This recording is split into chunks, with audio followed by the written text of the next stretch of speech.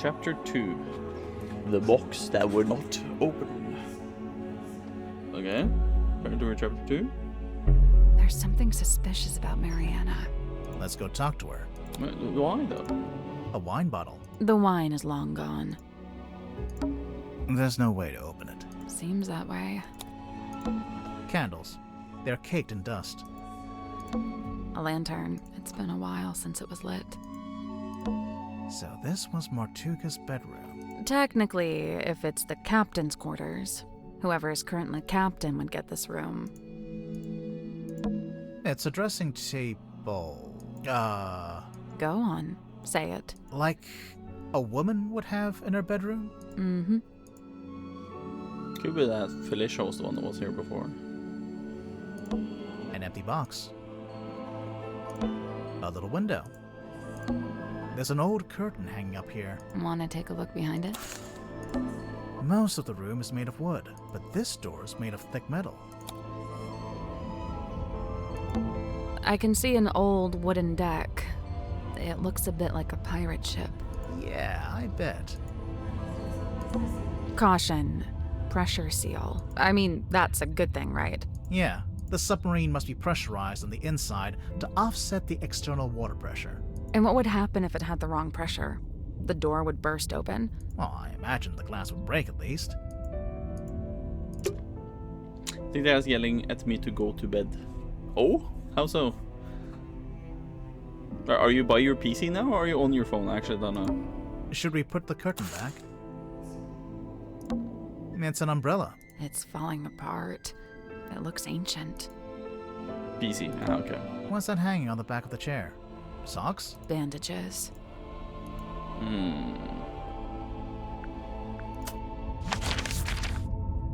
We can't go outside right now.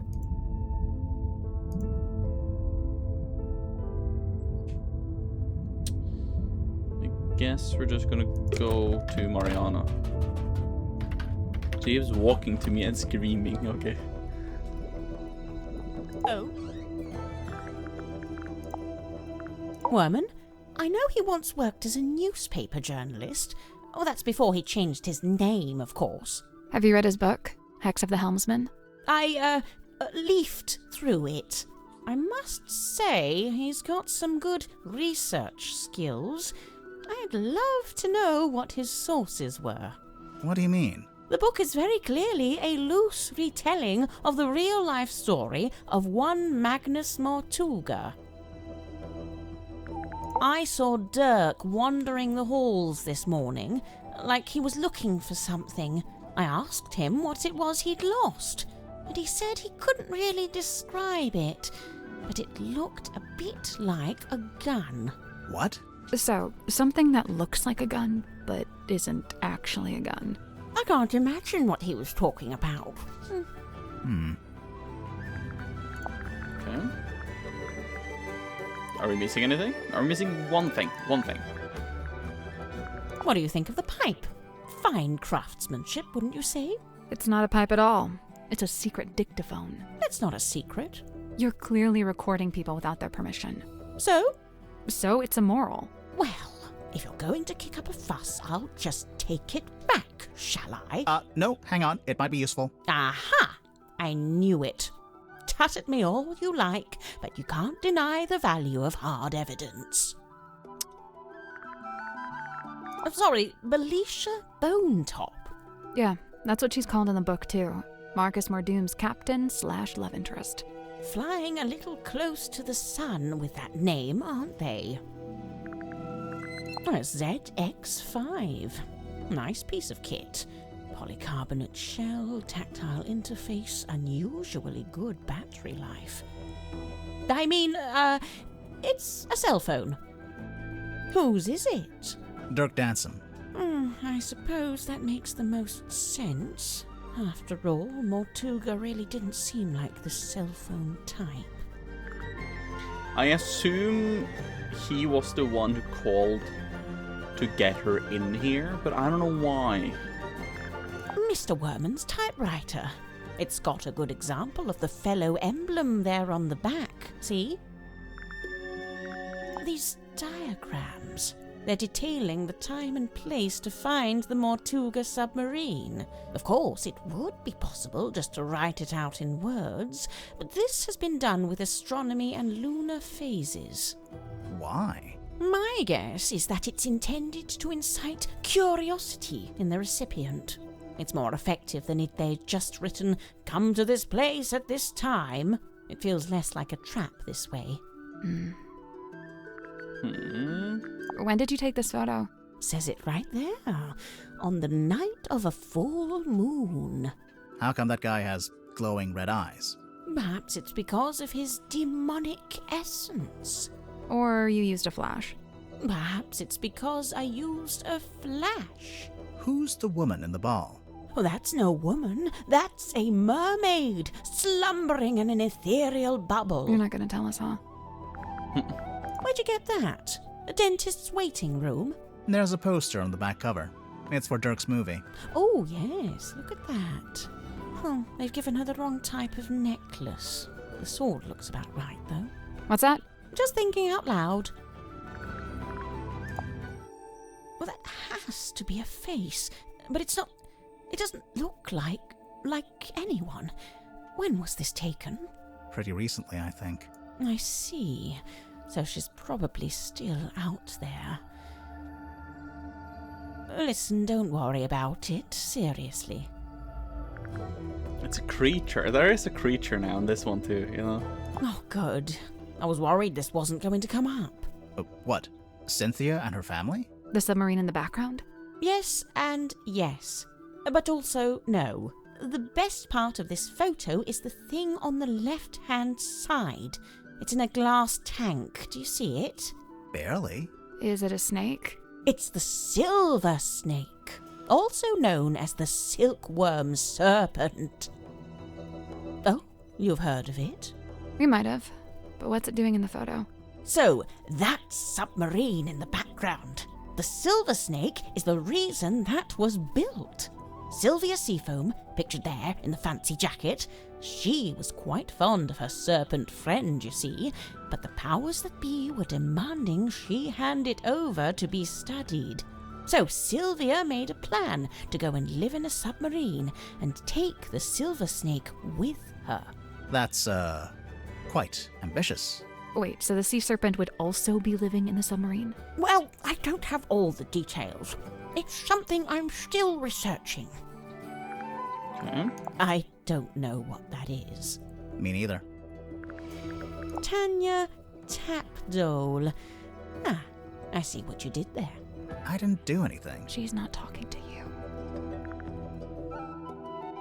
I never noticed that, but it didn't say tadpole, did it? Tapdole. So she rebranded herself. I thought the submarine didn't have a radio. I don't think it does. This is more like a child's walkie-talkie. Oh yes, you're quite right. Probably has a short range too. If it's a walkie-talkie, then what happened to the other one? Good question. It has the smell and feel of something that's been in the ocean for quite some time. Only there's no evidence of it on the surface. No barnacles, no algae. Maybe it's a type of metal Algae. that resists that kind of stuff. Or maybe someone just cleaned it. You know, if and when I make a mysterious observation, I'm not necessarily looking for immediate logical explanations. Sorry. Sorry. All gay. Yeah, that's what it is. This here, that's the stone top emblem. Oh yeah, we saw it on the sign outside the Stone Top Inn. Do you remember, Sally? No, but I was basically still asleep at that point. What are those letters above it? Initials SS. Stone Top C? Secret Stone? Selena Stonetop, The owner of the painting? the painter herself. Selena Stonetop. Good. Now, I'd have to assume this is the Stonetop family ship, the dearest Selena. How do you know it's that ship? Is there a photo of it? It's evident by the selection of little wooden people on board. The dearest Selena was captained by Felicia Stonetop, that's her there, and one Magnus Mortuga was her helmsman. What did they use it for? Oh, I don't know. Fishing? Tourism? General gallivanter? What about the woman tied to the front? Well, that's a representation of the ship's figurehead. So does everyone on this submarine keep a life-size doll of themselves, or...? I'm pretty sure it's just Sim. I swear, if we find a room somewhere with dolls of everyone else, I'm going to freak out. Close your eyes, my love, and be still, for this is the end and the beginning. That voice. Well, that's the voice I heard when I was down in the bilge. At least I think it is. Sounds a little different without all the echo. Where on earth did you find this? Cynthia had it. I don't know. You two have all the luck. I spent a year researching silkworm and never found anything this good. What's so good about it? It's penned by Solomon Stonetop himself. They say he built the Stonetop Inn with his own hands, and in doing so, he founded the town of Silkworm-on-Sea. Do you recognize any of the little wooden people? I believe this is supposed to be Silkworm's governor, a man named Faustus Fellow. Interesting. He was a wealthy landowner who bought the town in order to bring it under his control. He bought the whole town? Why? I couldn't say. Any idea what this is? No. Really? You're not even gonna tell us what it smells like? Old moss and jealousy-ridden oak or something? It's not oak, it's cedar. Aha! She still didn't actually tell us anything. Yeah. I retract that aha from the record.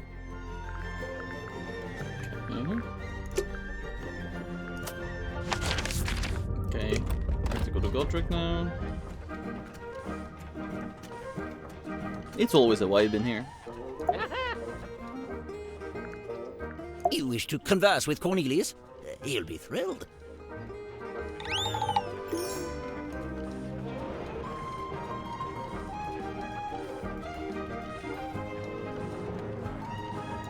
Remove what? The bandage around the middle. Why? I'm just curious.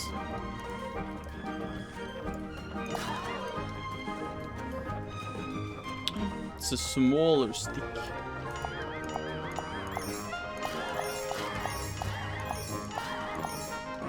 Music here reminds me of a classic song. Classic song, you say? Oh, find all the clues. Remove the bandage from Cornelius' cane. And so that was all the items. Okay. I see. Well, we gotten all the items. Took some time, but we did it.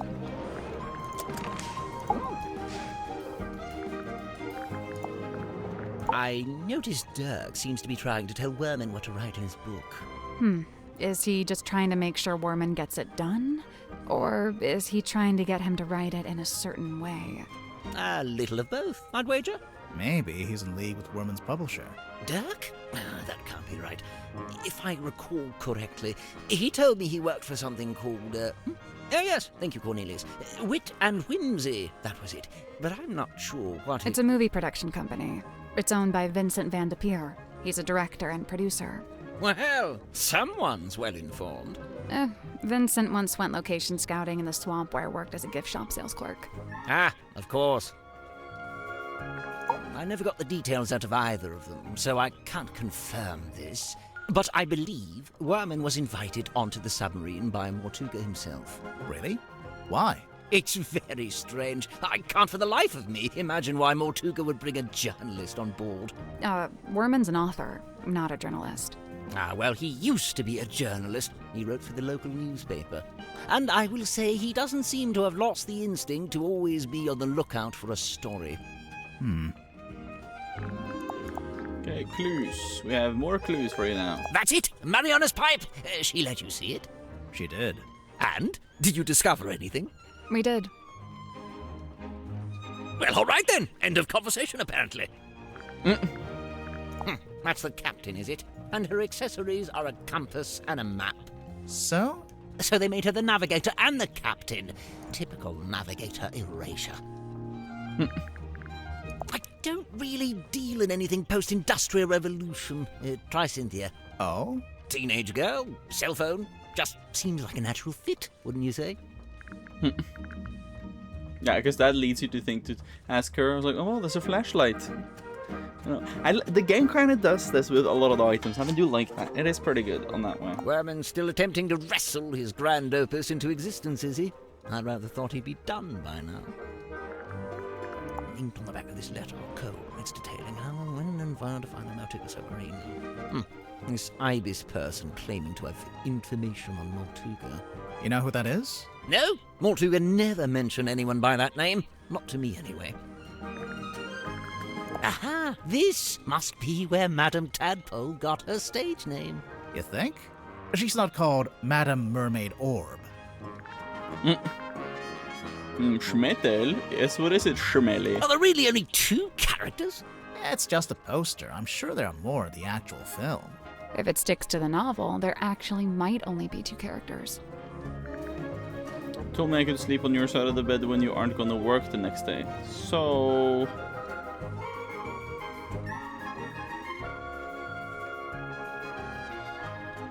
Sure.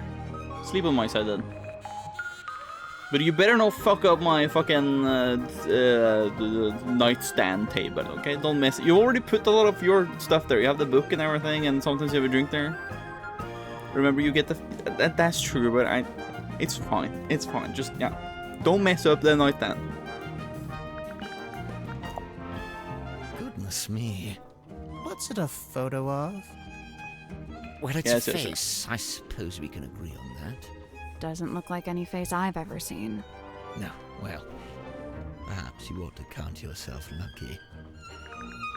Oh, yes, I remember hearing about this. A submarine constructed by the harbour master and the shipyard mechanic, who I believe was her husband. Where'd you hear about it? Just gossip from around town. I have a night guard with me, yes. Is she in the bed now, or is she in the window? Do you know what this does? Doesn't appear to do anything, does it? Perhaps it's broken. Could you fix it? I only deal with the mechanical, the clockwork, and, at a push, the hydraulic. Tonya Tabdole. Ah, there you go. Sorry. Oh, I don't know. She probably did it to reduce drag, you know, like an aerodynamics thing. Hydrodynamics, I guess, if that's a thing. He'll just have an entire conversation by himself, huh? Talking about the hair, I guess. She was screaming at me earlier. It was because of bedtime, lol. She ran to the bedroom when I got up from my desk, but had to keep watch that I followed. She's in the window. Okay. Okay. Has she done that before though? I don't feel like she's done that before, but maybe she just likes the company you have when she's in the bedroom. Maybe she's just like having somebody in the bedroom by her side. Could this be Cynthia's attempt to get our submarine up to code and finally install a radio? Why doesn't the ship have a radio? 1, Maltuga didn't like to use technology if he could avoid it. And 2, he didn't like to communicate with the outside world if he could avoid it. I'm not sure I agree with that second one. There's no way all these people showed up on the submarine if Mortuga wasn't contacting the outside world. You know, there may be something to that. But she was very determined today, and for some reason she was. I'm guessing you never dealt with anything like this in your shop. No, it's too big for one, and it's not exactly navigation related. What's wrong? I don't suppose you know what this is. This little part sticking out the back. No, I barely noticed it, to be honest. Undeniably forlorn, isn't it? What do you think, haunted? It's probably haunted, right? If it was haunted, then it was only because Mortuga himself was its ghost. He seemed drawn to it. Living in a strict household. We are. Within its orbit, unable to Or you drift are. away. Me and the cat could be strict. Oh yes, Mortuga's little mortal ship. He always kept it on his desk. Although I'd wager it's more than just a paperweight. Is it based on a real ship? It's likely. Maltuga did have a ship, or rather he worked on board one. I very much doubt he was the owner. Do you know what this is? Oh, I'm not sure. Maybe something left over from when it was painted? Miss Silkmoth's a talented seamstress, and she carved and painted the head too. Close your eyes, my love, and be still, for this is the end and the beginning. That phrase. I heard that phrase spoken aloud when I was in the bilge with Mary on the Moon. And this was around the time of the murder. Yes. I'd wager it was. Oh, but let the barks out. It's raining now, is it? Yeah, seems like it is, yeah. That's pretty good though, that's pretty good. Fuck, it's been so dry. And less chance for a forest fire, which means I don't need to do shit, hopefully. Grip, what do you know about this document? Ah, yes. I believe it belongs to Cynthia, and she gave it to Mortuga shortly after she first arrived. A quaint little pretense of silkworm on sea, as beheld in the mind's eye of one Magnus Mortuga. Did you know Mortuga had made this? I'd seen it once or twice when he was first working on it, but I always got the impression it was something he wished to keep to himself. Did you open it? Not yet. We don't know how. Have you tried pushing the diamond thingy? That was the first thing we tried. Perhaps you need a key. Personally, I think we just need a crowbar.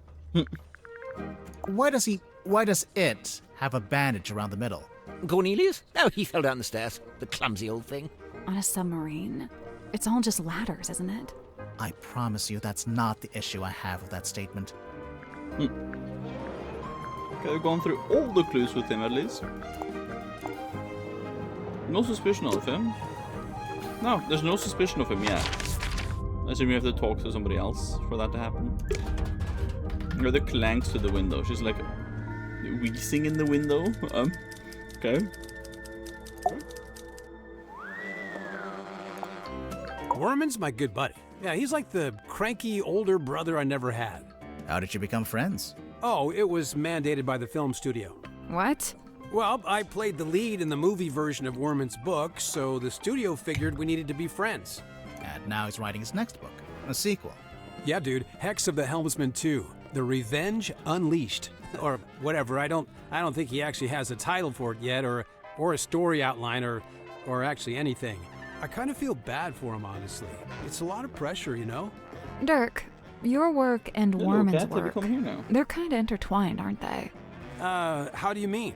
You can't make your next movie until Worman's written his next book. Oh, sure. I mean, that's true, I guess. Interesting.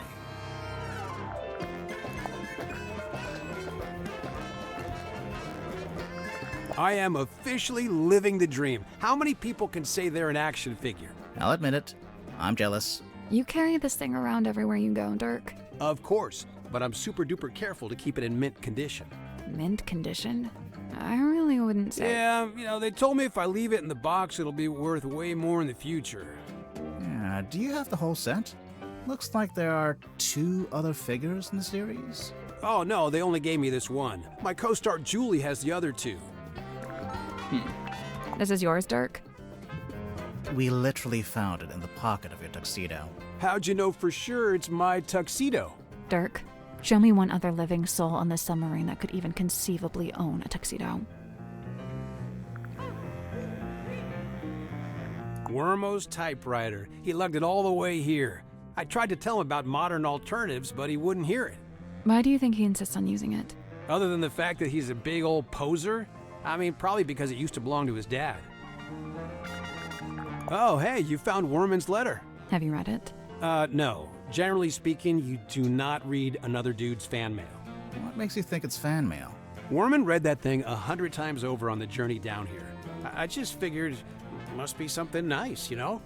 I played some more Elden Ring, not much happened, just some NPC and random fights with enemies. Okay, I see. But we're getting to the meat of it now, Jonas. We're like getting into the meat of it now. We're gonna accuse the suspicious people now soon, so it's very nice. Very Holy exciting. moly, look at that. I know. That I'm looking forward to it. werewolf-looking Looking guy's forward to really- Is that Tadpole with long hair? Yeah, maybe. She never told me about that. It's a strong look. Looking good, Julie. I assume this is yours, Dirk. Yeah, I let the kids borrow it since there weren't a lot of other magazines on board. I noticed on the back there's an advert for your movie. Yep, that's me on the left, all dolled up as Marcus Mordoom, the titular helmsman. Right, you're the title character, but there's only one name at the top. Oh, you noticed. Julie was already a big name, so, she got her name on the poster. Seems unfair. Oh, well, I'm sure when they make the sequel, Dirk's name will be front and center. Right. Now, you're featured in the interview, though. Right at the end? And they spelled your name wrong. Are we done looking at the magazine? I've kind of been listening, but I'm ready for it to be I've been kind of been listening, but I'm ready for to be right. You got a killer yet? For now, from all the clues before, okay, let me give one answer after I've gone through every information here, but before I suspicion people. I don't know what that is. It's making me nervous, though. Can we talk about something else? Is that Cynthia's mom? Yeah, I think so. That jacket is something else. It could do with a bit of aging, though. What do you mean? Well, it's pristine, but stuff like that doesn't look so hot when it's brand new. On our movie, we had a guy who roughed up all the outfits, made them look lived in, you know? So this photo is the first time Cynthia's mom wore that jacket? Oh. You know what this is, Dirk? Laser gun? A laser gun. Well, whatever it is, I think it's broken. Wait, really? I mean, oh, what a shame. Hey, wow. Did Tadpole give you that? No, we found it in the bilge. Do you think it belongs to her? It would make sense. Although the woman in the photo looks a little different. No, it's gotta be hers. You're right about the photo, though. Her hair is brown here. I guess she dyes it green nowadays. So what? It's a free country. A radio? What's the range on that thing? No idea. I'm pretty sure it's broken anyway. It might get a better signal up in the control room, or up on deck. Down here you get nothing. The walls are way too thick. How do you know that? What does it do? I thought it was a bell. Only it doesn't actually ring, so not really a bell, but... No, I think it's some kind of mechanism. The part sticking out of the bottom looks a bit like a screwdriver, don't you think? But he's also, that's the thing with Dirk, he's like so smart, you know? We're close to the 9th hour now, we are. What a babe. I mean, yeah. This Mortuga's girlfriend or something? I don't think so. Of course he'd land a girl like this, of course. I don't know. Wasn't he kind of a gloomy loner? Yeah, chicks eat that up, man. Hey, is that the Queen Serena? Is that what the ship's called? No, that's the name of the ship in the novel. And in Dirk's movie, too. I'm guessing. Hey, I didn't know Stim had a stunt dummy. It's not a stunt. She's planning to do a scene where she falls off a cliff into a crocodile-infested river. When the stunt is that dangerous and the stunt guy refuses to do it, you use the dummy. Dirk, you're a movie kind of guy. Is this your projector? Nope, not my... that is, though. The film reel?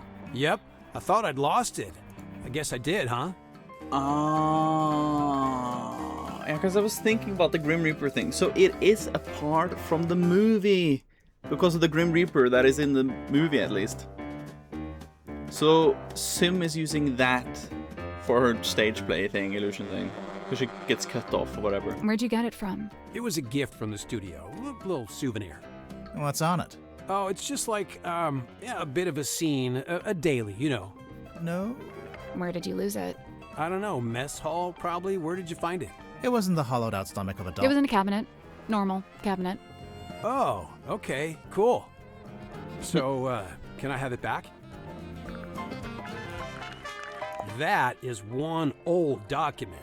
I'd be surprised if it hasn't expired by now. Expired? Yeah, things like this normally have an agreed upon... Oh, no, there's no date. Huh. I guess it runs in perpetuity. What about if you ripped it in half? Ha! You know what? I found that doesn't actually do jack.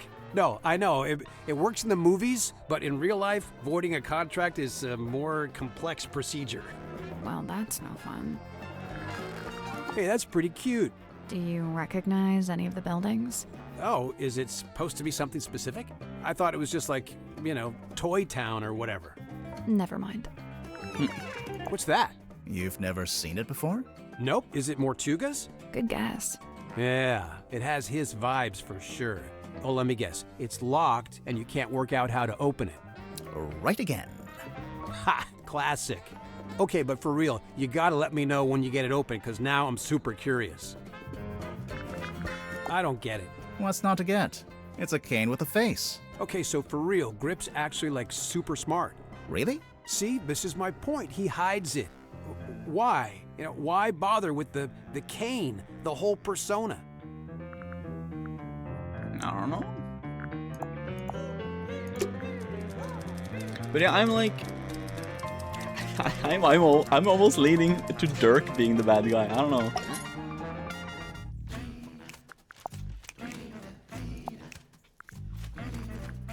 I noticed on the back of the box it says, Series 2 coming soon. Look out for Hex of the Helmsman 2, only in theaters. Kinda presumptuous, isn't it? Considering you haven't even written the book yet. Thank you. That's what I said. I raised a fuss about it at the time. My objections fell on deaf ears, as usual. Why are they so keen to make a second movie, anyway? What else? Money. Okay, but I have a theory that I just remembered now. So the double W that we have seen on this document here, on the where's the document? Well, the book I'm in. This one, the pocketbook. That was for a guy called something Wolf that apparently used Tadpole for the place or whatever. Had something about moon or whatever, right? But noted up her number, right? And I just kind of figured out the company that is the guy who's made the movie of Hex of the Helmsman or whatever. Hex on the Helmsman. You get the point.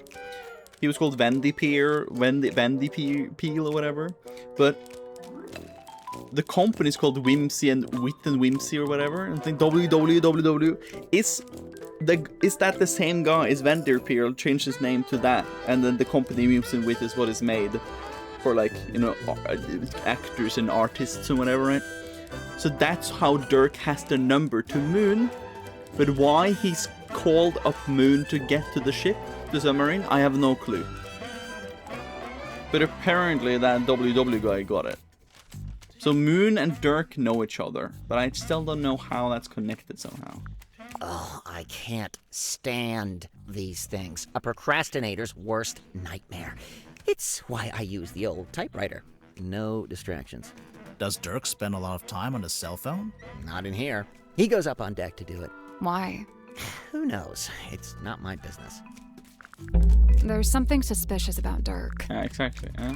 How come the keys are all messed up on your typewriter? It's old. Sometimes they fall off. I guess I don't always put them back in the right place. And, what have you typed on that page?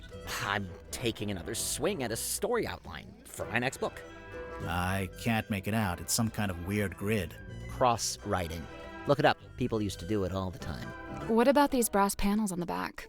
This one's my father's emblem, Mayor Dusk. That's why it looks like a D. And this is the governor's emblem, Governor Fellow. So that one's an F. It's mine, as you are well aware, seeing as how you just fished it out of the back of my typewriter. That's right, I was watching. I don't disappear when you stop talking to me, you know. The envelope's addressed to you, but it says, Dear James at the top of the letter. Congratulations, you've sussed out what the J in my name stands for. If that's the height of your investigative prowess, we're all in trouble. It's signed by someone named T.W. Ibis.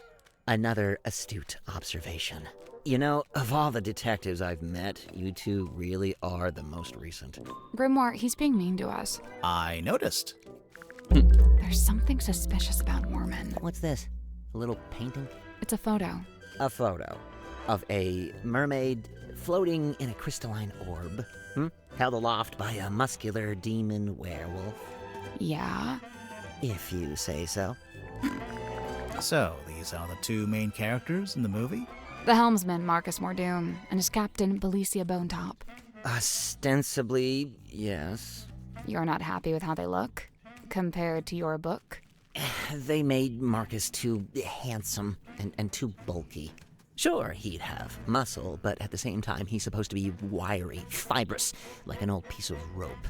Meanwhile, Belicia's supposed to be more ethereal, like she might evaporate if you try to reach out and touch her. Oh, well, you can't have everything. And for some reason, they gave them both necklaces when it's Belicia's necklace that the story hinges on.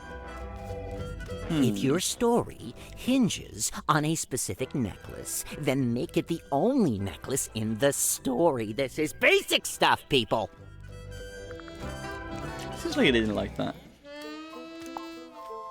Look, buddy, I got enough going on, all right? I don't think I have the capacity to worry about this. That man on the right, that's Don Drummond, the shipyard mechanic. You know him? I interviewed him once, working on a piece for the newspaper. Or I tried to. He was a tough nut to crack. He looks kinda grouchy. Well, he was a lighthouse keeper. Comes with the territory, I guess. That belongs to Dirk, I think. We found it in the bilge, floating in the water. Well, that explains the smell. What is it? I assumed it was a movie prop. You know, a sci-fi thing. Has Dirk ever done a movie like that?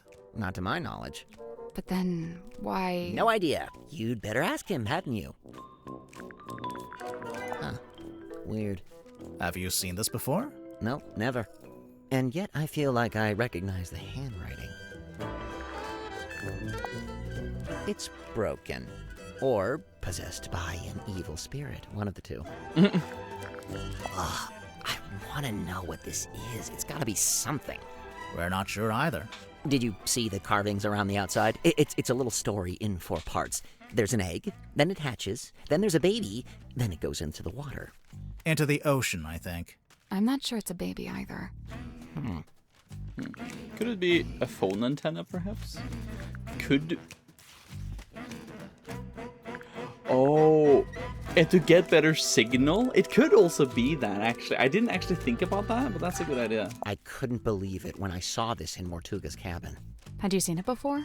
Yeah, this painting used to be in my house. What? In my father's study. It hung there for at least a year. Why? Where'd he get it from? I believe he bought it from the town's governor, a man named Fellow. So how'd Mortuga end up with it? I couldn't say. Charming, isn't it? Is it based on a real ship? I'd assume so. Mortuga did work as a sailor of sorts back before the submarine. He had his own ship? Oh no, it was a stone-top ship he worked on. The same people that owned the inn. It looks like the little Mortuga standing by the wheel. So that'd make him the helmsman. Yeah, that's right. Huh. I didn't know she was still using it. Sim? Yeah, I figured she would have gotten rid of it by now. What did she used to use it for? This is the Lady of the Looking Glass herself. It's a body double. Kind of like having a twin, but you don't have to pay it anything. Where did you find that? The crime scene. In a cabinet, hidden off to the side. Oh, of course there's a hidden cabinet. Oh, it's just too good. I don't know if it has anything to do with the murder, though. Details. The Stone Top Inn's been in the town a long time. Did you ever go in? It was a little bawdry for my tastes, but that's sailors for you. My father was a frequent patron, though. He had a thing for the innkeeper. Did you ever see Mortuga in there? It's possible, but I don't remember it. He probably looked different back then, anyway. The deeds seem to say that Don Drummond was the most recent owner. I noticed. It's hard to imagine the Stone Top selling the inn. It's been their family home for generations. Well, I don't think there are any stone tops left. We were in the inn earlier today. It's been abandoned, just like everything else. The only stone top that would have been left was, from the other game. This is supposed to be silkworm, is it? Is it not accurate? Far from it. I don't think it's trying to be accurate. It's more about Mortuga's specific... Hang on. Is that my father? Which one? This guy. He's got the right look, and he's standing outside the building that would be the town hall if it wasn't just a wooden cube. Huh. I'll make a note of it. What was your father's name? Damien. Damien Warman. No, Damien Dusk. Oh, a locked box. What is inside? Oh, I must find out at once. You're not impressed? Half the time, with things like this, the writer hasn't even worked out what's inside. They just want the reader to speculate. Keeps them invested. Okay, but this is real. It's not somebody's fiction. How can you be sure? Maybe someone planted the box to distract you, knowing you'd get all curious. I bet there's nothing inside. Look, I'll shake it. There's something in there. Multiple things, sounds like. Ah, yes. Godric's little mascot sidekick thing. It's a wooden stick. With a face. To you, to him, it may be a wooden stick of great thunderous importance. You never found yourself attached to an inanimate object? Something that gained special meaning? Well, I did used to have this hat. There we go. We're all guilty of it. The cat is snoogling at my foot here. Talked also about the her painting and the underwater photo. Weirdly that they connected them like that.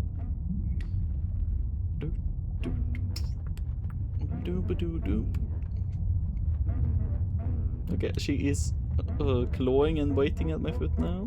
Of course she is.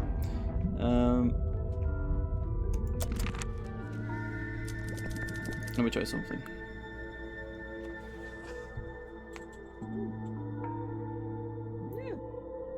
What is it, kitty?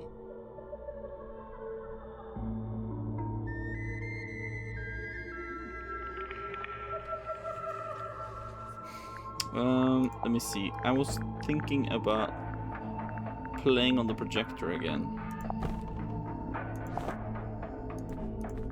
No, sorry.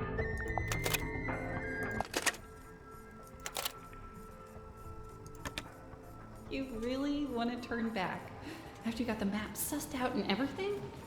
There's no wind. It's an ill omen. Oh my god, Magnus, you're so dramatic. All I need you to do is steer, all right?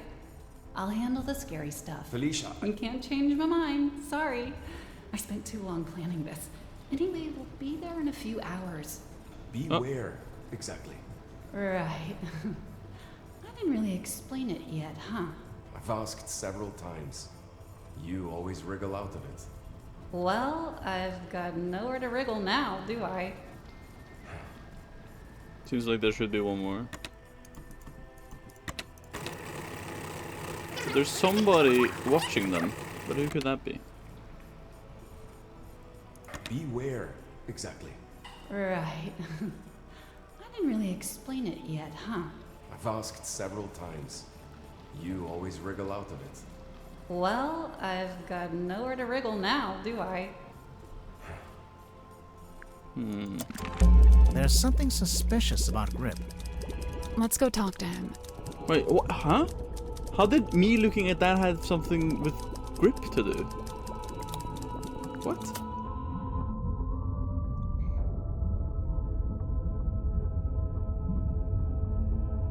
Wait, how was that related to Grip? Was he the one looking from the fucking... Why would he be on the ship? Was he the navigator? Or, yeah, maybe he was the navigator back in the day. Wait, was he the navigator? I don't know.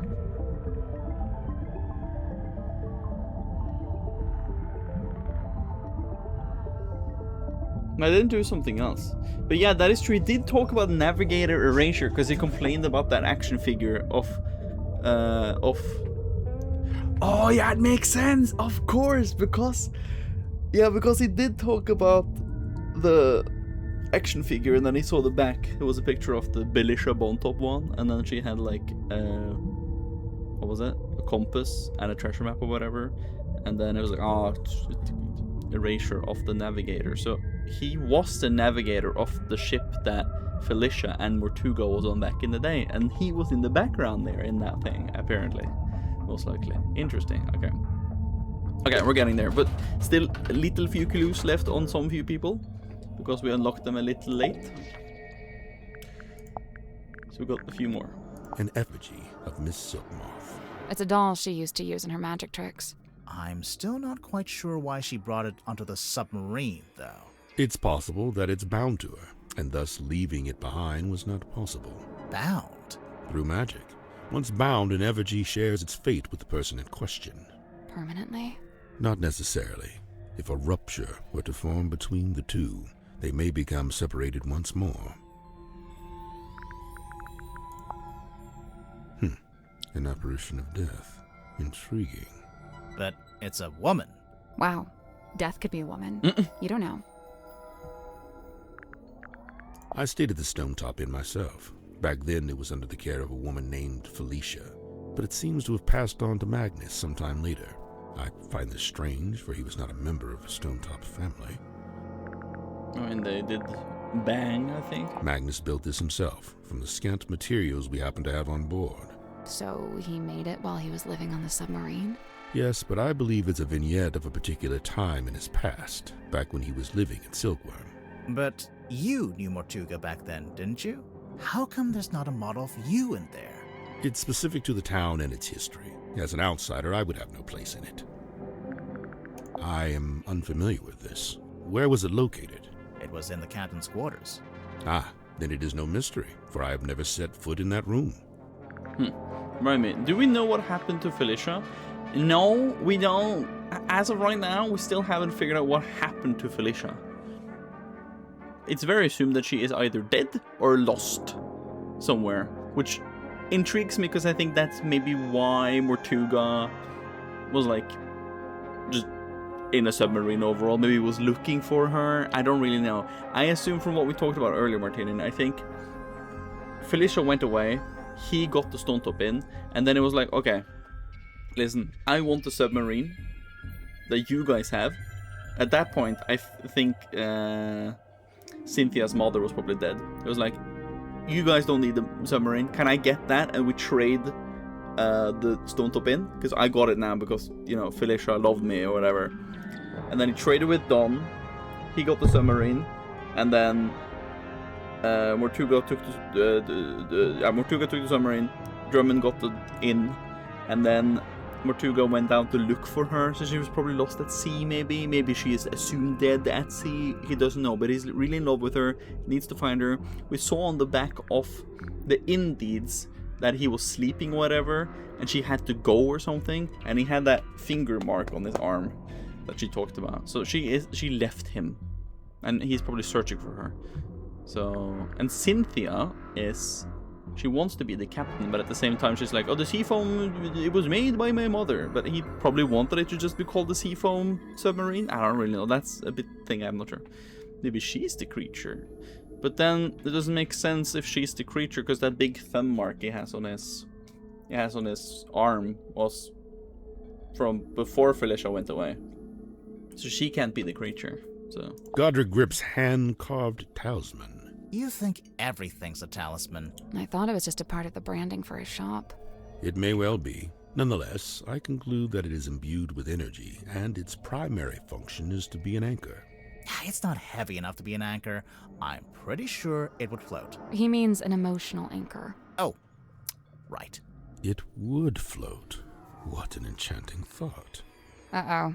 You've given him an idea. It may transpire that the true meaning of the cane is found in its unsinkability. So it's a reminder not to sink, not to drown. Like some kind of life preserver?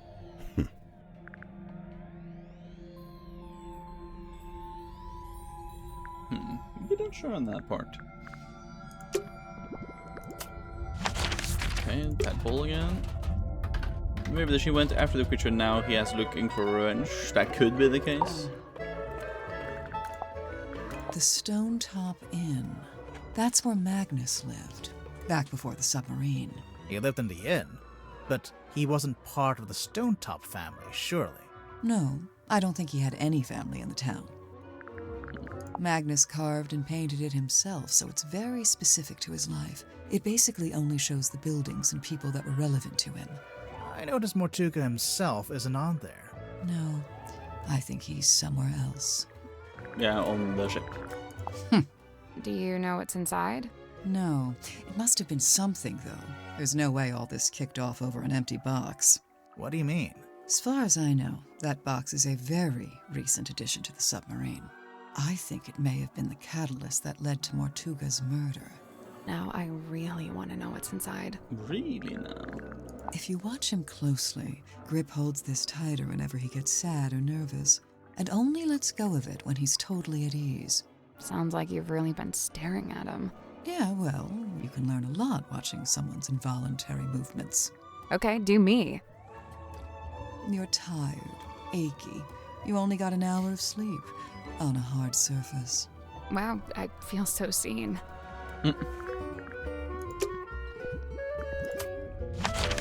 Okay, and then Cynthia we can go to.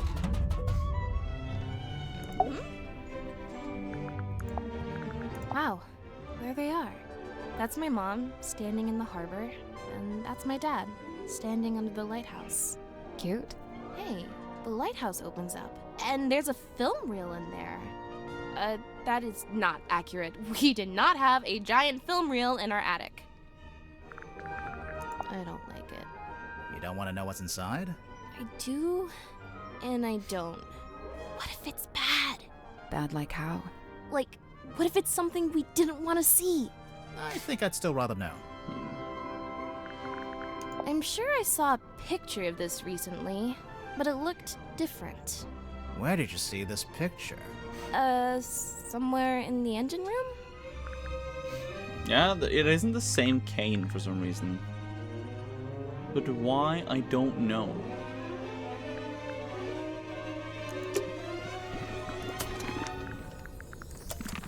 No, I wanted to, hold on. We can talk to Symmetry.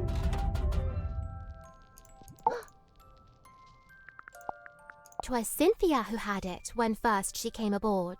Something in it holds great weight, for her at least it seems. But you don't know what exactly? With certain mind I cannot say. A teeny tiny town of toys, or fossil formed of... Oh, that's my house, right there. Your house? Yeah, the theatre where I lived. Cute. Dusky box of dark allure. I cannot turn mine eyes. What lies within? We're still trying to work that out. Any guesses? Surely some solemn secret, dark and dreadful. Oh, it better be after all this. I've locked in my prediction, mostly on the That hunch. little dapper Okay. hat he wears, I sewed myself from cotton cloth, and now he truly looks the part, mirrored to his master's garb. The cane didn't always have a hat? Nay, was not but would be carved, a simple stick with face adorned. And you thought he should have a hat just because Grip wears one? No, I saw a picture of it. At least I think I did.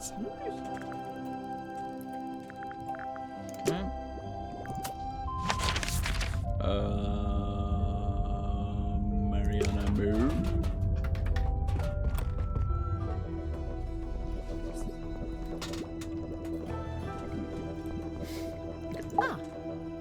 Let's go over the last clues with you. The bandages in the center smell of fearful sweat. The wood itself, it's mahogany, but it smells of salty ocean air. And the little hat smells like a dress worn by a doll. Dress worn by a doll. Lovely. Okay. I think we've talked to everybody then. I think we got caught up with everything. Yeah.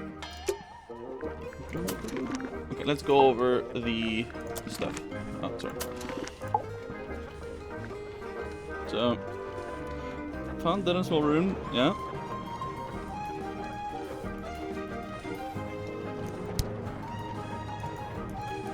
He simply told me that he acquired a submarine and would be living in front of him. Well, for one, he never let us not leave the submarine if he wanted to, but you know, perhaps the rumors were true after all. Perhaps he had disappeared into the sea.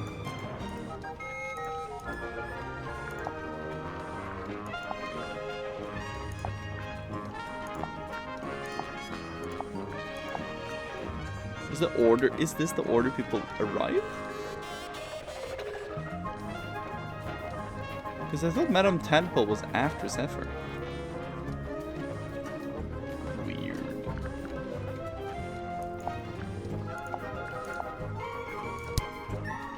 Let's talk to Worman. Ah, that's the items. Okay. Do we not see their route? I thought we would see the route throughout the... Because I'm trying to think... Like, I don't think Mariana Moon or Grip did the murder. At least not directly. It's like, you know, Grip and Mariana were under when it happened. So...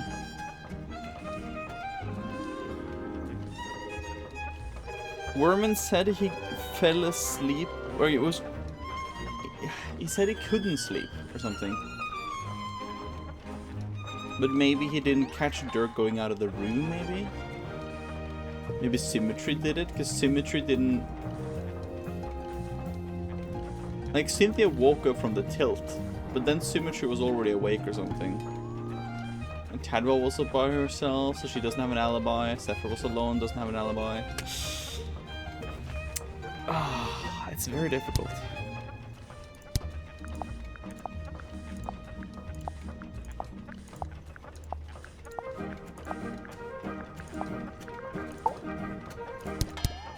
Not even the innkeeper was a woman in... Not even the innkeeper was a woman in Fusion's not. Magnus merely worked in charge. He lived and worked in an inn opposite Antiquarium, doomed to dwell down in the dark and was like, oh. He also did the submarine.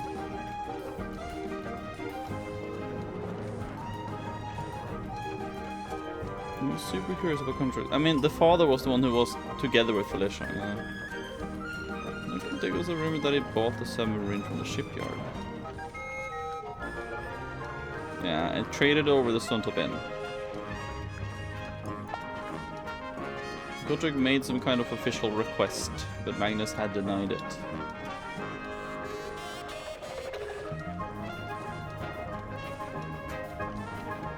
Now we're being a navigator, I guess. When first we met, he had not yet his cane beclaimed.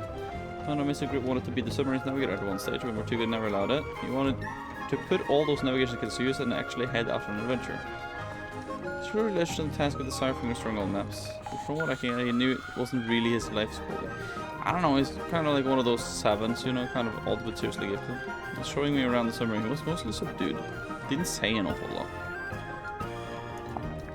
That makes Feasful had your ambitions known to Magnus, but he had shut them down. To Helen this vessel next by rightful claim, for she in law and title holds its name. Not a submarine. This submarine, like I said, it's just the way it's meant to be. I heard Cynthia's captain now just because of some contract she signed. So much so that I bemoan seeing her spend her best years hidden away down here in the dark. It's not a joke to her, she cares a lot about the submarine. The pressure's already getting to her, I know the signs, believe me. Is your harmless is still seafoam. It is hypothesized that Miss Moon was embroiled in some form of a deal with Magnus Mortuga. The kinship of wearing a big yellow locket around your neck. I have to assume she was invited. Well, she's supposed to be all like old-timey and stuff, right? But she was really curious about my cell phone. Soon after we entered the build, she whipped out her tobacco pipe with a strange kind of urgency. Yeah, we crossed paths. We were very briefly both worked for the same guy. Timeline, she shows up, and bang, Mortuga murdered. I go wherever I please, which usually amounts to wherever has the most interesting rumors. Her tenure with me has come to an end. She was moved on to pastures anew. What I ought doth lay beyond this fleeting form of flesh. So it's looking like Sim was the last person to see Mortuga alive. But how and when?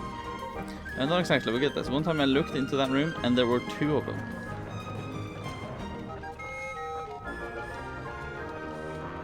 Yeah, it was probably the doll. My screen tells me he saw Symmetry drawing something while in the mess hall. Seems quite delicate. She's got some real self-worth issues. She wanted to know what I liked about her old vantage note, the one she had in the theater. Symmetry was the only person I didn't see on my tour of the submarine.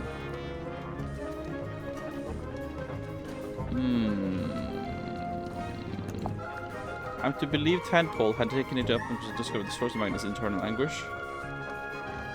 Maybe I should cut my hair short and dye it green. Also, she's traveled the world. She had all these different jobs, met all these different people.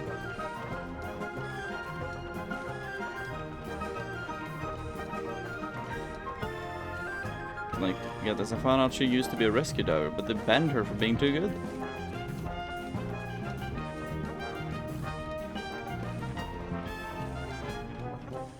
There's a half mermaid, it's all theatrics. Nothing. It is that I had certain physical abnormal that made it unfair to the other swimmers. To me, she gives with this attitude, I will destroy you if you see fit to so kind of. And she first met Tadpole when she was on the road, traveling with a group of performers. This was a dancer and was quite determined to hold Mr. Magnus. Alone, he's oft espied atop our ship and stood abroad with warmer light. I don't know, I heard he didn't get paid that much at all. Something about his contract, his agent. But I was getting nowhere until Mr. Vandeep here said he wanted to hire an unknown for his intro. I noticed Dirk seems to be trying to tell Worman what to write in this book. He's a good egg, but he's not my type. I don't go in for the Boy Scout look. He's the actor they found to play the lead in the mood after my book. I asked him what it was he'd lost, and he said he couldn't really describe it, but it looked a bit like a gun. She's all that stirs in the minds of men they shall never know, and being known as the Mermaid. Life's long hope to pierce the veil and breach those black bounds. Oh, I'm pretty sure he's keeping Animal in there, in his dream chamber. There was this one thing, it was behind glass, like this spooky mask kind of thing. But yeah, Zacharias was one of the only 2 souls aboard the submarine when I arrived. So in the dreams that word problem, it's the communication with spirits from the other war stuff. Suffers not from silkworm though, is he? I tried asking him about his experiments, but he seemed awfully reluctant to divulge any details. Sure that he did not seem well saddened or sorted by the death of Magnus Tortuga, a crime dark scene before just really wanted to meet him, I guess. Who else? Captain Tortuga.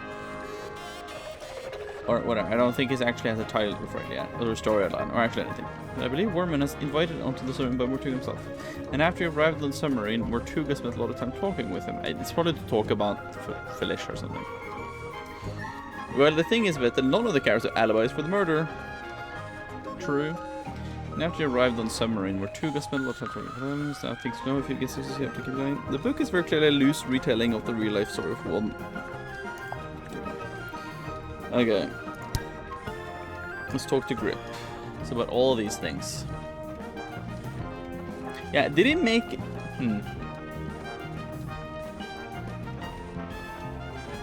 Yeah, is he made out of the steering wheel? He's probably made out of the steering wheel, isn't he? I just now realized. Is he also that piece? I'm not sure. Cynthia, we have all of these things. Mariana Moon. Yeah, the phone, yeah. The box. Symmetry. Madame Tadpole. Could Madame Tadpole have a twin? Is that actually not her?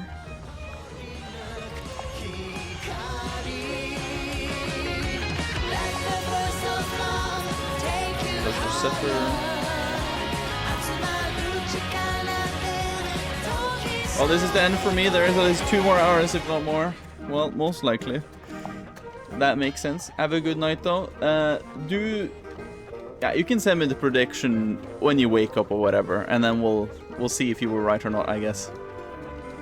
You will be. I can publish the VOD as soon as I can on here on Twitch, though. If you want to watch it as soon as you want in the morning, I guess too. But I'll try to download it and also putting it on the thing. So. Just so you know. But have a good night, though. I think we're gonna start with Godric. But my final choice of who I suspect... I think my final suspicion is that I think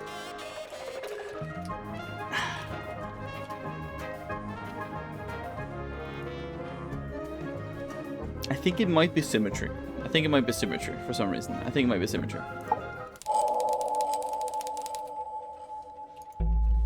Ha-ha! How about you? I've been looking forward to this part. Yeah, there is something or someone that I'd like to ask you about. Cornelius Kane. Wood is my name.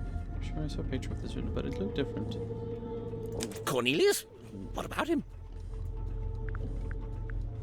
His appearance. His appearance. I don't think he looks quite like he's supposed to. What a thing to say! You've only just met him! Where is the balloon basket?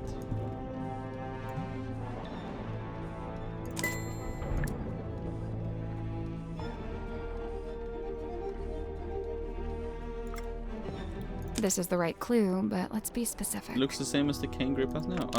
Isn't cane at all. Looks different to the cane grip now has. Now you mention it, they don't match at all. The one you've got is a different shape, and it's made of wood. This is what you're grilling me about. Why would the two canes look different, though?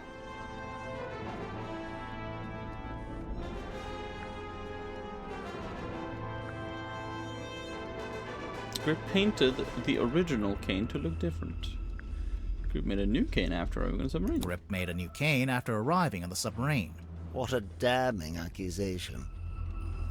Yes, I made a new cane, and yes, it's made of wood. Where are you going with this?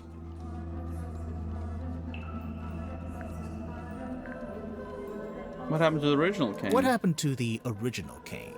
I left him at home when I went off in my balloon. I thought I ought to leave the trappings of the brand behind me, but it wasn't to be, clearly. Where are you going with this?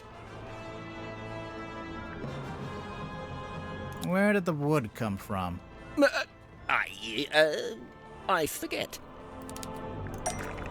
It's from the ship's wheel. There's a faint resemblance, I suppose.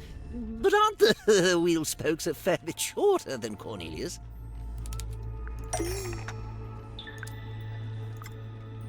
Remove his hat. If you look at his, if you remove the bandage, you can see that Cornelius is made from. There are two wheel spokes joined together. This is the right clue, but we want a specific aspect.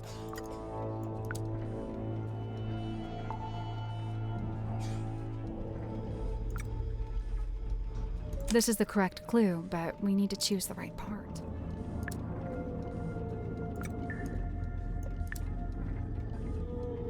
If you remove the bandage, you can see that Cornelius is made from.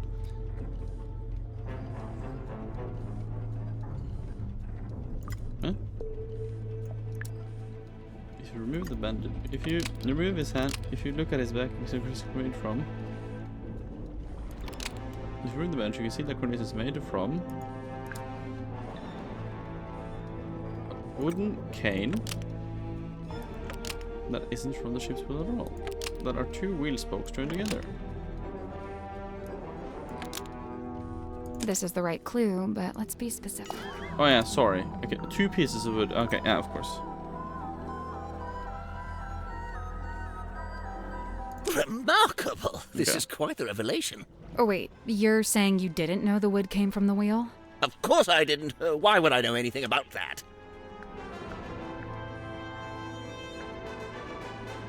Because you've also got the rest of the broken wheel pieces.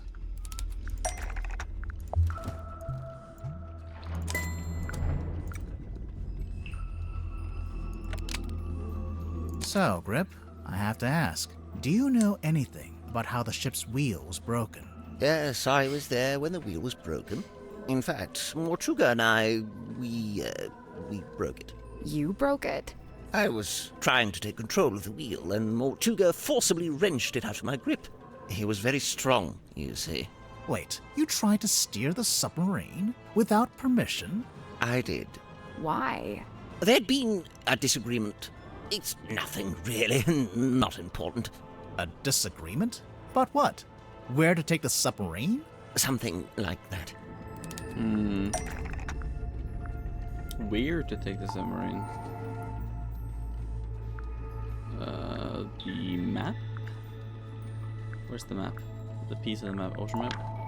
Oh, right. I'd forgotten you'd seen that.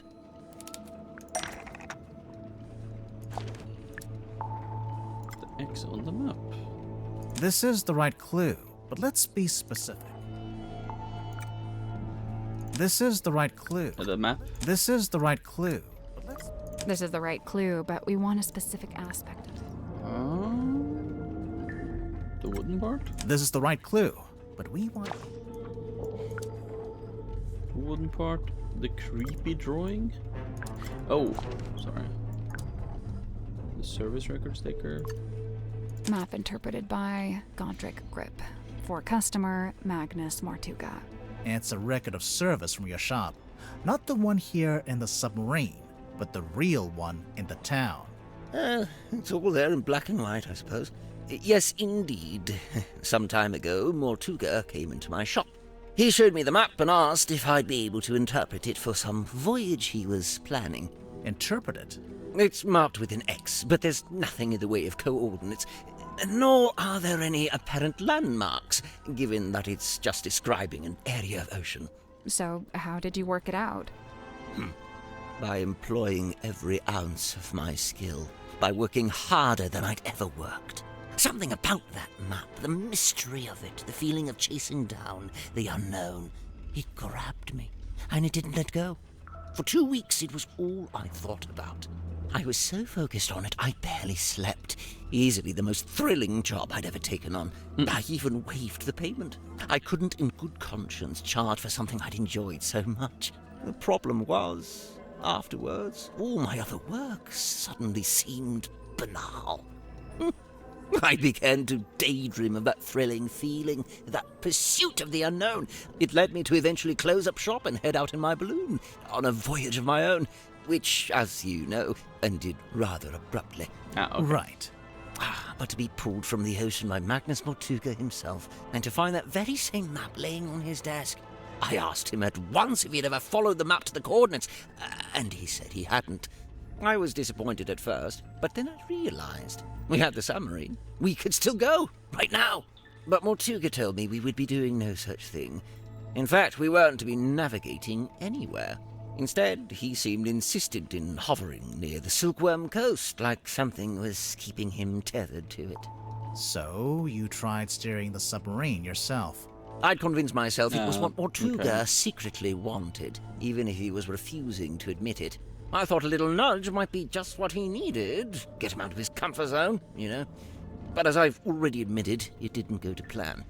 Mortuga came into the control room, we briefly thought the wheel was broken, and that was it. My request denied, I soon found myself opening a new branch of Grip's Emporium right here in the engine room, which, of course, necessitated the construction of a new Cornelius cane. There's one thing I don't understand. If Mortuga didn't intend to use the map, why did he keep it around? I don't suppose we'll ever find out. I think I know. You do? Mm-hmm. There's a good reason why Mortuga didn't want to follow the map.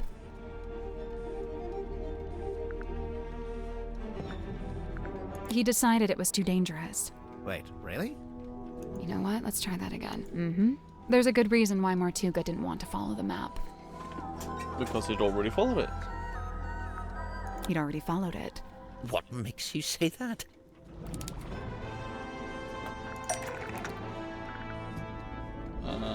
Where's the one from...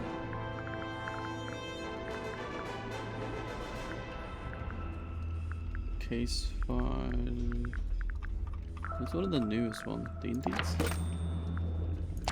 That's not right. The... Film? Yeah.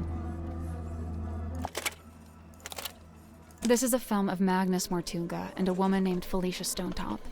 They're talking about their plans to follow the map. Oh, I didn't even realize he had it in his hand. Right. Was that filmed here on the submarine? No, in fact, it's not a submarine at all.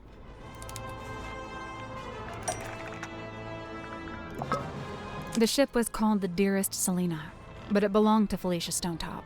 She was the captain and Mortuga was her helmsman. See, he's at the top there, manning the wheel. You know, that's been on his desk since I arrived, and I never once thought to ask him about it. So, okay, we know they intended to follow the map, but do we know if they actually managed it? Good point. Making plans is one thing, but a successful expedition is quite another. I can't be sure, but there was something we found here in the submarine. Something that suggests to me Mortuga actually did reach the center of the map. Okay. Something that... The box? That's not right. The bell? We'll talk about that in a minute. No, okay. The stone cauldron? We'll talk about that in a minute. Oh, okay, for fuck's sake. What else would he have found?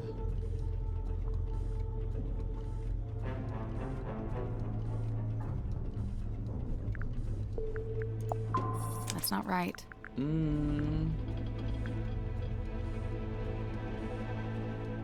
That wouldn't be why. What's that got to do with it? Because it's on the back of the parchment. Oh yeah, look at that. I think you might be right. Is the green light meant to... Why didn't he just tell me? What did he find in the ocean that was such a big secret? Is it to lure the creature in? Because it's like kind of like, you know... Because if that's following the ship on like a chain underwater, of course it's not going to race all the way to the surface because the chain is like a certain length, right? So is it sort of like how a... what's it called? Fucking Finding Nemo. You know, the one with the light. You know... Oh my god, I know the name of the fish, or the creature. The creature with the light on. The fish with the light? Anglerfish, thank you. For some reason my mind just slipped away. Could be that the ship or the submarine functions like an anglerfish with that on it, basically. I don't know. To lure in the creature? Surely it wasn't just this. It hardly seems like anything at all. Well, buoys are normally put in place to mark a position. The position of something else in the ocean? It has to be. Think about it. If the buoy wasn't attached to anything, then it would have floated away, making the map worthless. So, if they found the buoy when they went to the center of the map... It was only because it was attached to something else at the time. The chest? That's it? We're just gonna stop there? Okay. Let's take Tadpole. Let's take Tadpole.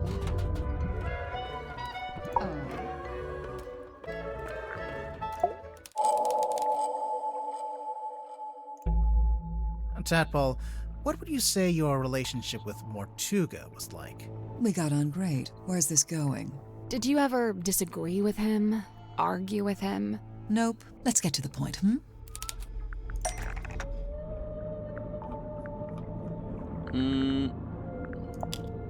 That's not it.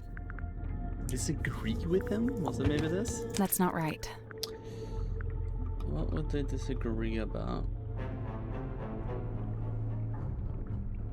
Stone Cauldron? That's not right.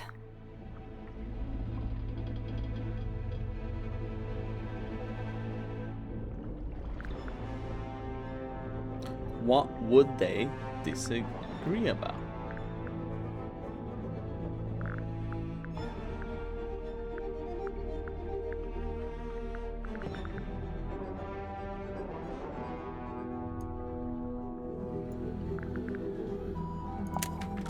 That's not it. I'm really stupid right now, aren't I? Wait, hold on. What would they disagree about? That's not it. Nice audio evidence. Audio evidence.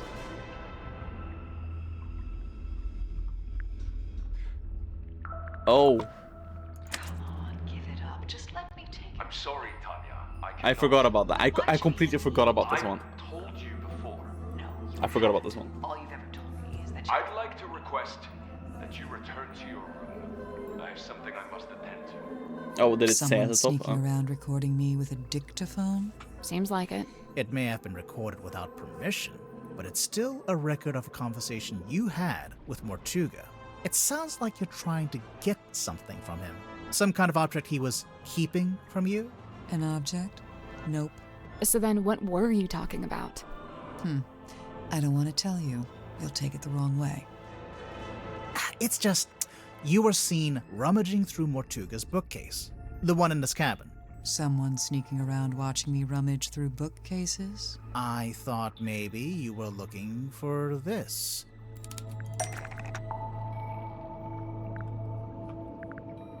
The Indies map, I guess. That's not it.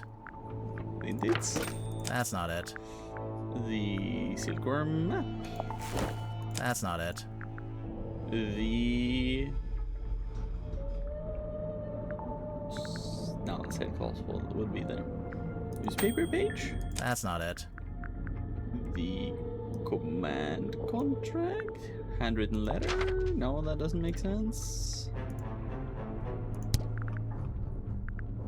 It has to be like...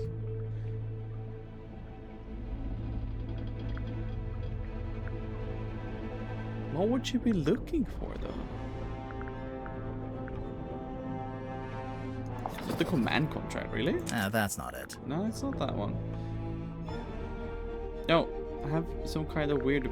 Oh, yeah! No, because it... Oh, what? But was it more two guns? Ah, nope. That all you got? I mean, it would neatly explain what that argument was about. Not an argument. And obviously I noticed that there's a dried blood stain on the front of the book. Nosebleed. Very common among divers. Oh, really? I assumed it was Tortuga's book because of the MM initials. Nope, it's nothing to do with him. It's just some old book. It's not important. Now that's not quite true, is it? It's not even a book. It's not even a book. It opens up into a little box. Mental note. Don't tell your birth date to Dirk Dansom. Well, even if you didn't take the book from Tortuga, there's something in there I wanted to ask you about.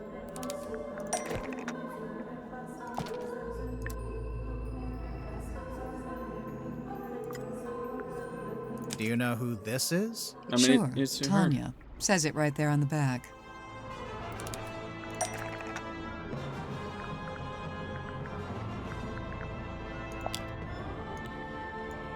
We heard you used to be a rescue diver.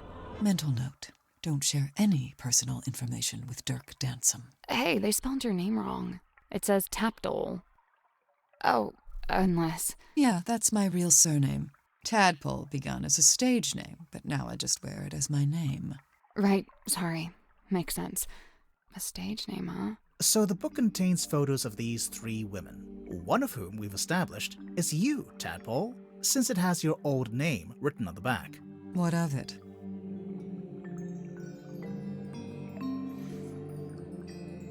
It probably means the book didn't originally belong to Tadpole. It probably means the book didn't originally belong to you. Right. Why would you have a record of yourself?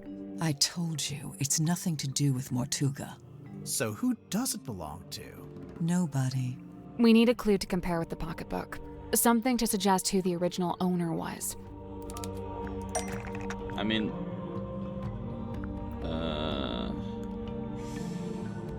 Something shows the original owner of the bloodstained pocketbook. I think it's the...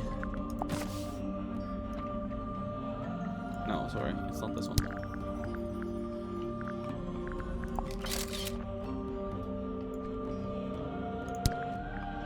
Maybe the phone?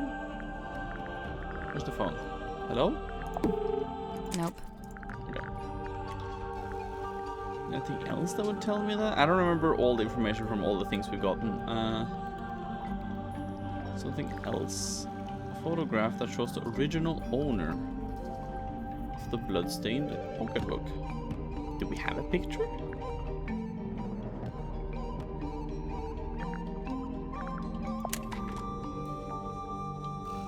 Wait, is it that guy? The scratch on the cover? No. The scratch on the cover is engraving.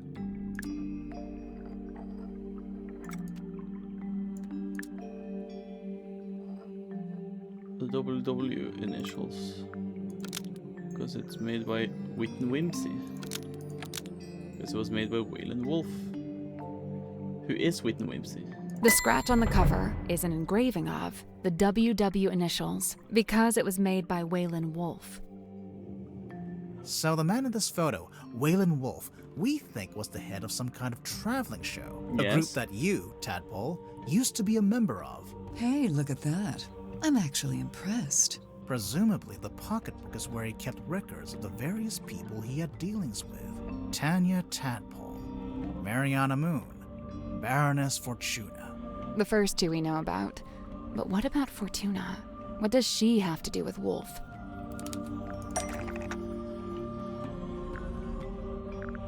I mean... Sure. I mean, we can take it from the... Where is it? as well.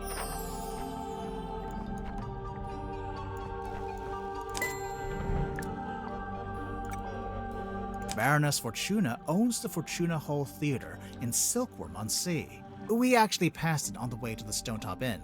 It's all boarded up now. Perhaps Wolf's traveling performers came through Silkworm on Sea at one point, and perhaps some of them never left. It might be why Madame Tadpole's in this part of the world in the first place. So, if the pocketbook originally belonged to Waylon Wolf, Tadpole, how did you end up with it? I took it from him. I assure you, he doesn't need it anymore. So, it really doesn't have anything to do with Mortuga. But in that case, what was that argument about? Not an argument. Come on, give it up. Just let me take it. I'm sorry, Tanya. I cannot. But why'd you even need? I've told you before. No, you haven't. All you've ever told me is that you're... Right, fine, I'll tell you. But you better not get all excited. I was trying to convince him to leave the submarine and give up the captaincy to me. What? Not because I wanted to be captain, but because I could tell Magnus didn't. I believe his tenure on board the submarine was some kind of self-imposed punishment. But I thought maybe he'd suffered enough. Maybe he deserved another shot at... At what? At whatever it is he actually wanted.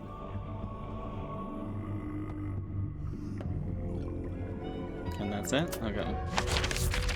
Let's do Zep. Let's do Zep.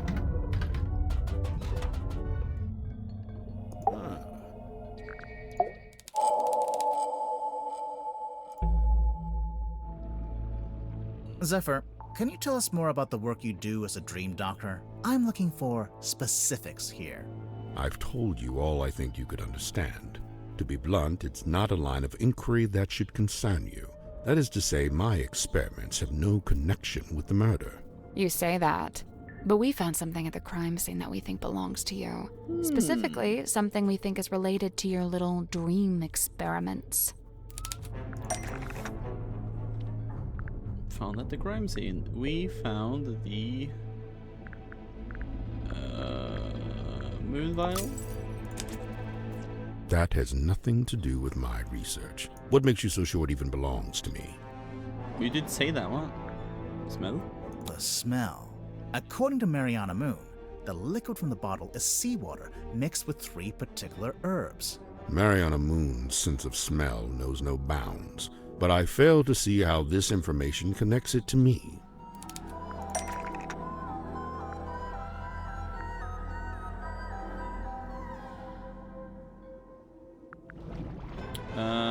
It was also something else.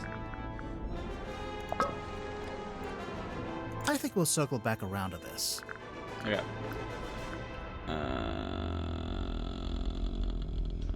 What else did have that smell? I am a bit unsure.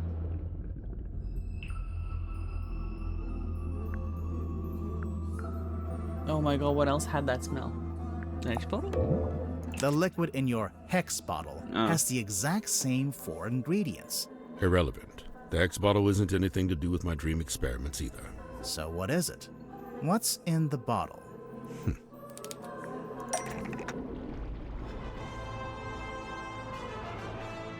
The hex bottle contains a sea creature and it's asleep. The hex bottle contains a sea creature and it's asleep. A sea creature? An octopus. An octopus. You sure about that? No, A not really. sea creature? Oh wait, huh? A hexapus? Sextapus? Hex? Sex? Hex? A hexapus. It's not called a hex bottle because there's a magic spell inside. It's called a hex bottle because there's a sleeping hexapus inside. Oh my god. His name is Hex. I've had him since I was a young boy.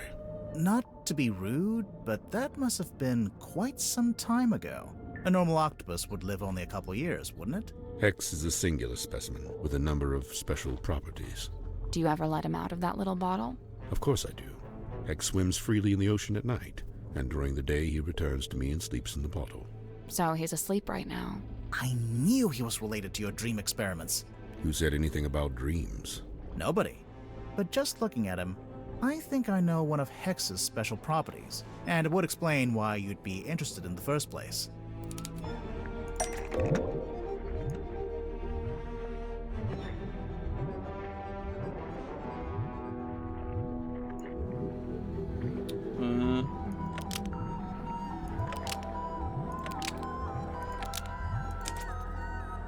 Pure subconscious projection, unmarred by the insecurities of the waking mind.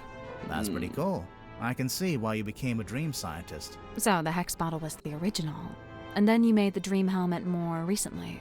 They are two distinct objects. There is no such connection. Oh no? Hex bottle is the pattern of Hex's skin is essentially as on the dream helmet. Oh no, sorry. The funnel. Right. The dream helmet's clearly just a scaled up version of the hex bottle, specifically scaled up to human size. We heard Mortuga was experiencing a particular recurring dream. I think he was your test subject. So, Mortuga wears the dream helmet and lays on your weird chair thing. And then you give him some of the moon potion to help him sleep. And as he dreams, the dream So it is helmet meant collects to the sleep. spirit energy and sends it to... And sends it to the fog ball.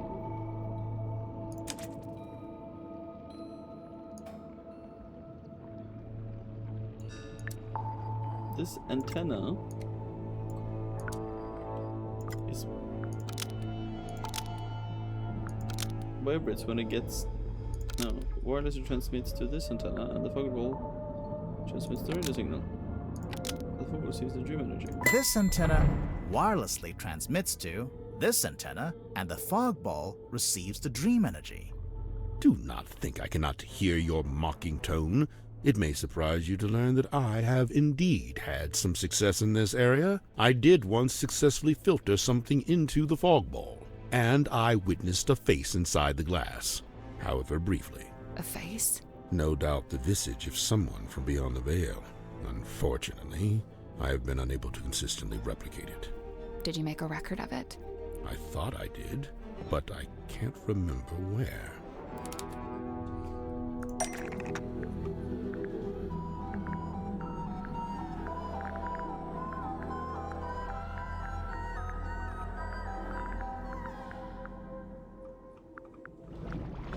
You made a record of it? Us? Nope. No.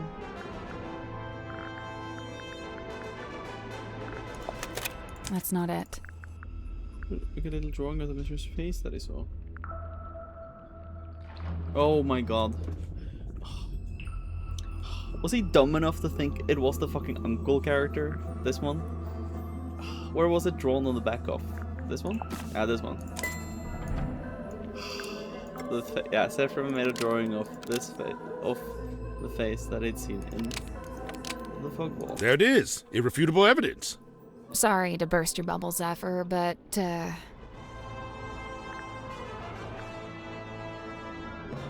fog ball was designed to show that exact face. What do you mean?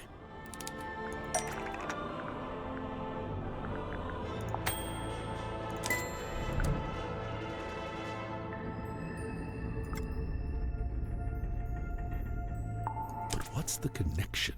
What causes the face to appear? A certain voice? A certain voice. Cynthia's voice. No, Cynthia's symmetry, I mean. A fog ball's designed to show the face when it hears Sim's voice. That's how the original trick worked anyway. See how in the photograph she's talking to it through the telephone? Okay, give me 2 seconds. I just need to grab something and a little bit more water. Where did the cat go?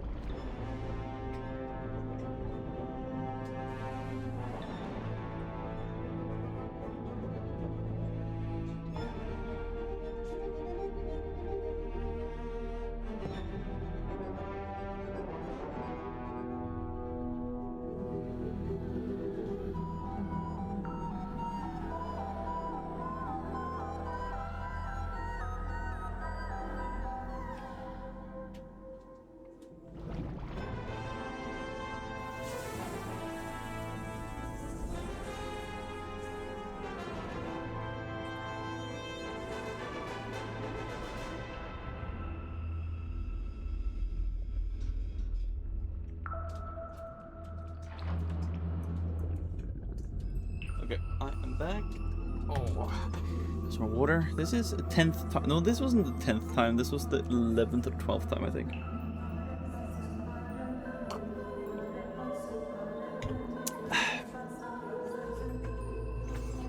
Okay, anyway. I demand that we test this theory. Send for symmetry at once. Wait, we don't have to.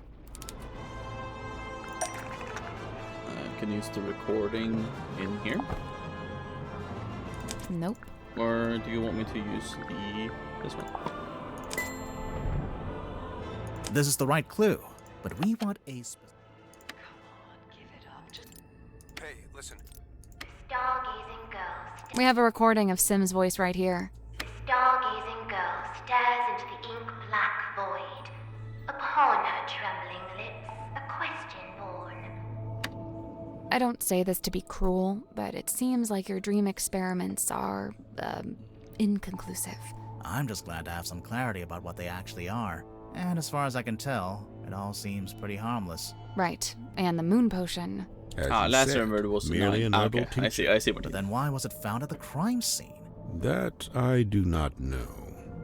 Do you know if Mortuga had any on him? Did he ever borrow a bottle from you? It's a possibility. Did he borrow a... Do we have evidence that Mortuga took one of Zephyr's moon vials?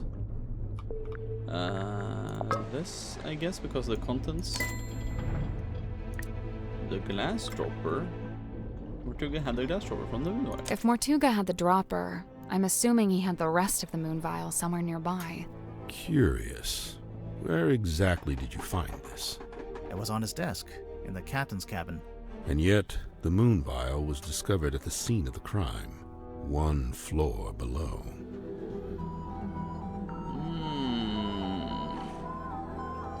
So, Hex actually shows his thoughts on his skin? Yeah, it's incredible. Hey, what if we got him to think about something else?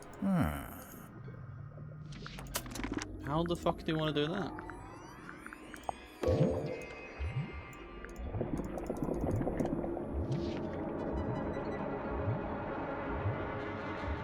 Can't even tell what it's meant to be, but sure. We can do Mariana Moon, maybe? Ah.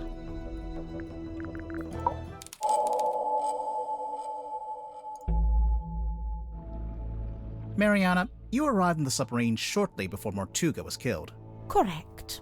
And yet, you still haven't told us how or why you're here. I find that pretty suspicious. Oh, it's most suspicious. I quite agree. She's not talking. Somebody asked you to come on the submarine. Somebody asked you to come onto the submarine. And how, may I ask, would somebody do such a thing? They called your phone. They called your phone. A phone, you say? Well, not me. Oh, no. I'm no good with technology. Huh. I'm not sure that's entirely true, is it? We'll get to that later. Oh, the strange device. That's not it. The black box. No. Oh yeah, fuck that. Yeah, the wooden pipe. It didn't escape our notice that your pipe is a fairly sophisticated dictaphone. I'm pretty sure that counts as technology. A dictaphone, yes, but not a telephone. But you do have a phone. Or at least you did at one point. We'll talk about that in a minute. No, but for fuck's sake. You mean it did have that at the time? Oh, because of the pictures in the book.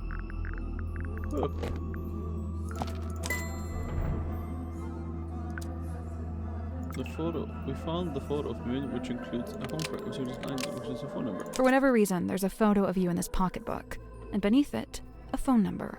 I assume it's your number. Of course it is. But you... Are you watching? I'm only going to show you this once. Ready? Moon phone. Nice, isn't it? Had it custom made. Can we look? No, you can't look at it. The battery's perished. I haven't used it in several days.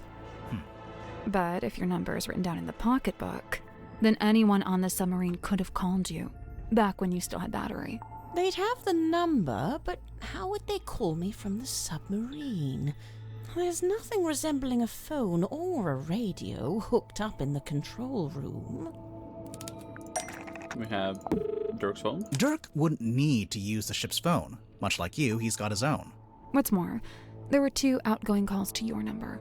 Oh, dear me, someone doesn't know how to clear their call record. So, you admit it was Dirk who called you? Absolutely not. But we just... It wasn't Dirk. Wait, oh my oh no! Oh no, it wasn't Dirk? Was it Werman? That's not right. Mortuga? I'm willing to bet it was Mortuga. Do you deny it? No. I just need to be careful what I say next. Wait, okay, so Mortuga took Dirk's phone? That I didn't see coming, actually. That didn't connect with my things at all. Well, with this in mind, I think I can say why you're here on the submarine.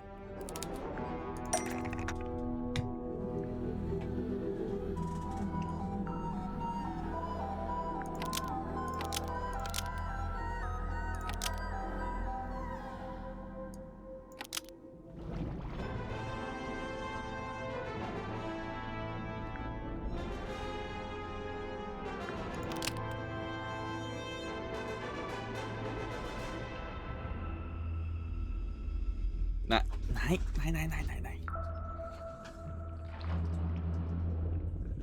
Cat is going for my cables again. Nej.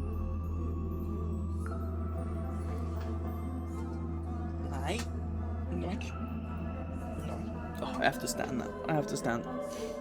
She's gonna go for my cables again. Nej.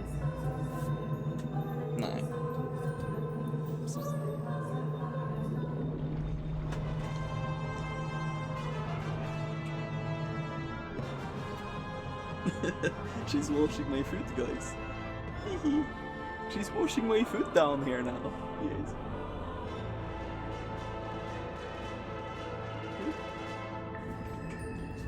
Yes. Okay, let me move this way. I have to stand for the rest now. Okay, let's see.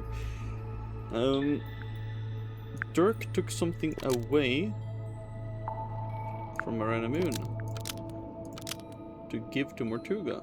Dirk Dansom took something away from Mariana Moon to give to Mortuga. That's not right.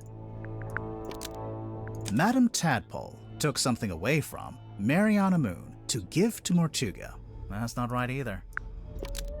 Took something away from... Mariana Moon took something away from Silkworm on Sea to give to Mortuga. That's not right either. Why did Mariana come to the submarine at the request of Mortuga? Brought somebody onto the submarine to pay off a debt. Mariana Moon brought something onto the submarine to pay off a debt. Almost. Maybe just change one thing. Mariana Moon brought something onto the submarine to give to Mortuga. You brought something onto the box. submarine. The box. What was it, Mariana? I can't say. I made a deal with Mortuga, and I intend to stick to it. I can't talk about any of this. The box.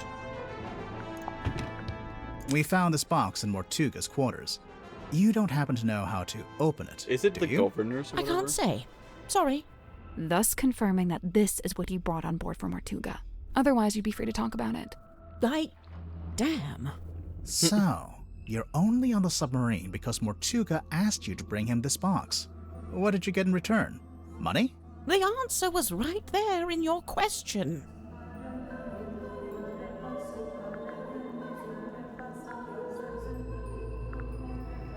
In return, Mortuga paid you a large amount of money. Wait, but really? I would have that amount of money. I'd regret what I took there. Let's try that. So, you're only on the submarine because Mortuga asked you to bring him this box. What did you get in return? Money? The answer was right there in your question. To get on the submarine. In return, Mortuga gave you access to the submarine. Couldn't believe my luck. I'd been looking for the Mortuga submarine for some time, unsuccessfully, of course. Why? For a lifelong purveyor of local legends and urban folklore, this place is the Holy Grail. So, I'm guessing you won't tell us what's in the box? Correct. I shan't be doing that. Or where it came from? Or that. No. So don't even ask.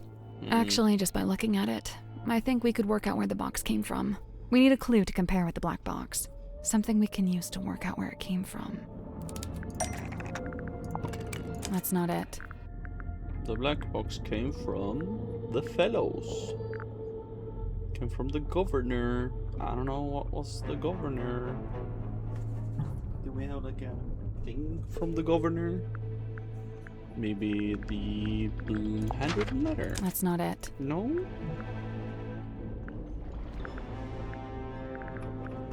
The map to compare with the black box that we can use to work out where the box came from. Ah, the silkworm map.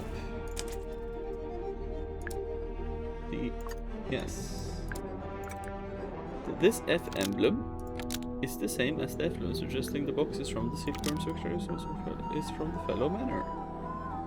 This F emblem is the same as this F emblem, suggesting the box is from Fellow Manor.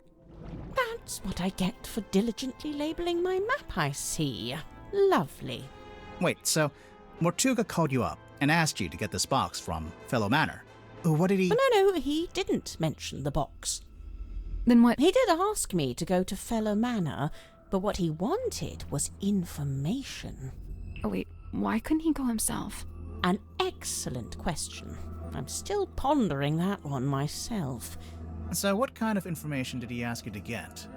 Yeah, but I'm still questioning... So that is the reason why Mortuga had... Fuck, that is why Mortuga had that book with Moon's picture and phone number on it. That's why the book was in Mortuga's place and why Tadpole was looking for it. But why did Mortuga know to call Moon? Did he know Moon from beforehand? Why did he call Moon? Did Tadpole talk about her? That she could get information out of people? I guess that's the only reason I would think so. I don't know. Or maybe he talked about and showed the thing in the book to him before. I don't know. Can't tell you. Sorry. But the information Mortuga wanted, whatever it was in the box. I believe so. How would you know? Did you open it? She must have done.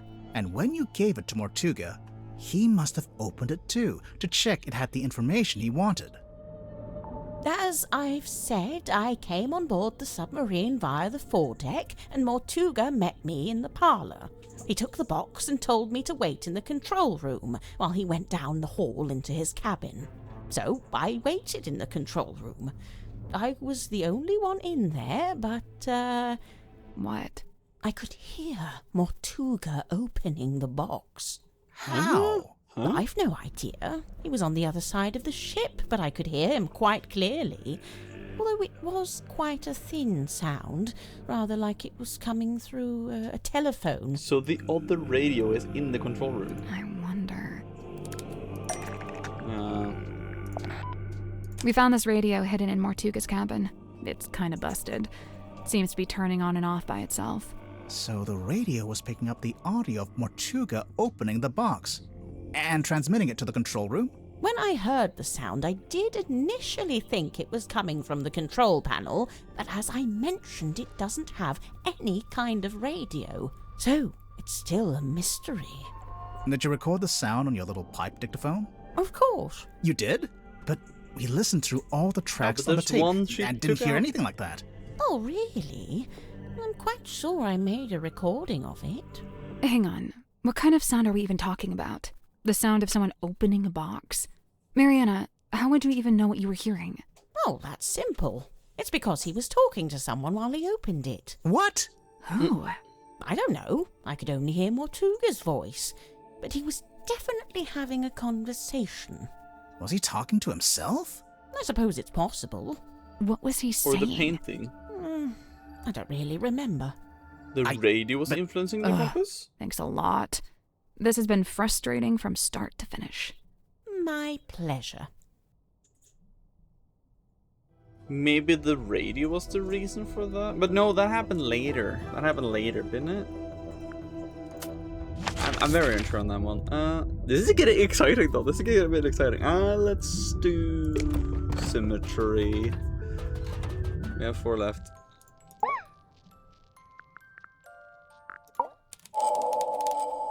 Ill-fated illusion. Symmetry, you were in the Illusion Theater with Mortuga the evening before he died. I concede! I concede! I am laid bare! Anyway, there was some talk of Mortuga being killed by a curse. You wouldn't know anything about that, would you? Grimoire. What? She's the resident curse expert. It is entirely possible that the captain was set upon by a curse. See? I knew she'd know about this. Let's just get to the facts, shall we? Sim, if you were in the Illusion Theater with Mortuga, what were you actually doing in there? Performance. A performance. Like a magic act? A foolish act. A callous indulgence through and through. I don't understand. Did it go wrong? I performed it perfectly. Then what's the problem? She's gone quiet. It's okay, we don't need to force it out of her. That was the plan, sorry. It has to be the illusion poster. It's a poster for a magic act. Or a rough layout for a poster, anyway. Oh, we found something else, too. The life-size doll. Ah, sweet sister inanimate, I implore you, leave her be. Her hands are clean. Doll's prop used to, the doll was left behind by the murderer. The doll is prop used The doll is a prop used in magic tricks. What kind of magic trick would need a life-size doll? Any trick where you need a double, obviously. Huh? Where'd the cat go?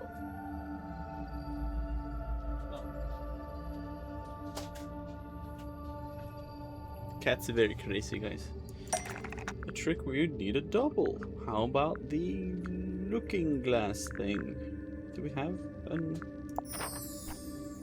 there? Sim and her reflection. Just use a doll as a double. Your magic act, Lady of the Looking Glass. I don't claim to know exactly how it works, but as far as I can tell, you put the doll behind some kind of special mirror, and it acts as an identical double. Lady of the Looking Glass is a thing of the past. I am no longer able to perform it. Because you don't have the special mirror. You misunderstand. I shall never again perform this trick. But why not? Oh.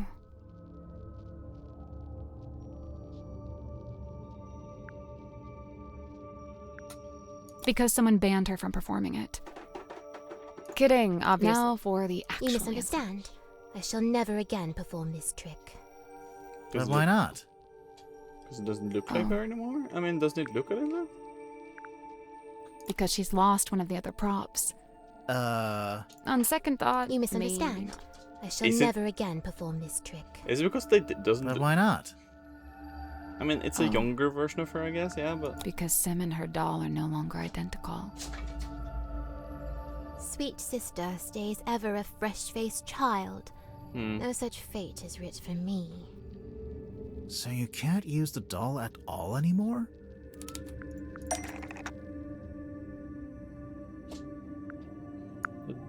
the doll could still work as a double for symmetry if the trick was done in the dark, if the audience was really far away, if it was facing away from the audience. If the audience had never met symmetry. The doll could still work as a double for symmetry if the audience had never met symmetry. Almost. Maybe just change.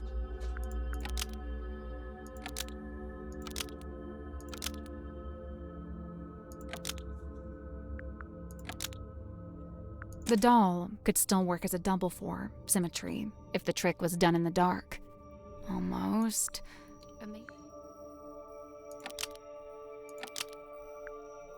The doll could still work as a double for symmetry if it was facing away from the audience. Facing away? Oh, like the sketch on the poster. Right. I wonder why she needed a double, though. This isn't a mirror trick like before. It would help if we knew more about the trick itself. True. We don't even know what it's called. I mean, don't we? It's this thing, Stargazing Girl. Symmetry has painted the title on the sailcloth. The Stargazing Girl. Says it right there. Besmirched by my own penmanship. Truly the folly of man. Why would the title be written on the sailcloth? I'm pretty sure she used it during the magic act. Yeah. She did it over the cauldron. She hung it up to use as a curtain. She hung it up to use as a curtain. You sure about that? No, Why not would really. the Pretty sure she used it during the magic. She draped it over the cauldron. It's not like that in the original sketch. See, in the drawing, the cauldron's uncovered.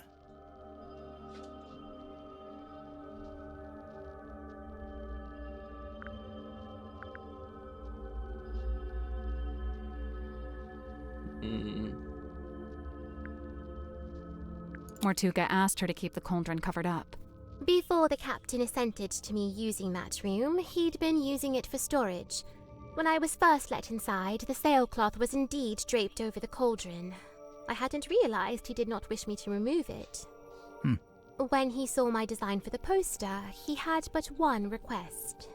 Symmetry. All I ask is that you keep the sailcloth on the cauldron. And given that you had to keep it, you made use of it as a kind of banner. So what's the Stargazing Girl about? What happens in it? I do not wish to speak on it. No? Well, we actually know quite a bit about it already. And we have the projection. That's not right. You thought? The audio. Hey, listen. The stargazing girl stares into the ink-black void. Upon her trembling lips, a question born.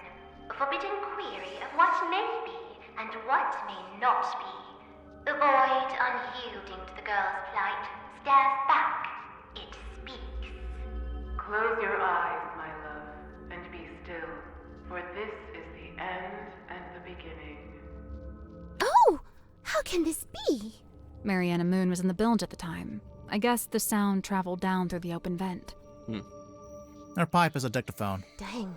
So the first voice belongs to Sim, and then there's a second voice, a woman's voice. And, it's someone else entirely. It's someone else entirely. Because it's from the video. It's this one. This film matches up to the audio from the pipe recording. And see how in the poster there's a little Grim Reaper guy? That's the person from the film. I am undone. Hang on. Why does Sim have a film of a Grim Reaper character? Where'd it come from? It's a scene from Dirk's movie. It's a scene from Dirk's movie.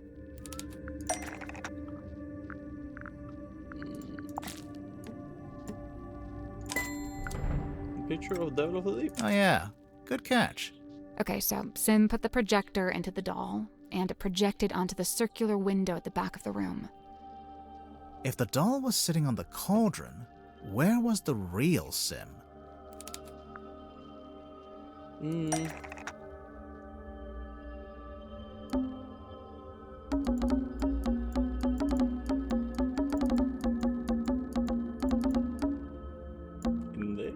The cabinet to the side?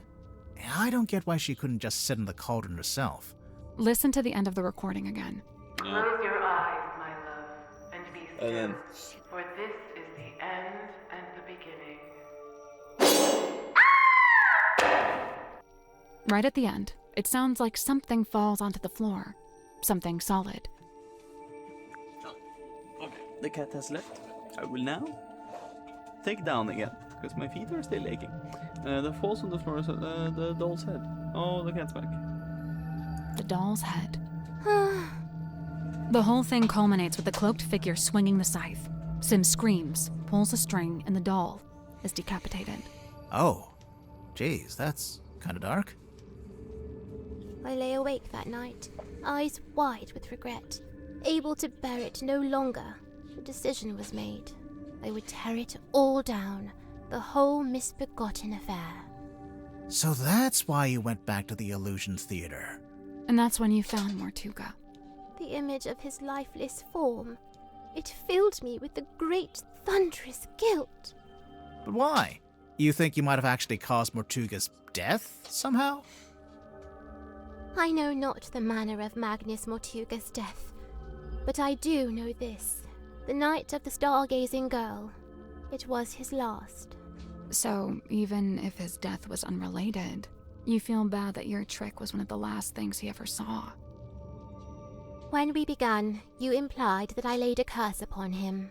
And I say this. Maybe I did.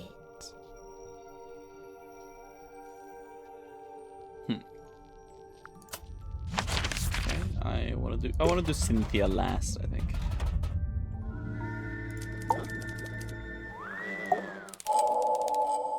The other murder. Tell me, Dirk, have you ever been involved in the planning of a murder? Bro, not cool. Why would you come right out and attack me like that?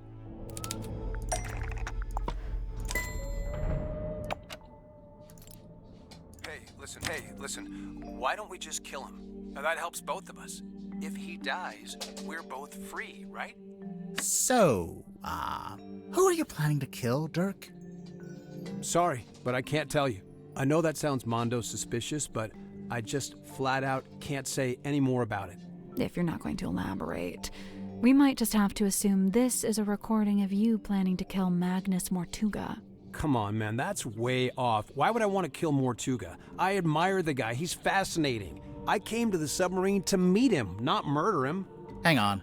I thought you only came to the submarine because you were tagging along with Worman. I mean, yeah, it was Worman who wanted to come to Silkworm and, you know, find the submarine, but I figured if I came with him, I could meet this real guy, the real Mortuga, you know, for research. Oh, wait, I'm falling behind. Dirk, why would you want to research Mortuga?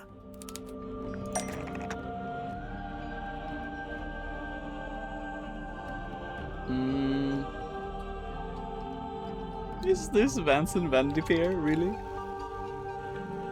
Really? It was a unique character.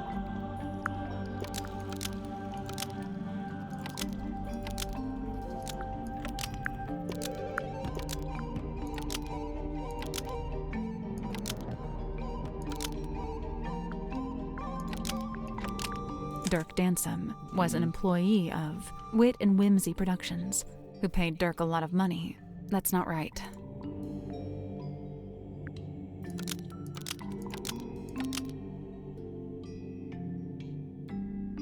Oh, wow, okay, this is super easy, what the fuck. I thought it was a bit more, okay.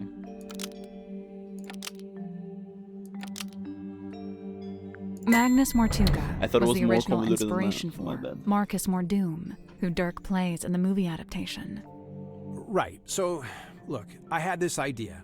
I figured surely meeting the real Mortuga would help with my portrayal of Mordoom in the next movie. Like I said, research. You hear about actors doing that kind of thing, don't you? So, that was your idea? Your own personal plan? To come with Worman to the submarine? Yeah, but I don't like the way you phrased that. It sounds like you're leading up to something, or... Yeah, I don't believe that's why you came here with Worman. In fact, I don't think it was your own idea at all. There's clearly a third party involved. Someone or something that we haven't mentioned yet.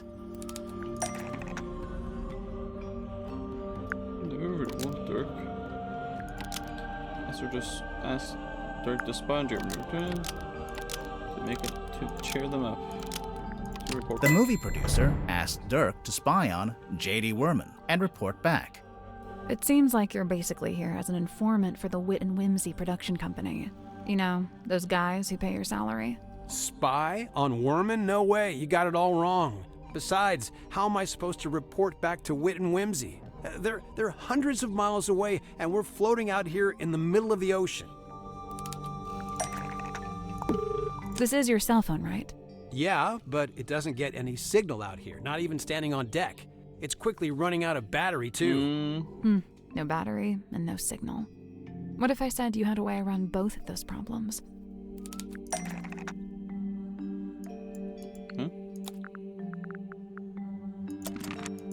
What? Wait, does he have a way to get more batteries? Do we think about the battery in there? Nope. Oh, okay. Does they fit into Dirk's cell phone? Ah, okay. Both goes in like that? I think this weird okay. ray gun looking thing is actually a custom antenna for your phone. I'd imagine it doubles as a battery charger too. Pretty convenient. Bro, I don't know what you're basing this on. I mean, look, you plugged it in, but the battery Nice still call, isn't Martina. charging, Nice call, and I'm nice call. still not getting any network signal. Because you didn't pay your network bill, because the custom antenna thing is broken. That's because the custom antenna thing is broken. Oh, for real? Oh, man, it doesn't look broken.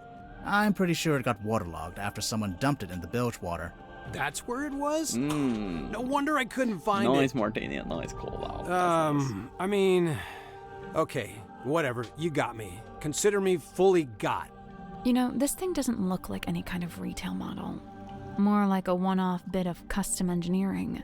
I'm guessing the production company issued it to Dirk specifically for this journey. Probably when they realized he'd be out in the ocean and might need some help getting a phone signal. Yeah, so Mr. Vanderpeer really didn't want me going off-grid, so he set me up with a way to turn my cell phone into a kind of heavy-duty satellite phone. And what did Mr. Vanderpeer want you to keep him informed about, exactly? Dirk doesn't have to admit to anything else. All the evidence we need is right here.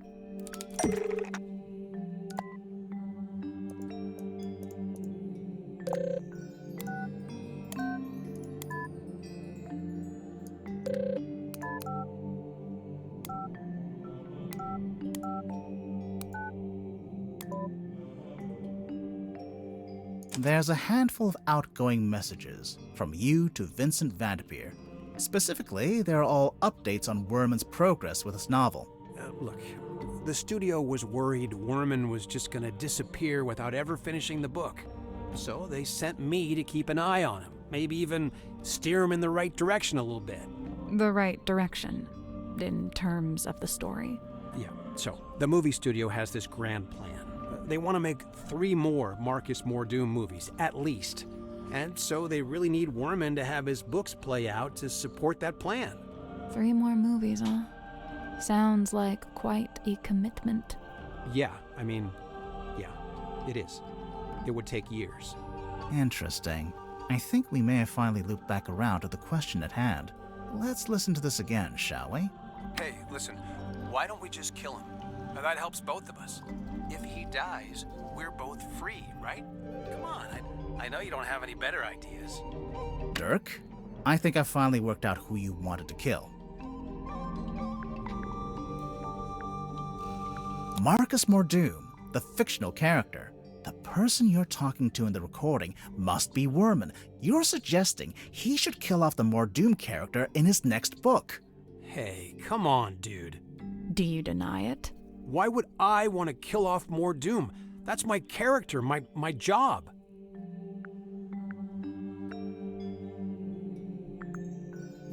You want to be free to take other acting jobs instead. Let's take a look at the I figured cell that phone out one more though. time. I did figure that out, that it was talking about the character. Yes, because of the contract. Yes, exactly. Yes. Because of the one that his agent sent, which was on the mail. Steven made it again. This reminded that you're not free to take this offer. All in good time. Yeah, exactly. There's an email in here offering you a big role in an upcoming movie. And another email from your agent reminding you that you're not free to take it, and won't be for several years. From what I gather, you signed a pretty lousy contract with Wit and Whimsy, and now you... Okay, hang on, sorry, but how would you know anything about my contract? Well, I don't know the fine details, but I did get a general sense of it. That's not right. Did we read an interview representing Dirk's contract with the movie studio? Did we? Oh, yeah. It seems to me like your co-star soaked up most of the budget for the movie, and you ended up with a bad deal. Possibly because you were too keen to sign whatever contract they gave you. Possibly just because you didn't have much negotiating power, since you weren't famous yet. You know, a little from column A, a little from column B. You said yourself the studio wanted to make at least 3 more Marcus Mordoom movies. So you're stuck in that lousy contract for several years. Unless you can somehow ensure the next movie is the last one. So, if Worman kills off the character in the books, that would stop the studio making more movies? I'm not convinced that would actually work, but okay. The point is, now that I'm a known actor, I could be making more money with a different studio. A lot more.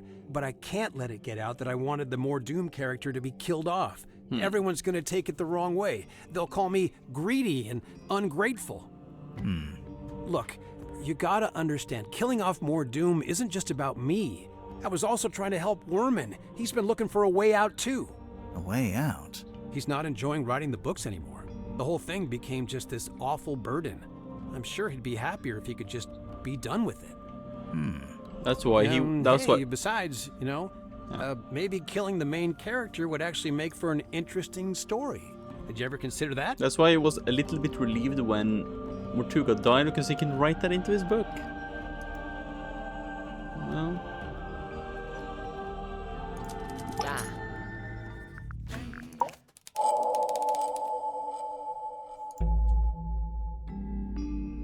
Worman, you're from Silkworm on Sea, is that right? So technically no. My father and I moved there when I was very young.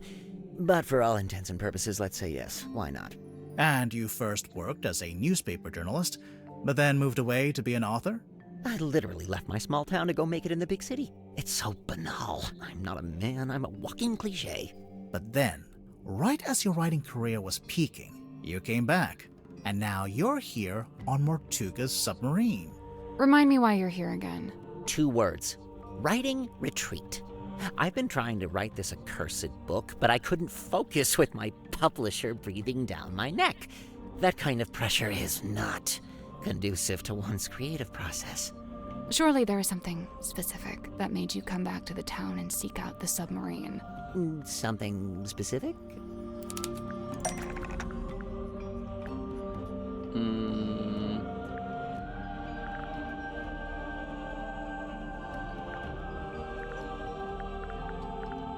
Yeah, the letter. So you got this letter from someone called T.W. Ibis, who says... Ibis? Never heard of him. Oh, it's a him.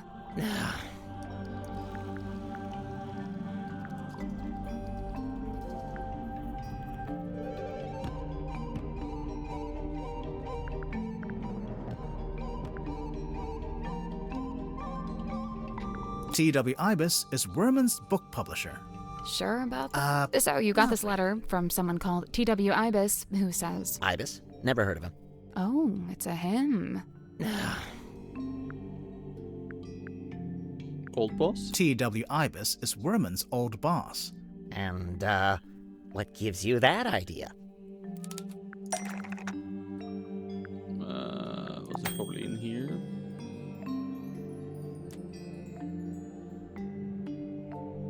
Aha, I never noticed that. It does actually say the editor there now.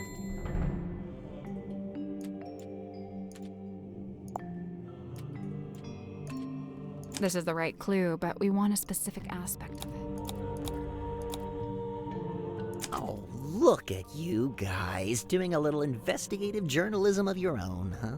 So this Ibis guy, this is someone you really looked up to, like a mentor. Steady now. He was just my boss. Let's not get all schmaltzy with this.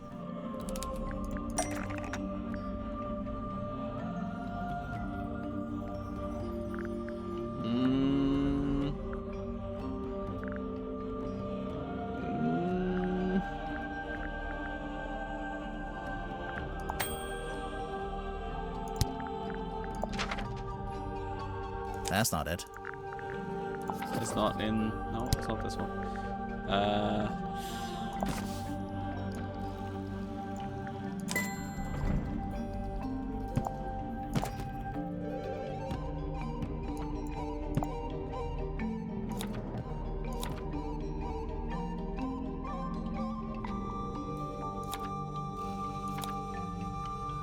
Ah, okay. For T.W. Ibis, who imparted upon me what it is to love the art of I'm aware of what it says, all right? Can we just settle down? Guys, there's something bothering me. The letter has a diagram on the back showing you how, when, and where to find the Mortuga submarine. Of course. How else do you think I managed to find it? Magnus Mortuga's submarine is the stuff of urban myth. It's not exactly public knowledge. But that's my problem. How would Ibis know about it? He's not on board, is he? No, and as far as I know, he never was. He's not even living in the town anymore. But then how... Yeah, no, I have no idea. FYI, I've officially decided not to worry about it. Looking at the actual letter, he first insults your integrity as an author, and then presents a solution, basically offering you the chance to get onto the submarine and find Mortuga yourself. A chance to meet Mortuga. So that's what convinced you to come back here. Let's see. Produce hair care routine?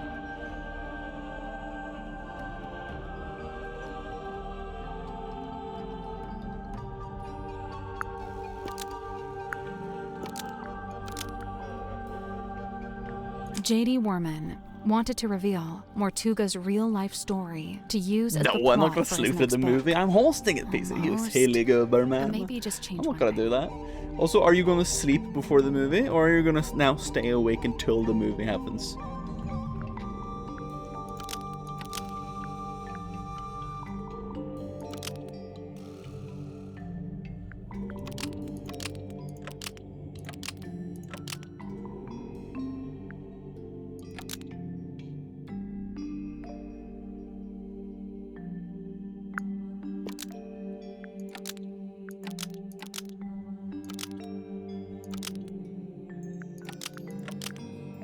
J.D. Warman originally created Marcus Mordoom for a 50-50. newspaper Okay, article. I see. That's not right.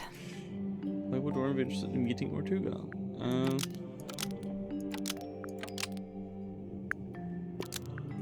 J.D. Warman wanted to reveal Mortuga's real-life story for a newspaper article. That's not right either.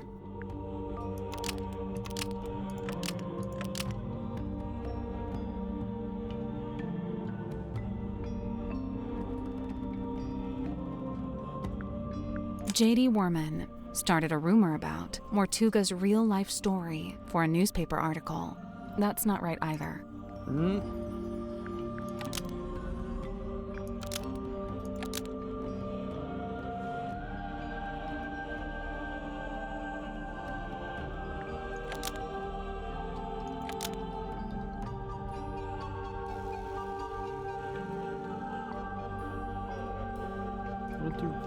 Wanted to reveal? What? No?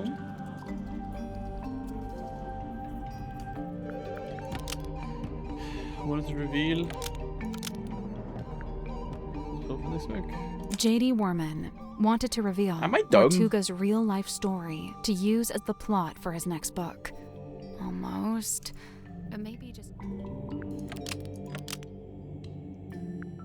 J.D. Warman originally created No, that would be wrong. Mortuga's real-life story to use as the plot for his next book. Almost. But maybe...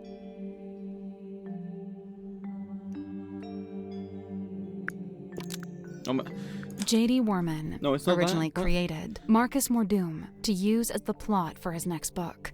That's not right either.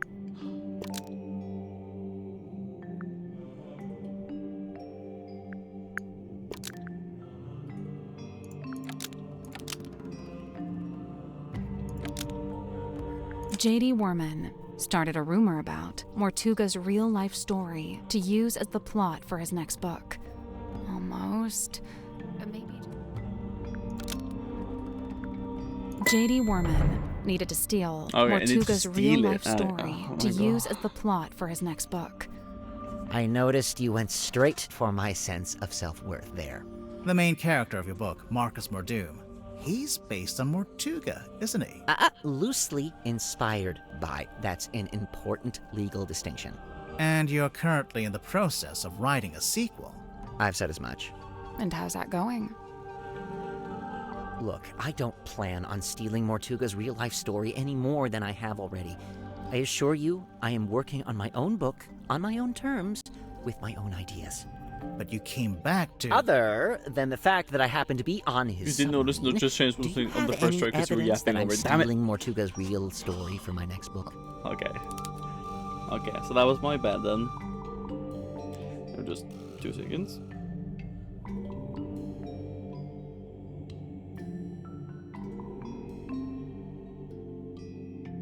What?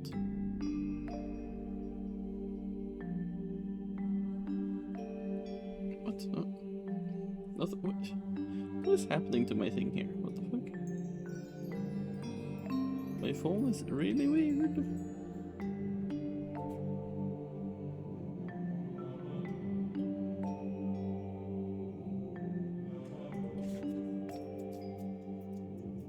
What the fuck is happening, guys? Okay, there we go.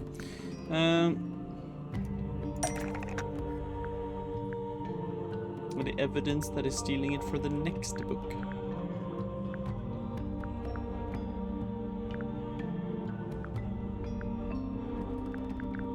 The phone? That's not right. What written or drawn evidence is there that Warren might be planning his next book around Mortuga's real life story?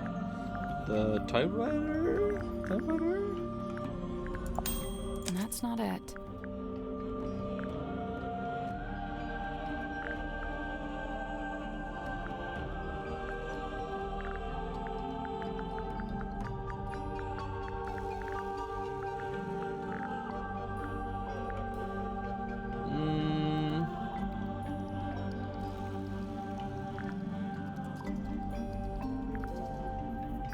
I misremember what is on what. That's not it. That's not it.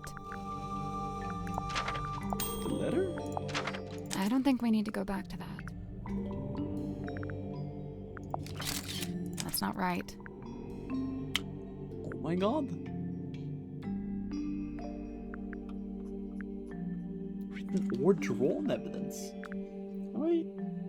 Stupid here. What am I missing here? What am I missing here? Case file? That's not right. No?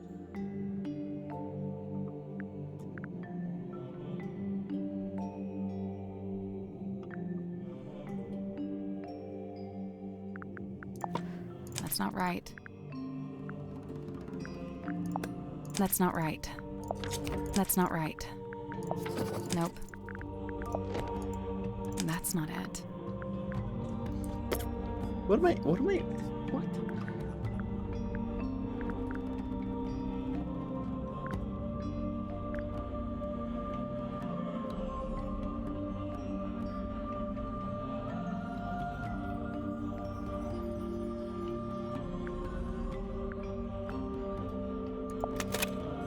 Nope. Nope. That's not it. That's not it. Nope. That's not right. Nope.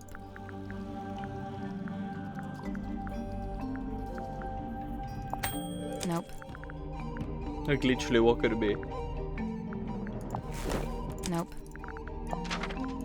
We've already talked about that. Nope. Nope. What?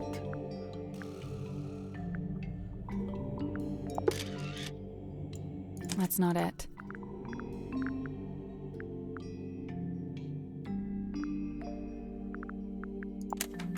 That's not right. Oh my god.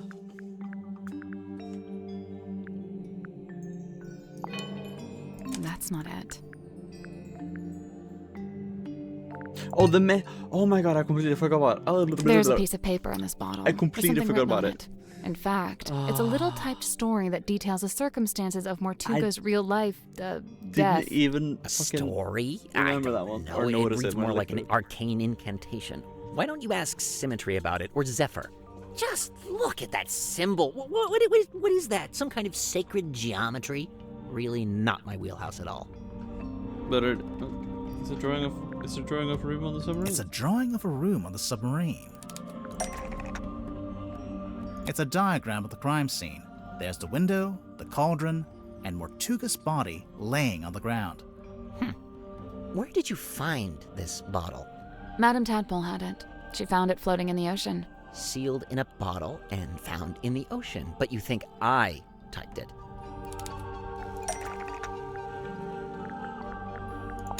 The piece of paper in the bottle matches the paper you use in your typewriter, which also matches the sheets from the command contract, and we know these were typed on your typewriter because you told us.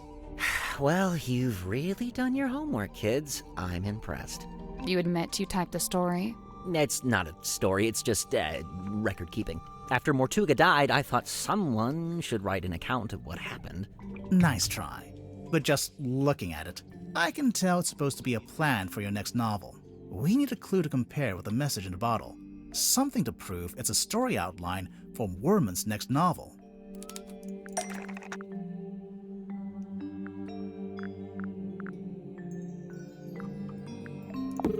Nope. And this?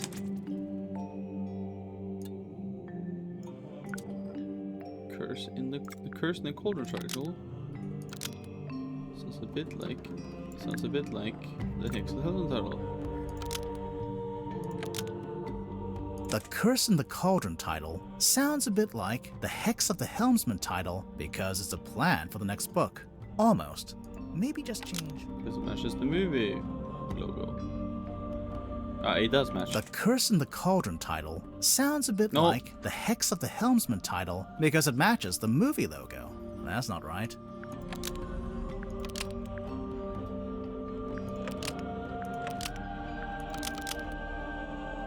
The Curse in the Cauldron title is drawn in the same style as the Hex of the Helmsman title because it's a plan for the next book. Oh, now you're using graphic design against me, a little below the belt, don't you think? It really does seem like you took the events of Mortuga's death and turned them into a story outline for your book. Yeah, all right, don't lecture me. I'm not exactly proud of it. I'm fully aware that this is, murky moral ground. Why was it in a bottle in the ocean? As soon as I typed it, I regretted it. Stealing Mortuga's story all over again? For what? Just some book? I wanted to destroy it, but I couldn't bring myself to do it. So instead, I sealed it in a bottle and threw it into the ocean.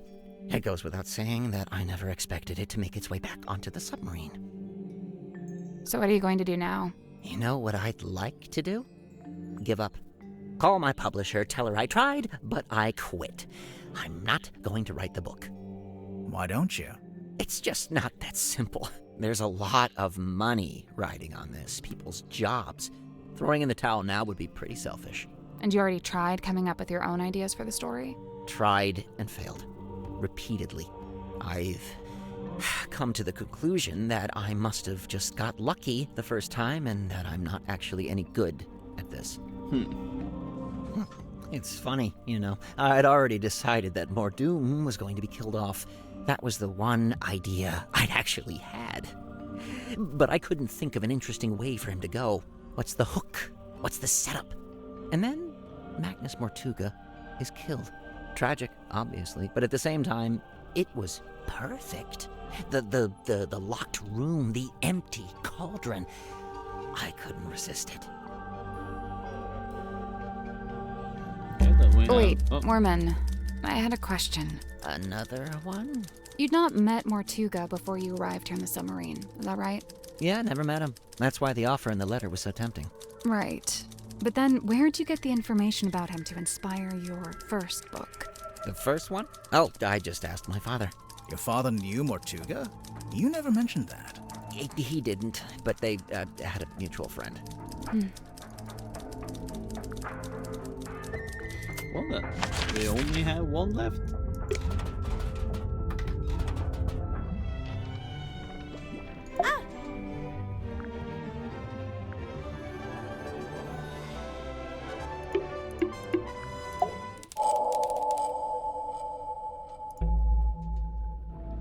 Cynthia, You became Soon captain I can after go eat Mortuga breakfast. died? Yes! Yep. It's just the way it's meant to be. Just the way it's meant to be. Right. We got it. But, there was something you used to claim the captaincy? A document? Correct. Okay, but you have to admit, the wording on this thing is kind of vague. It doesn't actually say, "Hi everyone, Mortuga here. Cynthia gets to be captain if I die." Let's review, shall we? This contract represents an agreement between the two individuals in contention over the ownership and command of the Mortuga submarine. The two individuals. That's you and Mortuga? Indeed. But you're not actually named, by name. If I may continue, for their own safety and privacy, these two people shall only be referred to as Party A and Party B. See? Mortuga was quite a private person. He was just being considerate. You call it considerate. I call it convenient. So Mortuga I followed is this. Party I wasn't A. here for the first Correct. hour, so I skipped Previously, that. But I'm pretty Party sure A it's has the been butler. considered the legal owner of the Mortuga submarine, and thus its rightful commander. He's clearly talking about himself. It's the Mortuga submarine, after all, and he was the commander. However, a recent development has exposed that Party B is in fact the legal owner of this vessel. Party B.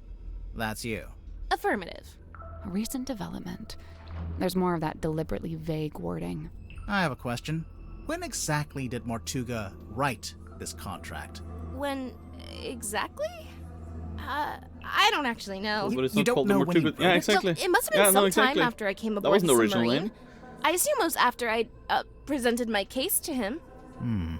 Cynthia might not know, but we actually have some insight on this. For one, we know how the contract was written. How it was actually created, I mean. Worman's typewriter. It was typed on Worman's typewriter, so it was made sometime after Worman arrived. And Worman and Dirk arrived after I did, so this gets me off the hook. Try not to sound too relieved, but yeah, this does seem to confirm it. So, my next question is this. When did you sign the contract? A little while ago? Some amount of time ago? If this conversation gets any more vague, I'm going to cry. Was it a day before the murder? A week? Surely it was at some point before the murder. Otherwise... I think it might be time to make an accusation. Mortuga's birthday? What the hell?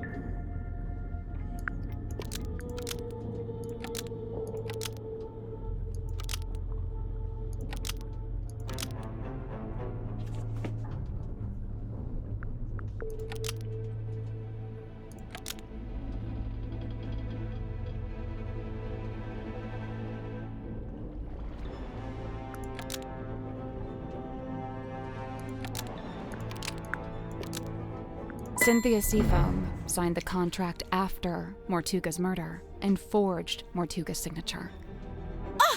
Such a rude accusation! So rude! I assure you, that is Mortuga's exact signature. Do you have any evidence that it's been forged? I mean... We have evidence in the form of a clue. Where's the logbook? Logbook? The captain's log. It's basically a stack of cards printed out by the submarine's control panel. Each little card has a space for the captain to sign, and the most recent card is signed by you, Cynthia. All the rest are signed by Mortuga. Well, sort of.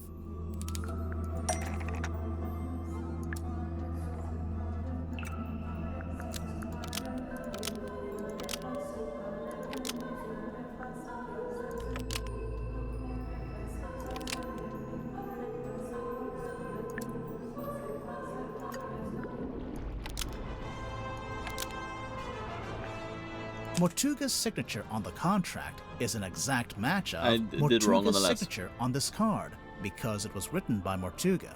Almost. Maybe just change.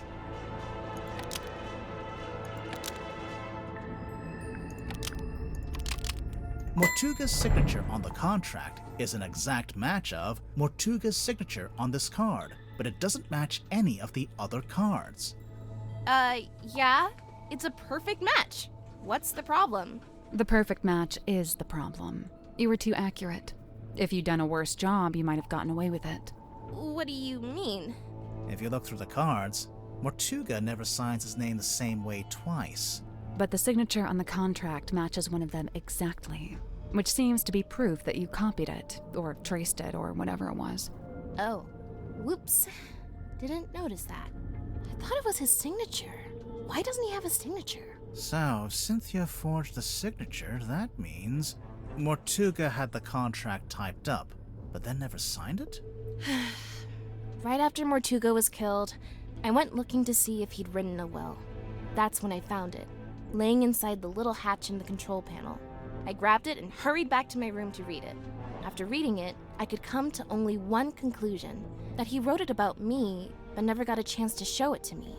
Remind me why you were so sure it was written about you? A recent development has exposed that Party B is in fact the legal owner of this vessel. You're really the legal owner of the Mortuga submarine? It was originally the Seafoam submarine.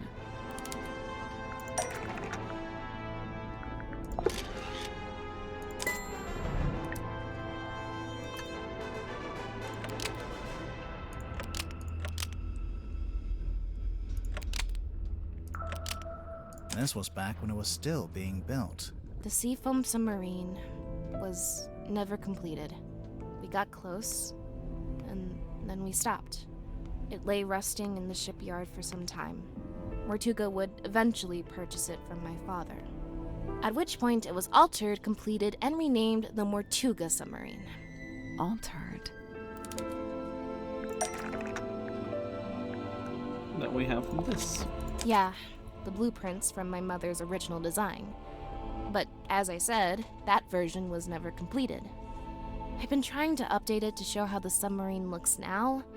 The design changed a bit after Mortuga bought it. Wait, if Mortuga bought it, then he did own it. It wasn't a legitimate purchase. It wasn't my father's to sell. So, the recent development mentioned in the contract, that was me, informing Mortuga that his ownership of the submarine was based on an illegitimate purchase. My intention was to refund his payment and undo the transaction, placing the submarine back into my ownership. Wow, I bet he loved that. Refund the payment? You tried to give him his money back? Not money. Something else. Well, we just saw a picture of it, but yeah, that's the deeds to the Stonetop Inn. Originally owned by the Stonetop family until it was passed into the ownership of Magnus Mortuga. And then... Here I was thinking I got up way too early, but here you are. Yes, I've been streaming for a soon 11 hours, because I was determined to finish this game before I went to sleep. Might have been a bad idea, but it's a game that needed to be finished. It's a pretty good game, so it makes sense, you know. Man is doomed. I'm not doomed, come on. I don't have work tomorrow, so it's fine.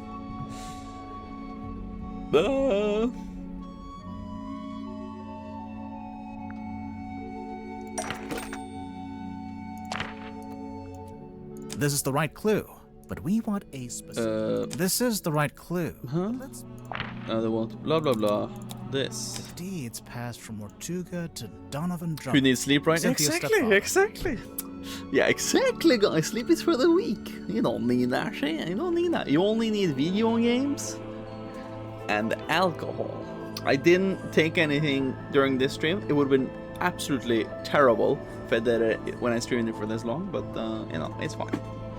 It's fine. It's fine. It works out. All the cool, all gay, yes, that's what we call it. Damn it. Oh, but yeah, I might do alcohol tomorrow though. I mean, later today. So that's how Mortuga paid for the submarine. He sold his house, basically.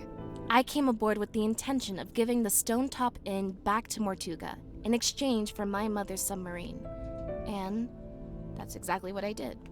But did Mortuga actually accept your offer? When I first made the proposal, he didn't give me an answer either way. He looked at the inn deeds very closely, read the whole thing, front and back. Then he handed them back and told me he'd need some time before I heard anything else about it, he was killed. Obviously, I thought I'd never find out what his decision was, but then I found the command contract. It seemed like he decided to accept my proposal after all, and just not had a chance to tell me. Okay, that's all the things. I think it's finally time to make our report to Cynthia. I finished up my no magic playthrough of that library sorting game yesterday. Oh yeah, I need to play that shit. My sister played it and she had a good time with it, so yeah, I should play that. Luckily that didn't take as long as this. No, fair. Very fair indeed. Yeah, exactly. It seems like a fun game, you know. It seems like a fun, interesting game. So of course, you know. Also, did I? Nah, it's fine. It's fine. Yeah, we need to make the report. She'll be thrilled. Yeah, it's probably fun. Yeah. Well, it took me like 13 hours of sorting books. I mean, I could finish before 13 hours. Hey, do you have a minute? We're ready to make our report. What's wrong? I appreciate your hard work. Truly. However, I think it's time you left. What? Huh? We didn't even tell you what we found. People are starting to accuse each other. I don't like it. So you're giving up? You're not gonna see this through? Sorry, but I just think maybe... What? That's just the way it's meant to be? I need to go. Everyone's gathering in the mess hall. I'll resurface the submarine, and you can leave via the foredeck. I guess we'd better go. Would be surprised PC is therapeutic, yeah? Exactly. Some games are like that. Hey, buddy. Been a while. What? It's boy, by the way? No, it's buoy. Agree to disagree? Buoy. Disagree to disagree. Missed the rowing boat. Oh, wait, you don't think... Did Cynthia really think we'd use that boat? Or did she just forget to take the submarine? I don't know. She seemed really off. Did something happen? I think she's just getting scared. Scared of what? Exposing a murderer? Of the truth. Of facing the truth and all the consequences of it. Whatever they end up being. We're not really I going refuse to to leave, get are we? therapy. Okay. No, we're not done. Not yet. But what do we do? Remember what Cynthia said? Everyone's gathering in the mess hall. Seems like something of an opportunity. Aha. Not just that, but we're back on the surface too. We sure are. So, what are we waiting for? Chapter 3. Secrets of the Mortuga Submarine.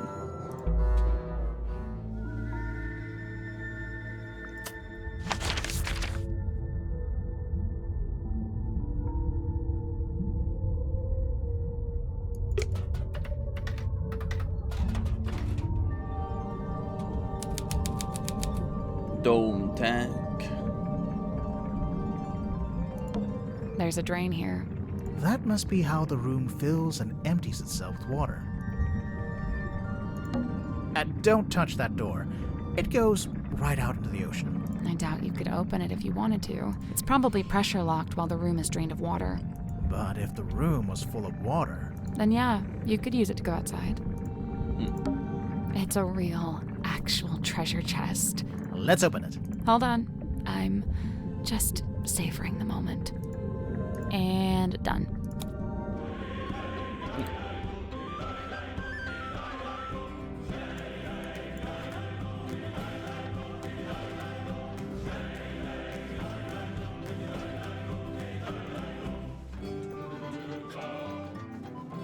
What's up with the music now? Just suddenly.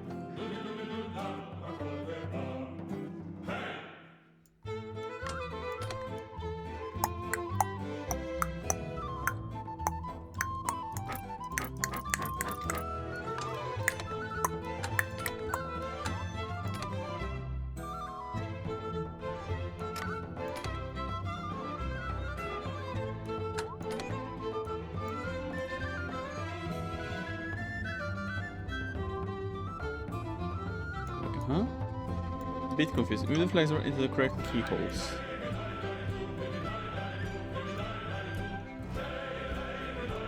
I hate the rotation of this. It's a bit finicky.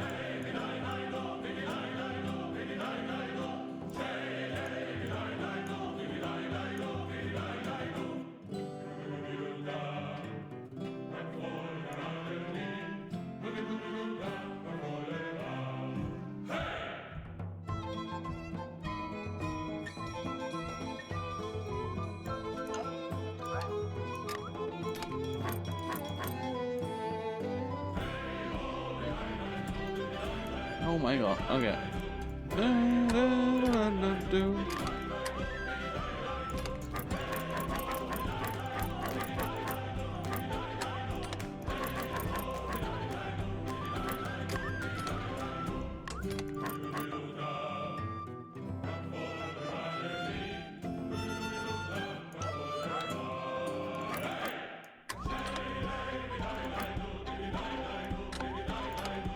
Nope. So there's 12 big keyholes. Each I noticed the pirates can rotate.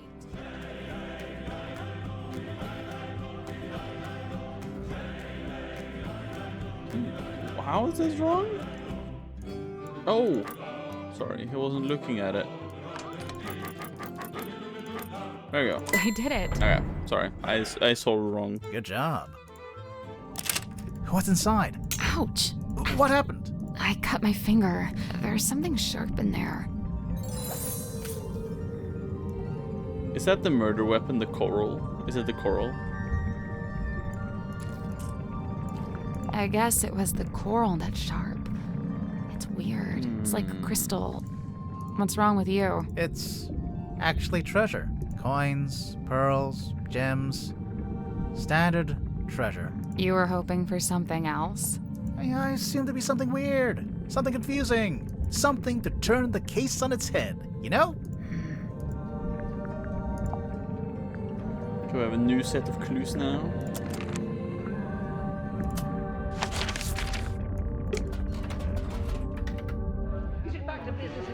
Everyone's in here. I don't think they've spotted us. Let's stay back here. Maybe we could listen in on what they're each talking about. Eavesdropping? I never used that word, but yeah.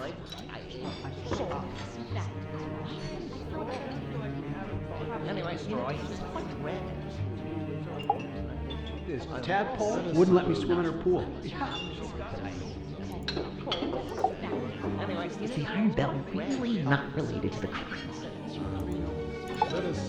Maybe I should start locking my door when I'm not in there. Safely concealed behind my bookcase.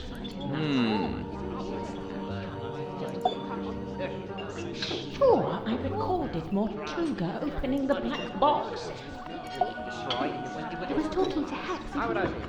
Oh? About how it's still in the pocket of Mom's jacket. Could go out on the art deck if Yeah, okay, I was thinking about it. We're gonna go there.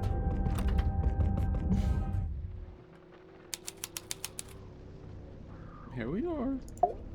We arrived at the submarine just before sunrise. And now it's sunset. Holy... Grimoire, there's a giant wooden woman tied to the back of the submarine. I was wondering if they kept this. I half expected to find it inside the submarine somewhere, but it's too big to fit in the storeroom, I guess. It's the figurehead. Old wooden figurehead from a sailing ship. It has a stone top emblem, so there's like this piece there. Interesting. It's the mast. Ooh, there's a fingerprint there. And fingerprint there. It's been snapped in half, and it's leaning to one side. A bad storm, maybe? Are those... They can't be. Wouldn't they get washed away? It almost looks like they're burned into the wood. They're permanent. Or. Or what? Or. It's the other or. From the rowing boat on the foredeck. What's it doing over here? Tadpole told us she threw it over here. Or... And it got stuck in the wall. And hasn't moved since. Seems like it. It's the aft deck. It doesn't look anything like the foredeck. Of course not. It's the door leading back. The one part that actually looks like it belongs on a There's a big metal latch, but... What? It just seems odd that you'd be able to latch the door from the outside. Huh. Is this all that's left of the sail? That's kind of sad. What's this? I don't know what it's called, but I think that's where you attach the wheel. The ship's wheel? Yeah. Is there anything else here? It's the aft deck. It doesn't look... Of course not. Okay. What? You just said something. No, I didn't. But... Never mind. Okay, something in the pocket there. Let's go over there. Now Cynthia's not here, we can finally take a closer look at that jacket. We could, but it's still locked behind glass. Now, there must be some way to get out. Now there's an electronic pad.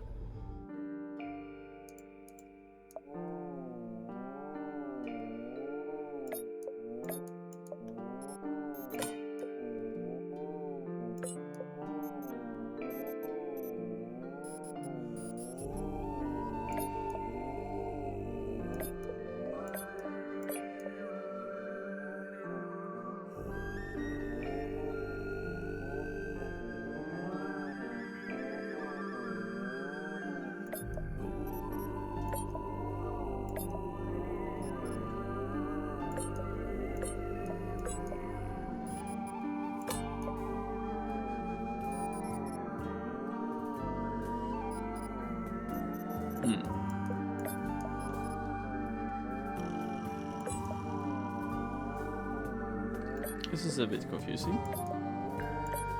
Drag the 9 metal pieces into correct positions, yes. One of them is like opposite, which means that I should probably do this? No.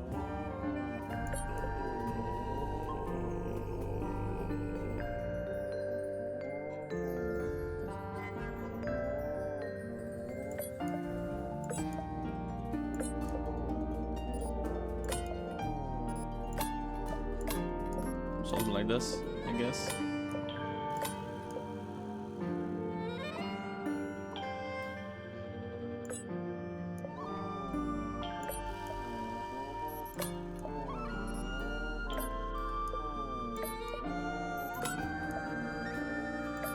That's not it. So we've got to move the 6 panels. There's a way to rotate them too, but it's kind of... Okay, how accurate do they want me to have this?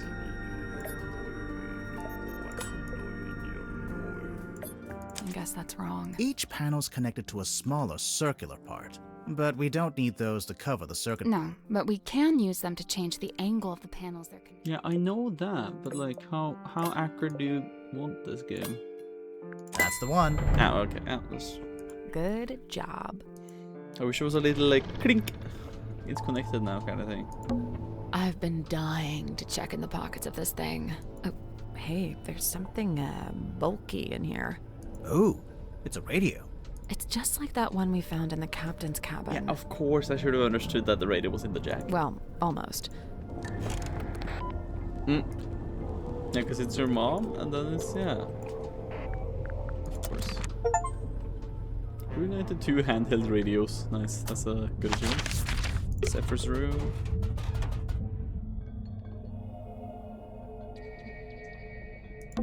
I can't see. Good. No, what's there? Let's take another look at this. Why don't you reach in? Maybe there's a switch or something on the other side? Why don't you? Because I absolutely do not want to. Ugh. Here goes. Got it. The bookcase moved. It was a secret door. Sally, you must be thrilled. My secret door. It is another room. I knew it. I knew there was another room. There's the mask. Oh, because it had to be somewhere.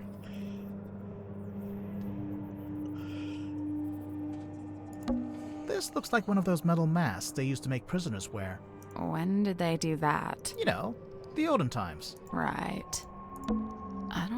this is, but I can't seem to look away. Sally. Hmm? You are getting hypnotized. Really? Cool. So, it's a unicorn skull? Slow down. Could just be a narwhal. A narwhal's horn is on the end of its nose. Oh, yeah. Unicorn it is. Hang on. Is that? Yeah, it's Boggy. The swamp monster from Boggy's Bog. Don't panic, it's just a wax model. We can't seem to get away from this guy. Examine the boggy head in the cabinet of curiosity. Apparently, narwhals aren't real. I got that one. Apparently, but yeah, I haven't played the first game, which is just called Detective Grimoire. I haven't played that one. I don't know if I should do that also for an Indie Game Friday. It will probably be way shorter though. Yeah, that's true. But like, should I complete the trilogy even though I should have played that one earlier? I don't know. Oddities. Knickknacks. Doodads. Assorted anomalous artifacts. Nice. Trinkets. Keepsakes. Curios. Ephemera. Yeah, good one. What's that? A letter? 2 letters.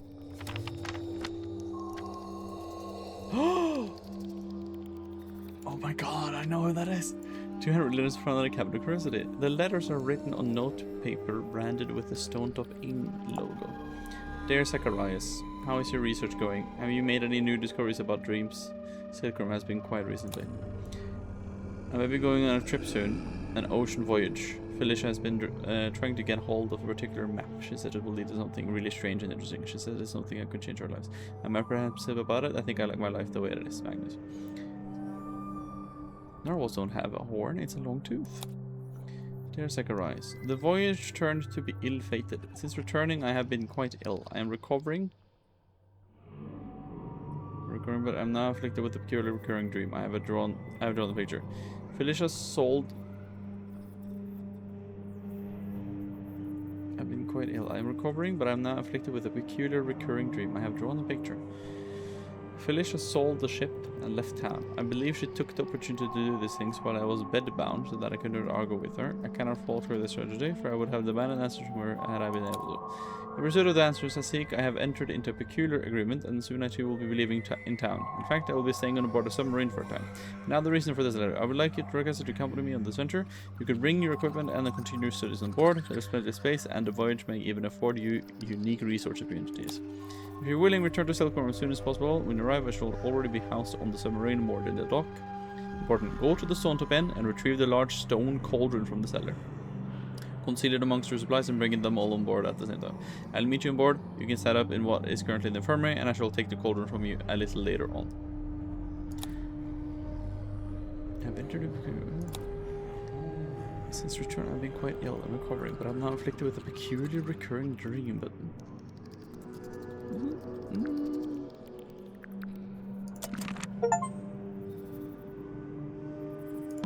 Hey, it's a crystal ball. On a normal day, that'd be worth a look. But I think we've already hit our crystal ball capacity.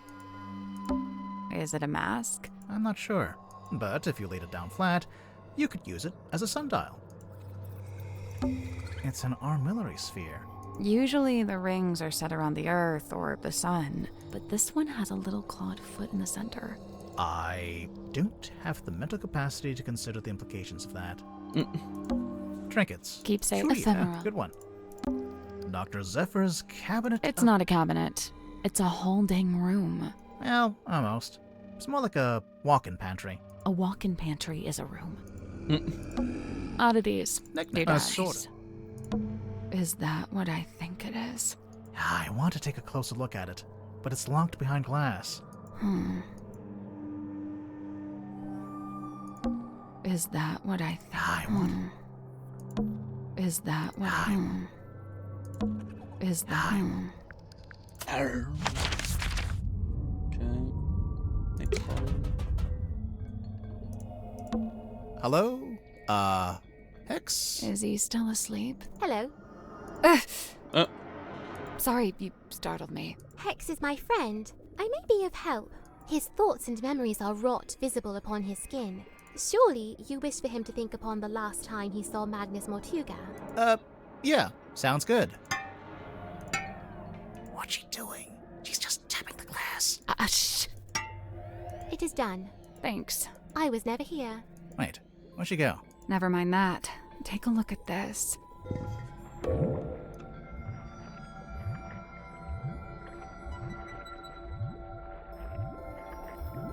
It's Mortuga, and it's placing the bell top on top of the thing. Wow, just like I said, because it's the egg. You know, maybe we should go back to the mess hall. I thought we were avoiding it. Everyone's in there right now. Yeah, well, that's exactly why it might be useful.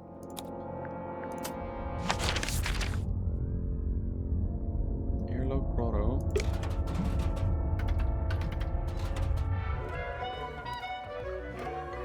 What am I supposed to look for here? The bottle? Well, Tadpole's not Thus, you're free to start breaking her belongings.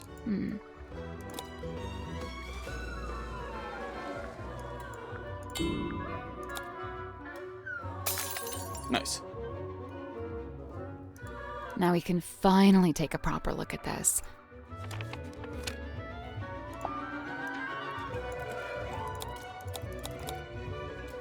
It is understood that Party A commissioned a Mr. Oh.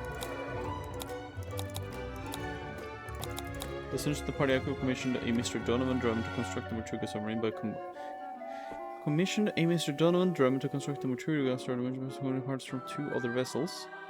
Party A claimed to have paid for this transaction alone, and thus was the legal owner of the Mortuga submarine despite its name. However, one Cynthia Seafoam has now provided evidence that Mr. Drum was paid. It transferred that Mr. Drum was paid with the deeds to the Central Bin, which belonged to solely to Party B at the same transaction. Okay. Well, that looked familiar. It's a secret 3rd page of the command contract. Secret 2nd page, technically.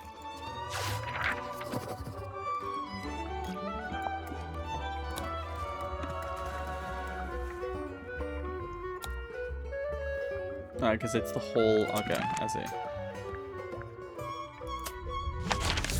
I see.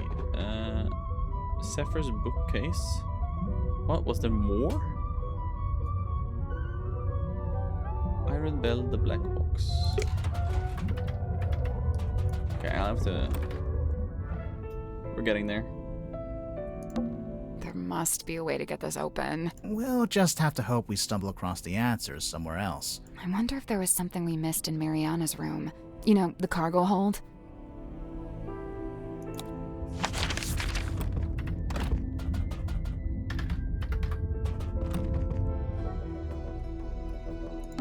It's Mariana's tent, and she's not here. So, is there anything in there?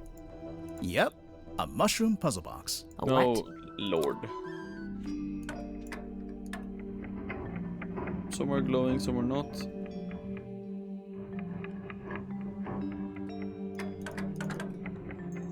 Never gleam. How many are glowing only during the day? Or how many are always glowing? Illuminate, never gleam. Okay. That one never glows. Okay, this one never glows. This one never glows. This one never glows. This one never glows. 1, 2, 3, 4, 5. There's 5 that never glows.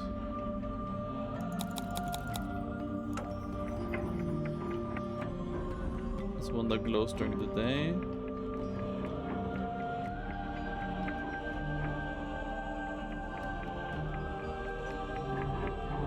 One during the day.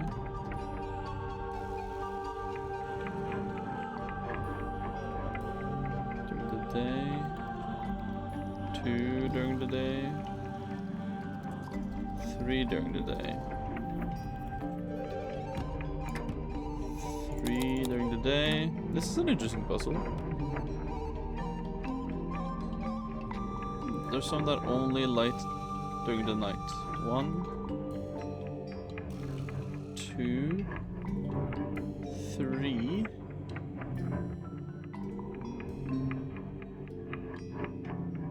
4.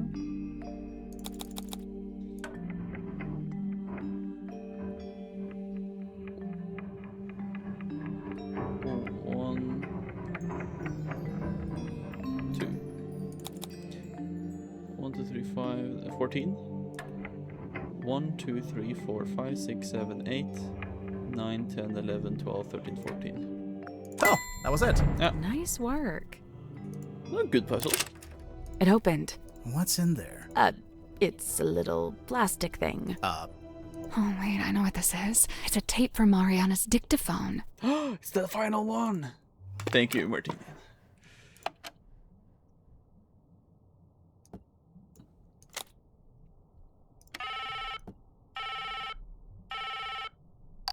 Hello, who's this? My name is Magnus Mortuga. Oh, yeah? Just happen to have my number, do you? Listen, buddy. I'm not lying to you. You and I share a mutual acquaintance, and she has informed me of your skill set. Ah, I okay. wish to hire you, and I believe I have something I can offer in payment. I'm listening. What are you after? I'm in need of information. Information about a woman named Felicia Stonetop.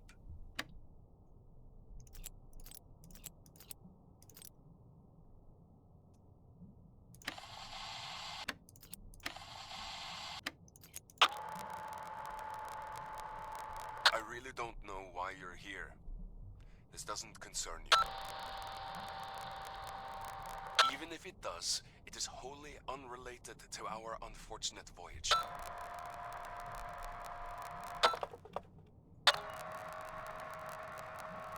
It doesn't open that way, it slides out at the side. Let me do it. There's something inside. Wait, what's this? That recording. It's Mortuga opening the black box. It's the one we talked about. I didn't see you say that, but yeah, it's the tape Mortuga opening the box, yeah. It's what Mariana said she recorded while she was in the control room. And just like she said, Mortuga's having a one-sided conversation. I think it's missing half the audio. If only we could hear the whole thing. Even as it is, I'd say this is a pretty important discovery. Oh? We finally know how to open the black box. Do we? Yep. It's no wonder we couldn't get the lid up.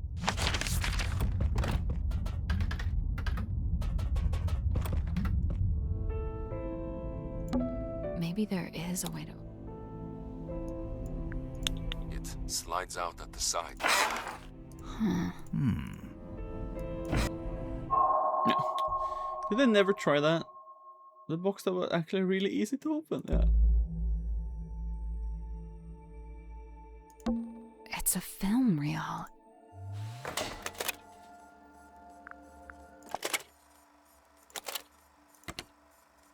The rain is incessant, but it's oddly localized. It's like Remington. a microbiome. Fluid. What I believe to be amniotic fluid is being diluted. I'm curious to see what happens. We believe it was born here long ago. How long, I cannot say. We found traces of its pilgrimage to the south. It's barren for some miles until, of course, you near the coast. Follow the line and you'd come to a small settlement known as Silkworm. It may be endangered, or it may hold a position of insight. I'm not sure. I'd like to suggest one of you travel there and find out. Faustus, I thought perhaps this might interest you in particular. Ask for a man named Solomon Stonetop. Yeah. It is Lord Remington, the father of Faustus fellow, I believe, or something.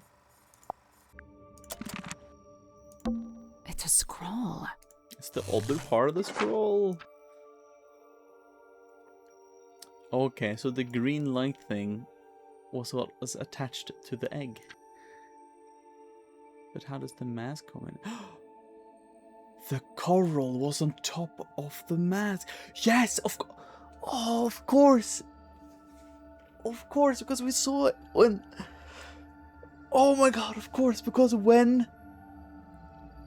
I completely forgot about that, because when Tadpole did her, like, what happened during the night of the murder, she talked about how she flung that ore towards the alien or whatever, right? That had the mask on. And then the mask or the head fell off. But the coral that was attached, she nabbed that. That was the thing she didn't want to mention when she found something. She was like, nah, there was nothing. It was that coral, and she put it in the chest, in her thing. Oh my god. Oh my god. Yeah, I know. Should we put it back together? All in good time. It's an envelope. By Damien Dusk. Black-edged morning envelope found in the black box has been ripped open at the side. It's currently empty. Governor Faustus Fellow and Selina Stonetop. Governor's Manor Fellow Estate, Ponder Hill, Surrock-on-Sea.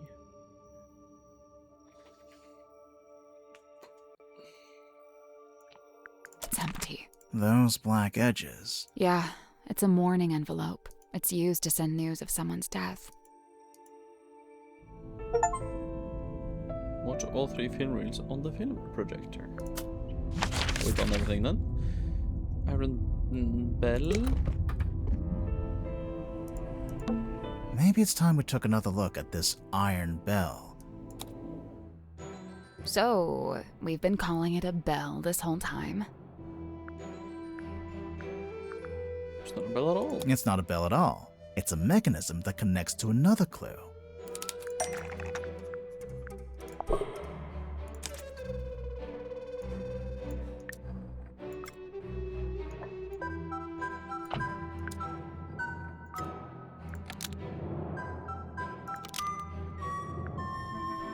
The hanging part slots into the shape on the lid to lock or unlock the cauldron. If the bell attaches onto the top of the cauldron, then it must be possible to move it down into the room below, into the Illusion Theater. What are you suggesting? We carry it along the hallway, down a ladder, along another hallway? No, there's gotta be some simple way to do it. Yeah. Just Let's drop it take to the floor. another look at this room. I mean, right. So this was Mortuga's couch. It's not his bedroom. Carpet. Should we move the table? I'll let you do that. Should we move the rug? Me again, huh? That's not. Uh-huh. That's how the ink fell down there as well. The vial with the moon juice, you know, fell down the hole or something. Should we move the lid? Or somebody knew about it and threw it down there to make him faint or fall asleep. Okay, so the person knew about this latch. The murderer knew about this latch. They threw down the thing. This is just like Tangle Tower. The fucking legit the same thing. So they incapacitated Mortuga by throwing down the liquid that they know would incapacitate him because it made him sleepy. And then I'm unsure about the murdering. It could be the blade. I'm not sure. I can take this one. Wow, thanks. It's open. Looks like it's exactly the right size for the bell to go through. Oh, I never noticed that, but there's a fucking winch up there, isn't there? So what now? Do we just turn the rope winch ourselves? I guess we could, but it's probably easier if we use the handle. I don't see a handle. That's because it's not in this room. Ah. It's in the room itself. Except for his bookcase. I still don't know about the bookcase. Like, what am I missing here? Is it a bit bugged? The bookcase moved. Sally? My secret. Is that what I want? Huh?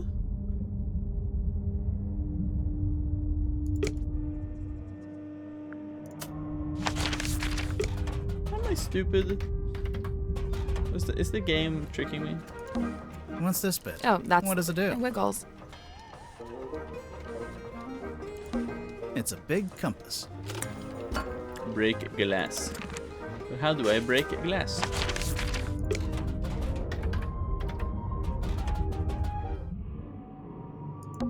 Is that what I want to take a closer look at it. Like a... Hey, it's a crystal On a ball. normal day. But I think we've already... Is it a Not mushroom? but if you laid it down flat. Slow A down. narwhal. Unicorn it is. This looks like, When- you know. Right. Hammer. I don't have hammer. There's a bunch of little skulls down here. Did I never click those skulls? Did I never fucking click those skulls? Really? Really?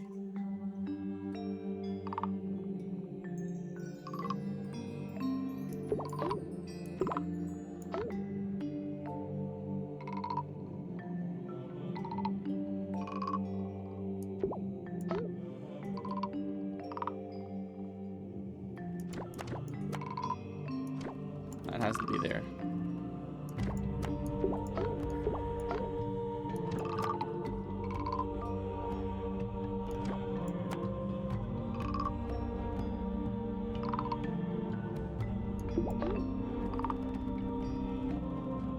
Is there a moon one?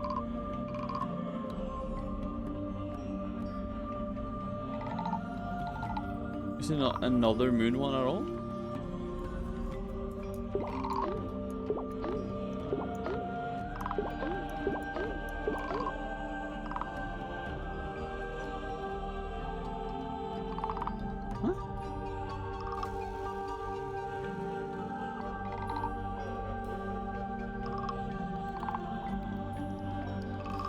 Oh, that was it.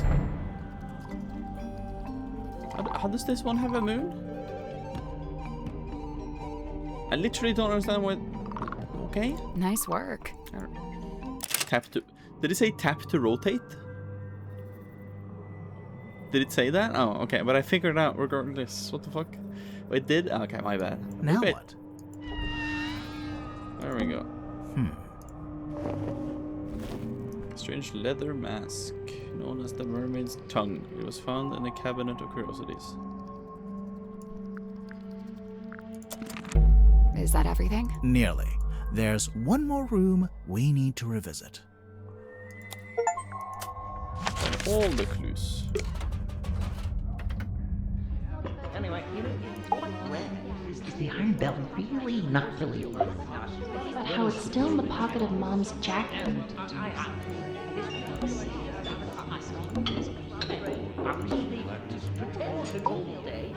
Could go out onto the arc deck. I was talking to Hex. Probably had it behind you. Well, here we are. One last time. There must be some way to get the iron bell to lower onto the cauldron. I mean, behind this.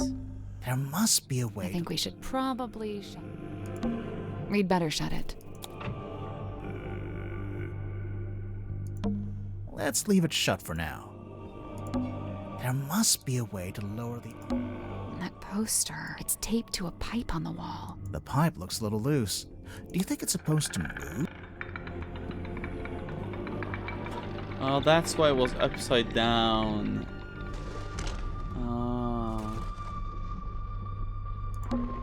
What do you know? It fits perfectly. So when the iron bell is placed over the cauldron, it can be used to lock or unlock the lid. It could, if we can work out how to activate it.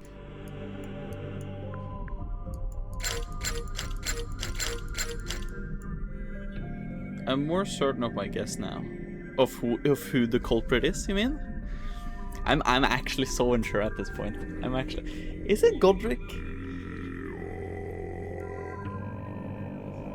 Oh my god! Stop the music. Stop the game. How can I stop the game? Can I... Oh my god, it is Godric though, isn't it?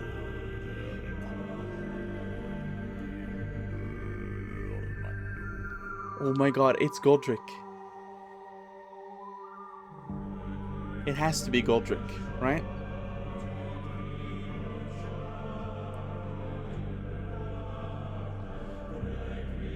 I just now realized it has to be Godric because this hasn't come up yet, but we are very certain that he was the navigator.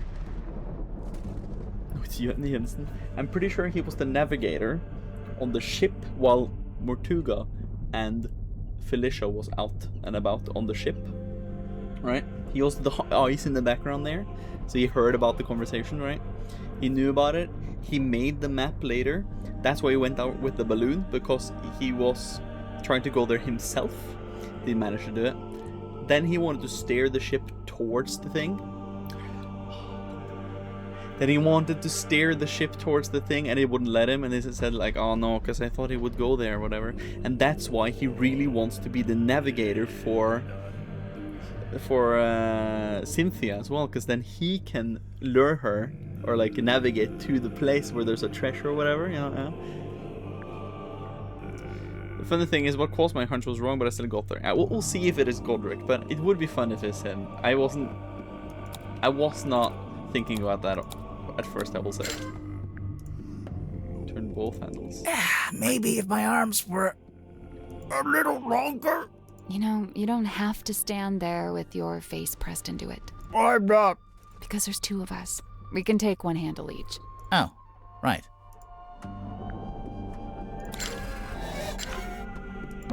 That little metal part isn't supposed to be there, huh? I wonder. Because Godric was the one who said something about that piece too, wasn't it? Small metal fragment that was lodged into the iron bell. That looks very familiar. That looks very familiar. Looks like this.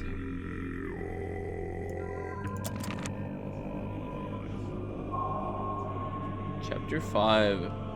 The unveiling of the Illusion Theater.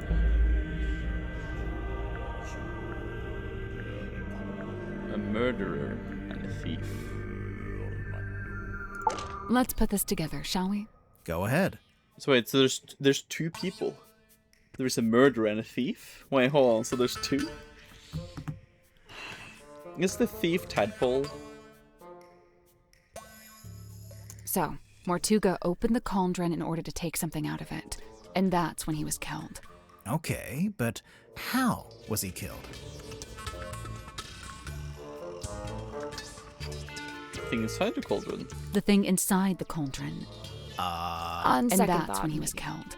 Okay, but how was he killed? By the stone cauldron? The stone cauldron. On second And thought, that's when he was killed. By the bed? Okay, but how was he killed? The iron bell. We know that the cauldron lid is unlocked by that screwdriver kind of thing on the iron bell.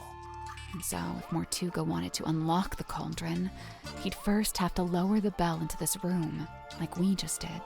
You know, we've actually got evidence for this. First-hand evidence, no less.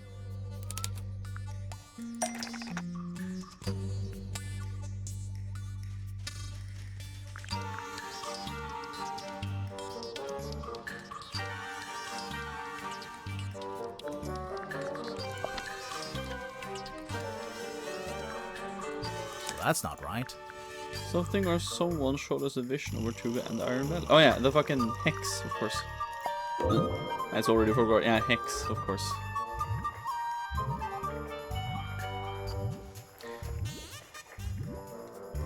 So that means Hex saw this from outside the window.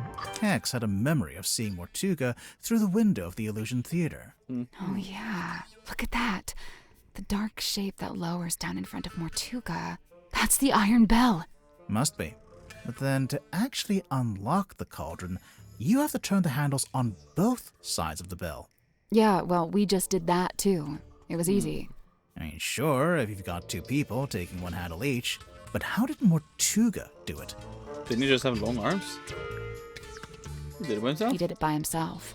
You think? I'm pretty sure, yeah. There's even a record of him trying to do this once before. Is there? What kind of record? Felicia Stonetop's diary. From their time on the Dearest Selena. Magnus put his arms around it to turn the things. He can just about reach, but I told him not to do it like that. Might not be safe, since we don't know exactly what'll happen. So I said we could do it together, one each. So Mortuga could do it by himself, but only just. Right, only just. In order to reach both sides, he had to place his body directly up against the bell, just like you were trying to do before I told you not to. And that's what got him killed? And that killed him?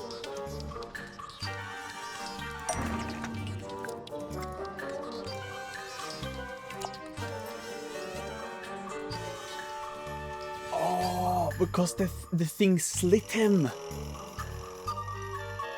on the way up. Yeah, because he was pressed against. So the murderer was the one who placed that, but then they knew that he was. Then they must have known that he can do that. His death was an accident. I wasn't expecting that. Either that fragment was deliberately placed by the murderer to think that it would kill him, or it was an actual accident, though. But it could be deliberate. But he hugged the thing to open it, and then it got slit on the way up. Or when he turned it, I guess, or when it opened? Yeah, something like that. The metal thing was wedged into the iron bell to kill Mortuga when it shot forward. When it shot forward? When it rotated around. A metal thing was wedged into the iron bell to kill Mortuga when it rotated around. Mortuga was cut straight across the neck when the upper section of the bell swung around. We saw how fast it goes, and it's really heavy. It must have a whole load of force behind it. The little metal thing, it's not actually part of the iron bell. Someone must have put it there. Yeah? Right, the culprit, presumably, knowing it would kill Mortuga if and when he tried to unlock the cauldron. Only it's, kind of small. Even if you did press up against the bell, I'm not sure it's long enough or sharp enough to cut you.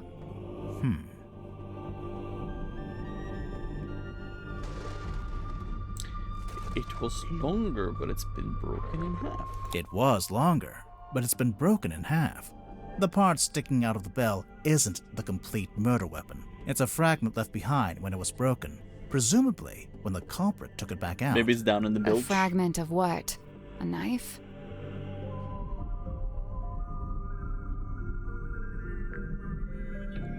I know what is going on, but I still instantly figured that out after Grimar tried opening it alone, and they said there was something stuck in it. Something that belonged to Mortuga.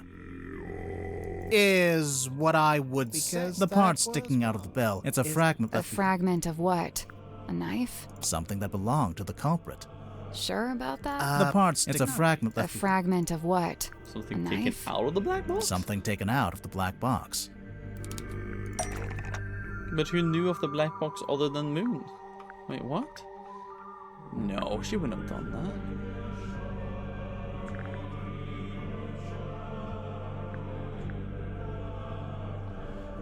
What was in the black box again? It was the scroll? The morning envelope?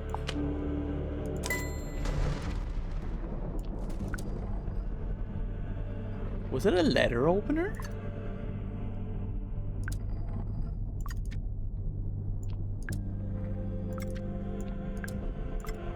This is the right clue, but we want a specific aspect of it. This is the right clue, but let's be... This is the correct clue, but... This is the correct clue. This is the right clue, but let's be... The imprint? I didn't even see that. I did not even see that imprint. So it's a part of a scissor or whatever. Okay, but where's the rest of the scissor right now? Did it fall down the drain into the bilge? The envelope's empty now, but there's an imprint of what was in there when Mortuga first opened the box. It's pretty clear. You can see exactly what shape it is. Okay, but what is it? And why was it in that envelope? Pair of scissors. A pair of scissors. Yeah, the envelope's empty. It's pretty clear. Okay, but what is it? And why was it in that envelope? A knife? A knife. Yeah, it's pretty okay, but what is it? Was it a necklace? And why A was necklace.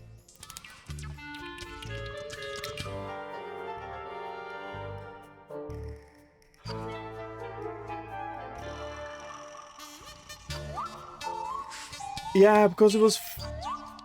Yeah, because it was Felicia's necklace, because it was a warning letter sent to her parents that she is dead, and that's the information he wanted. He wanted to know if she was dead or not, like guaranteed. That was what it was. So you got killed by Felicia's necklace, dude. That's fucking... That is fucking... That's sad, man. That's sad. That's actually sad. Picture of someone wearing the necklace. I guess it's this one then. Yeah, because it's shaped... Okay. We'll get to that later. What? Oh, okay. But we need the picture? You can slightly see it. I see. The necklace. It once belonged to Felicia Stonetop. She's wearing it in the painting. I'm pretty sure she is, anyway. I don't know. It doesn't show But the is it necklace very Godric? clearly. Is it Godric? It's half hidden in her dress. Is it Godric? Is it Godric? Here it is, as worn by Selena Stonetop, Felicia's mother, who presumably passed it down to her daughter. I'm assuming that's why it was eventually sent back to Silkworm, back to its original owner after Felicia died. So, the mourning envelope was sent to Fellow Manor, and then Selena, or Governor Fellow, or whoever, they put it in the black box. And then eventually Mariana comes along, finds the box, brings it onto the submarine, and hands it to Magnus Mortuga. Who then opens it while he's in the captain's cabin with the culprit.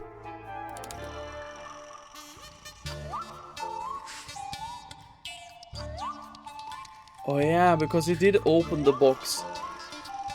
Yeah, of course, because he opened the box in the... Okay, so Mariana Moon is not the killer. That is for certain, because she was listening to it. Or she could have lied.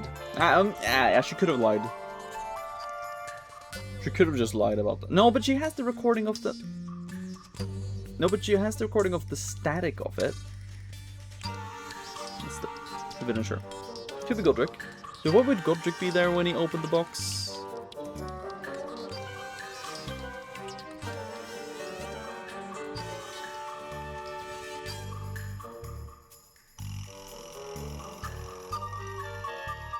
Mariana hadn't met Godric or Werman in the mess hall yet either. So Godric could have been there, seen it, gone back to his thing, gotten the stick up to just mess with the rod. How would she have been known about the possibility of a big hair? No, okay, that's fair, that's fair. Yeah, no, that's fair, that's fair. So it's not Mariana. It's not Mariana Moon. Could be Zephyr? I don't know. Because the audio.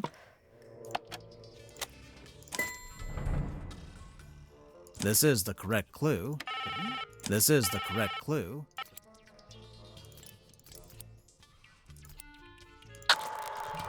I really don't know why you're here. Yeah, she has to be innocent. This doesn't concern you. Even if it does, it is wholly unrelated to our unfortunate voyage. It doesn't open that way. It slides out at the side. Let me do it. No, it is Godric. It is Godric because... You know, because Godric was on the he was the navigator on the ship him and Felicia was on. So of course he would bring him to look at them opening it. Because Felicia was also somebody he knew. And had a good relation with, I assume. No, it's Godric. Oh my god, the murderer is Godric, isn't it? Oh my god. There's something inside. Wait. What's this? But what happened next? Well, we know Mortuga didn't stay too long in the captain's cabin, since Mariana told us he came back into the control room. So, maybe Mortuga left the culprit in the cabin with a necklace? And that's when they could have wedged it into the side of the iron bell, so that if Mortuga attempted to unlock the cauldron by himself... It would be the last thing he ever did. Thief. There's something I don't understand. Well, something was inside. Mortuga opened the cauldron in order to take something out, and that's when he was killed. The thing inside, I think, was the mermaid mask itself, which was the mermaid's tongue mask thing, and then the little horn on top, you know, the little, you know, the little horn on top, which was the coral. Because if the coral was in there, and you know the whole thing has been shaking a lot, and you know they've moved about it and whatever, then the sharp thing must have like scratched it all over on the inside because it's just been moving it around, you know. So it could be that coral. Right. So why was the cauldron empty? The culprit stole the contents of the cauldron. The culprit stole the contents of the cauldron. That's the only way to explain it. But how did they get to it? How did they get to the cauldron? You mean because the room was locked? Well, not technically locked, but Mortuga turned the wheel to shut the bulkhead door from the inside. Yeah, and they said that it is quite heavy. So I assume there's a difference here. So I think it's either Zephyr. It's either Zephyr or Tadpole who stole the contents. I still don't know why Godric wanted to kill. Or is it the same person? I don't really know. And he shut it tight, probably as tight as he could. And by all accounts, he was pretty strong.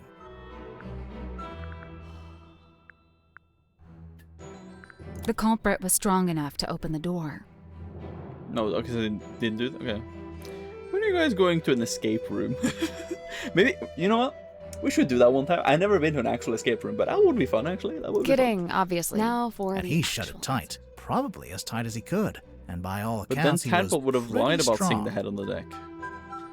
There is a hole in the roof, that is true, which wouldn't explain the ore. But it could be Zephyr, because somebody was up there with the mask. And that could have been Zephyr. But are we assuming that there are a murderer and a thief, or it's both at the same time? The culprit didn't need to use that door. They came in via the captain's cabin. You know, through the hole in the floor. Surely Mortuga would have made sure nobody could get into the captain's cabin. How?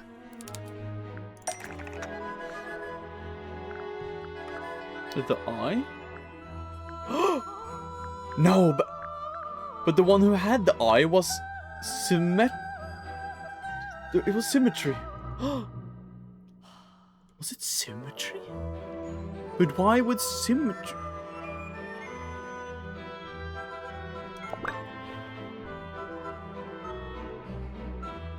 He had a key, he would have locked it. You think? Definitely, since he'd have rearranged it like we just did, moving the desk and the rug to reveal the hole. He wouldn't want anyone wandering in and seeing that. So the culprit would have needed the eyeball key. Mm-hmm. But how? I doubt Mortuga left it lying around. He probably took it with him.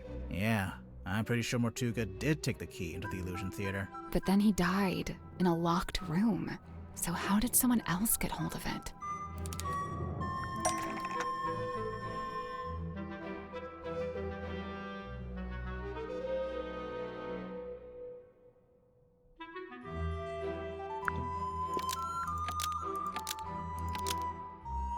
I went through the vent and landed in the air. I landed in the building. The eyeball key fell through the vent under the Trying to become a real boy. and landed in the bilge.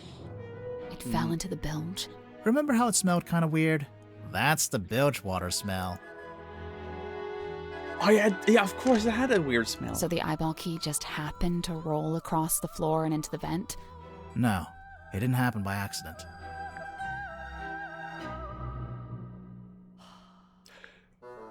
That was the till. Oh my god. This is set up so wonderfully. I love SFB games. I love SFB games. They tilted the submarine to make it. Oh my lord. This is the convoluted shit. This is so convoluted shit. Oh my lord. I love this shit. This is so good. I forgot about the tilt. I forgot about the tilt of the submarine. But now it makes sense. It just came into the story again. The culprit tilted the submarine. Oh my lord. How did the culprit tilt the submarine? By using the steering wheel. They could do the red one. The valve wheel. Making the submarine surface tilts the front end up and the back end down. They moved the whole submarine just for that? Yep. Did we, have any evidence for that? Aside from most of the suspects mentioning it in their statements. Oh yeah. Anything else? A phenomenon observed at the crime scene. Clue found in the control room. Clue found at the crime scene.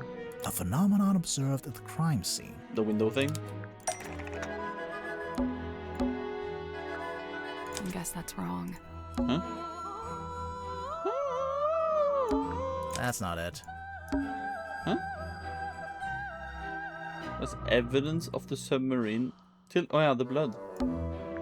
Mortuga's blood. Pulled out first, but then started running down towards the bilge vent. Anything else? Evidence that the submarine was surfaced shortly after the murder. A clue found in the control room. That it surfaced. Captain's log? Huh?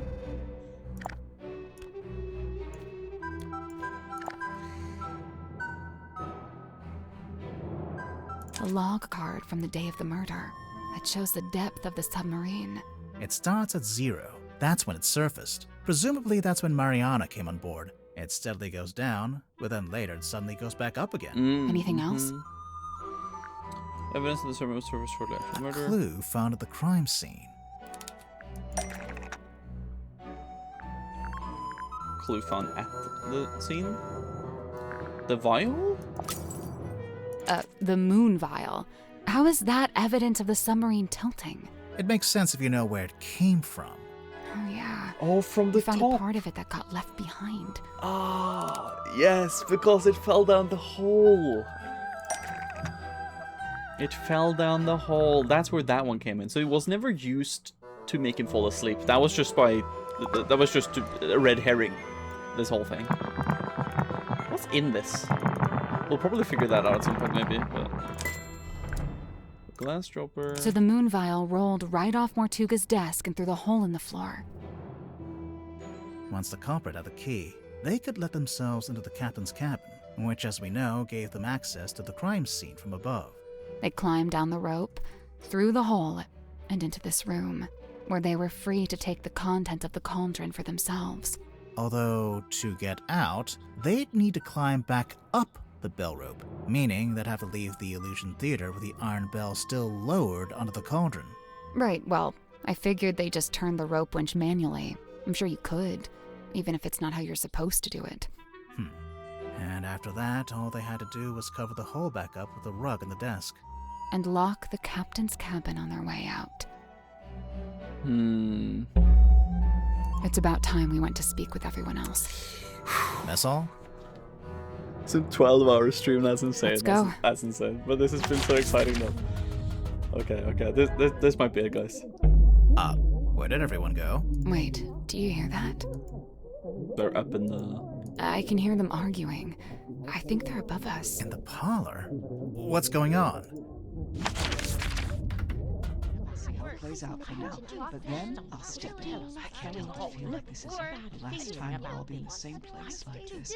Could be a good thing. Look, I know this isn't ideal, but this is just how it needs to be until we can... Cynthia, you have visitors? Hi. Hey. We're back. What's going on? Cynthia's decided to lock us in. I've just locked the foredeck access, just for the time being. How come?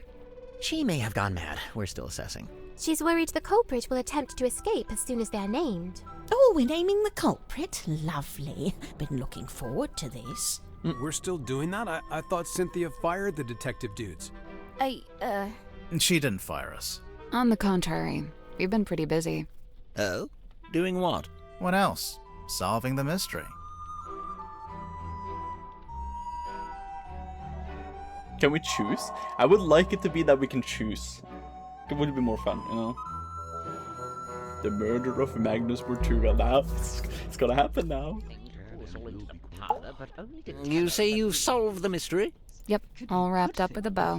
Impressive. What now? Dramatically point at the culprit? Ha-ha, it's you, etc. He sounded like PC when he said that. That's not normally our standard protocol, no? Maybe it should be. Sounds fun. You know, we really do have the perfect setting for this. In terms of literary tradition, Played clearly with you. You'd guess wrong. No. The parlor? It's textbook. Oh man, I thought you guys were like gone. It's only been an hour. I'm not sure Dirk's developed object permanence yet. Hey, I don't know what that means, but I'm gonna assume you're being rude. Nothing happens to make it worse. I can't say I like being locked inside the submarine. You feel like you might want to try to escape? No more than usual. You couldn't escape even if the foredeck hatch was open. We're floating in the middle of the ocean. Ah, but what if I've chartered a rescue helicopter? Have you? No, but what if? I know thy task is grave, but use a gentle hand, for we are frail and fragile souls. Fine. No promises. Who is it? How? Why? We'll get to it. What's the holdup? We're all here, aren't we? You have been inside my cabinet of curiosity. How does he know? How does he know? How did you know? The guilt is written on your face. You refuse to meet my eye. Surely the captain should be allowed to give out orders. I've got everything under control. That's exactly what people say when they don't have everything under control. So, what are we looking at? Do you have the murder weapon? No. Kinda? Right. Kinda. Cynthia, maybe you should have fired them. No, look. Listen to me. Mortuga was killed by the mechanism of the iron bell. It lowers into the cauldron and they fit together. It's a big mechanical lock. Right. And there's this little metal thing wedged in the side. It's not part of the iron bell itself, but it was placed. They got in and out without ever opening or closing the bulkhead door. So, the murder weapon... It's a necklace? Felicia Stonetop's necklace. And it's still missing? Right. Apart from a small fragment that snapped off and was left in the iron bell. And Mortuga was killed because he tried to take something out of the cauldron? Take what out of the cauldron? It can only really be one thing. The one thing that all of this has been about. The mermaid's tongue. The mermaid's tongue.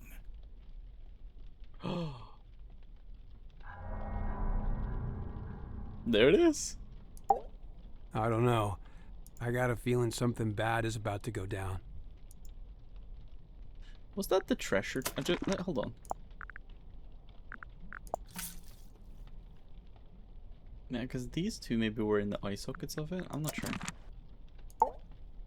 I thought I knew all about Mortuga, but this mask thing? I don't know. I feel like maybe I missed the memo. Why was it in the cabinet? What do you mean? Why the mask was in his cabinet? Ah, but he said so in his statement very early in the game when he talked about the night of the murder. He said that he met was it Cynthia? No, he met. Yeah, he met Tadpole, knew that she was gone, and then he hurried down to her chamber and took it from there because he figured that she took it for some reason, and then he took it to his thing. Yes.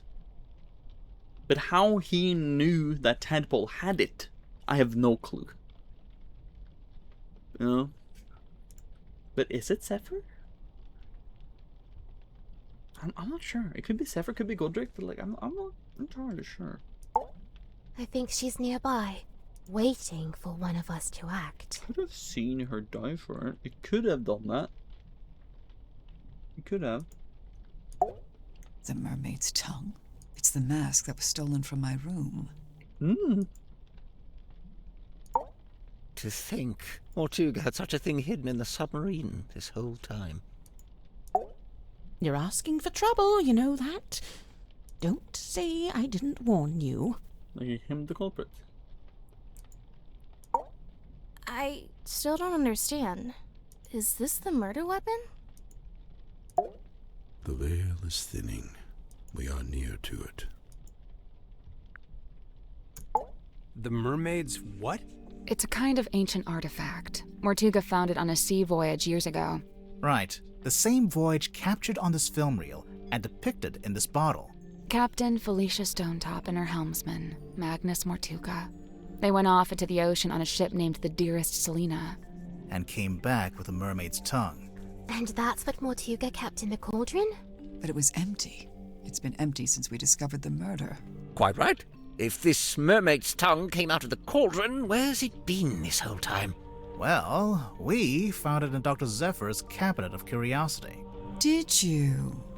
Fascinating. But what is it? What does it do? What does it do? So what the mermaid's tongue does? I mean, I guess we have it from the this.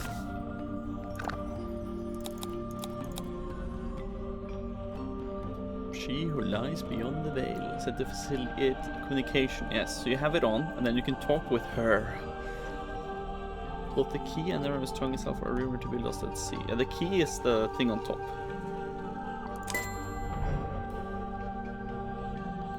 The mermaid's tongue, said to facilitate communication with she who lies beyond the veil. Requires a special key The gems to operate. for the ice in the pink. Huh. A key? What kind of key? Wait, facilitate communication? What does that actually mean? It's a translator. When worn over one's head, the mermaid's tongue allows you to commune with the mermaid. Thus the name tongue, referring not to an appendage, but to the language spoken by the mermaid. How nice. Anyone gonna tell me who the mermaid is, or...? Her. So there's a painting, painted by Selena Stonetop, we think. And a photograph taken with the submarine's underwater imaging system. And, why would you need a translator to talk to her? She's not local, or what? She speaks a language none of us could understand. It is said that attempting to commune with her without harnessing the mermaid's tongue would drive one mad. But how does it work? Nobody knows. Nice. Convenient. It's a whale, isn't it? And priceless artifact. Oh, it's powerful. Could be a all whale. right. Look what it's doing to all of you. I don't know, guys. I'm not sure if I'm buying into this thing. Kind of just looks like some grody old leather mask. That's because it's a fake. That's incomplete. That's because it's not complete. How do you know? So this image here, it's a photograph of a drawing. A cropped photograph, too. The good news is, we've got the real thing.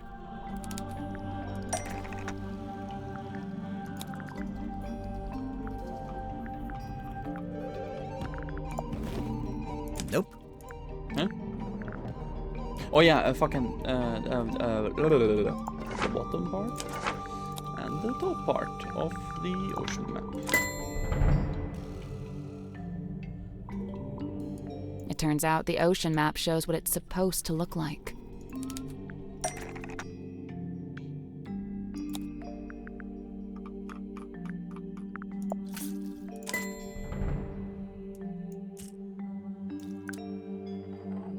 The gemstones and then the coral.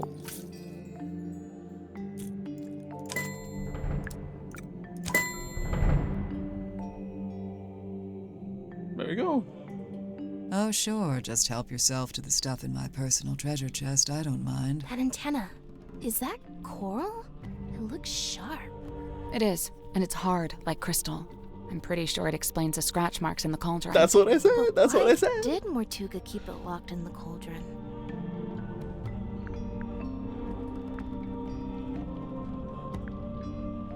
Because direct sunlight would have destroyed it.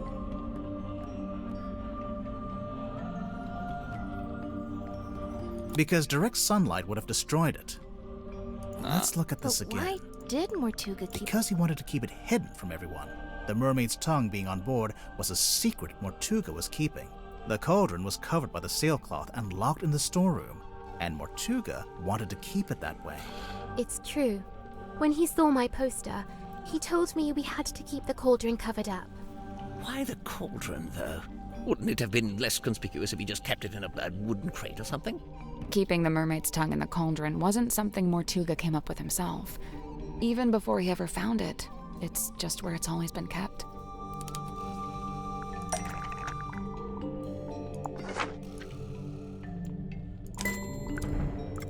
There it is. See? In the cauldron, beneath the iron bell, beneath the wooden buoy. But that was a long time ago. How do you know the mermaid's tongue was still in the cauldron at the time of the murder? Well, Tadpole told us about someone she saw on the aft deck shortly after the murder. She described it as a demon, with a single horn and glowing eyes. Yeah, and that was most likely the culprit wearing the mask, who then wanted to try to communicate with the creature, which I think is Godric still. The culprit wearing the mermaid's tongue. Right. We figured they'd just taken it from the cauldron after killing Mortuga. So the culprit knew about the mermaid's tongue, knew what it was, knew how to use it. It is Godric, because he was there. Definitely. But Mortuga never really told us about any of this. How did the culprit know about it? Because they were the creator of it, because they forced Mortuga to tell him about it, because they were the third person on the Dearest Selena voyage. Because he was there. Because they were the third person on the Dearest Selena voyage. It is Godric. It is Godric. It is him. I don't know. I got a feeling something bad is about to go. I think she's waiting for one of us to act. The third person? Mm-hmm. In addition to we are right, Mortuga Martina. and Right. Felicia Stonetop, I assume. Right. It was a crew of 3, not 2. And what evidence have you collected to support this? Evidence? Let's see. Mortuga's film reel.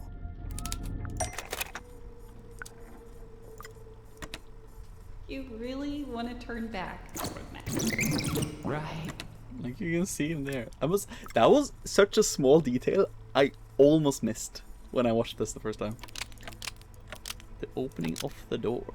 Someone other than Mortuga and Felicia on board the ship. Oh yeah, look at that. Spooky. Let's see. The audio recording of Mortuga opening the black box. What recording is this? I really don't know why you're here. This doesn't concern you. Even if it does, it is wholly unrelated to our unfortunate voyage.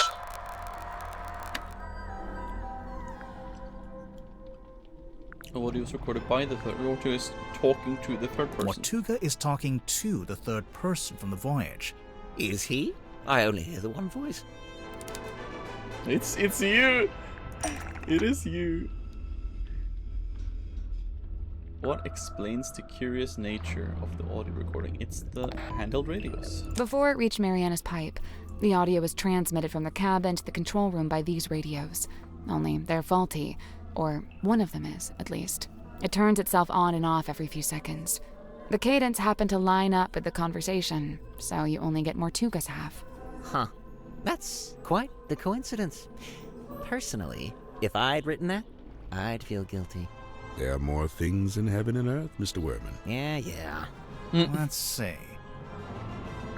The ship in a bottle.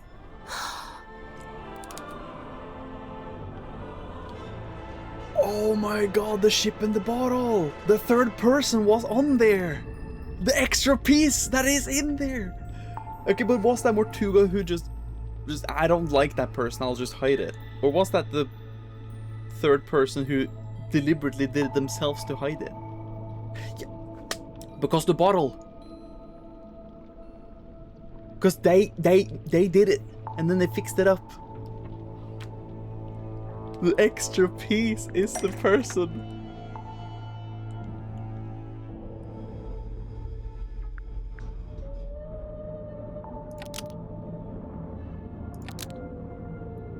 The ship in a bottle rattles when you shake it because a model of someone else is hidden inside the ship. The ship in a bottle rattles when you shake it because a model of someone else is hidden inside the ship. Oh my god. I knew there was something in there.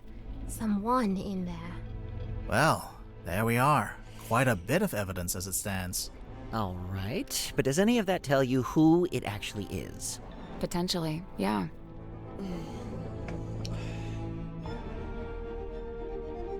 One of these could lead us to an extra person.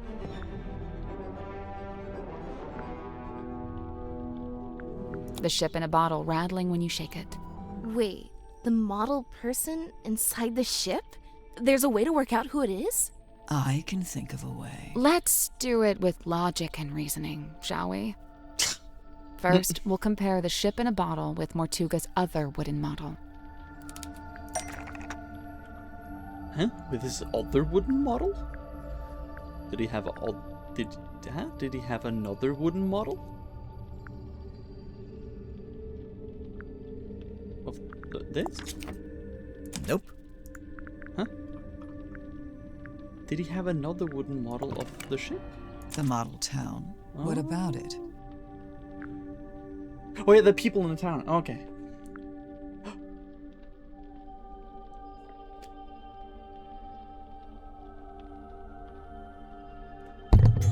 Oh, of course! Why didn't we think about that? Yeah, because his model isn't there. Because his and Felicia's aren't there. But Godric's shop is there, but he isn't there. The people who aren't in the town. What do you mean? Mortuga and Felicia aren't in the town because they're on the ship. Selena too, I suppose, since she's the figurehead. I don't think they're who she's talking about. It's important to remember that the model town is specific to Mortuga's life.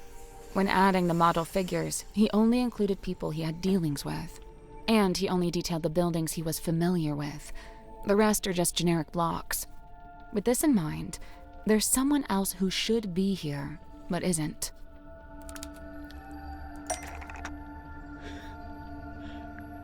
Godric Grip. You son of a bitch. It was you all along. Mortuga made a detailed model of Grip's shop. It's not a generic cube like everything else, which means there should be a model of Grip himself. But it's not there. But why would Mortuga include Grip in his model town?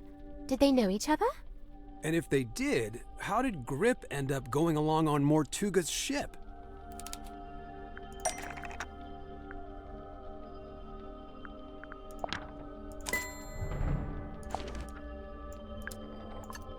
There's a sticker on the back of the map.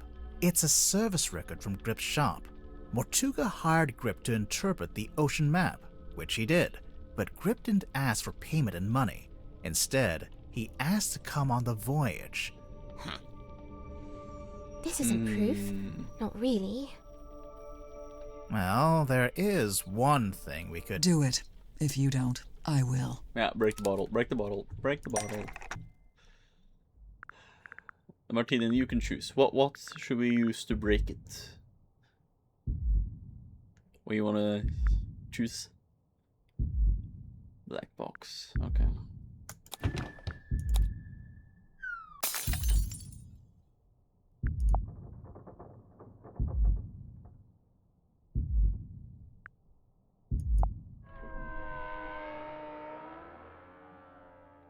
There he is. Godric Grip himself. Mr. Grip being on that ship isn't actually evidence that he murdered Mortuga. What about the murder weapon? What happened to it? Right. Nor is this evidence that he used the mermaid's tongue. Wouldn't he have needed that special key?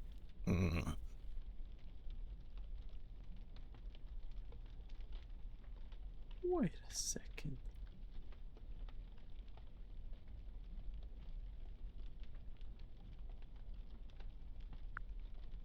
Grip still has both the murder weapon and the key. Does he? Oh, it's been Cornelius Kane all along, under the hat. That's not it. No, okay, damn it. Where is it? He had it sitting in the engine room for all.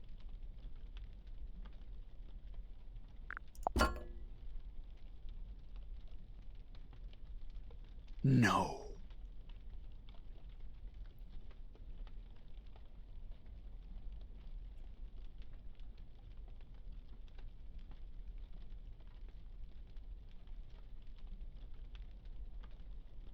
Oh my... It's been there all along. It's been in plain sight this whole time. It's right there.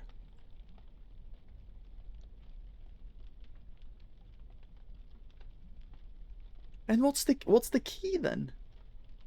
I'm still a bit unsure of what the key is to the mermaid mask, but the necklace key needle. Wait, is both the murder weapon and the key? Is it the key as well? But does that mean that the stone tops made the mermaid mask?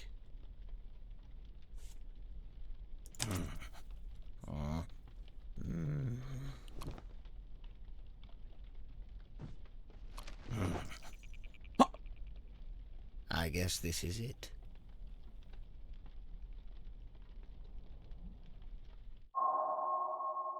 Chapter 7. The Wayward Navigator. Yes, because...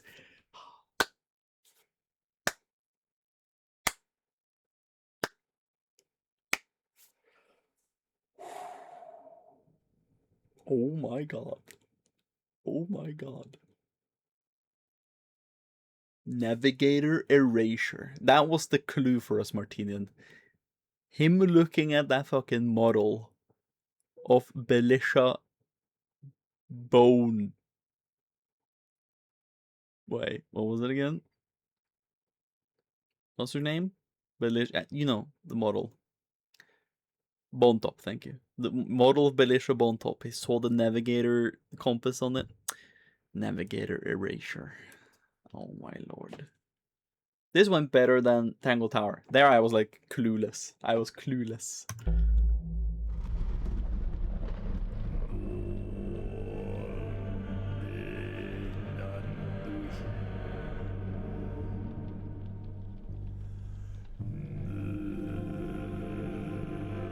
What sussed me out was his cane.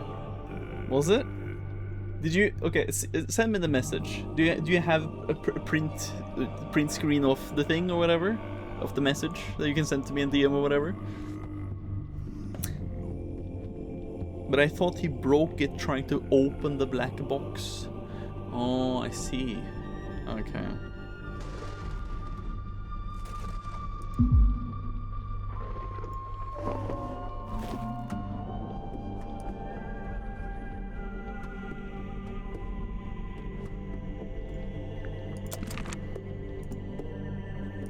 It's grip. You said that 3 hours ago? Okay. That's screenshot of me locking in at 5 AM. Yeah, no, that's fair. Fascinating, but not wholly unexpected. Oh no? You had it sussed out? To a certain extent. You could have told us. Saved us some time. And what if I'd been wrong? So the one who was touring Moon around was the culprit. Oh my god, that's the perfect thing. Remember? Oh my god. Martinian, it makes so much sense. It makes so much sense, Martinian. Because remember what I said? I said that I can't be Moon, can't be Grip. They weren't in the room. Because they were under it, hearing it, you know? But of course the murder weapon was... And the... Oh my god. So then when Moon left, he then quickly went up to the control room to tilt the ship. And then he went down, grabbed the key, went up again, and then... Oh my god, it's... His countenance shifted. The mask dropped, and truth stands bare revealed. He looks terrified. You get 10 minutes. Then it's my turn. What are you going to do? Actually, it might be better if you don't answer that. He stands exposed at last, and witnessed by no less than a full court of his peers. Yeah, well, we kind of backed him into a corner. Literally. I wonder, is it bravery or surrender? Accepting that your world will render. Nothing. This guy's not my favorite character again. Well, fair. What do we do? What do I do? Should I put him in the brig? As a brig? I was thinking maybe we could use one of the bunk rooms. We could lock it from the outside. Let's cross that brig when we come to it. Sally! Sorry. Ah, the villain reveals himself. Another classic literary trope. I'm almost peeing myself. Am I allowed to just quickly go and take a piss? I know this is very, very interesting, but I'm literally pissing my penis off. Yeah, take the 13. I really have to piss. I've been drinking around 2.5 to 3 liters of liquid throughout like the last 8+ hours, and I haven't peed since.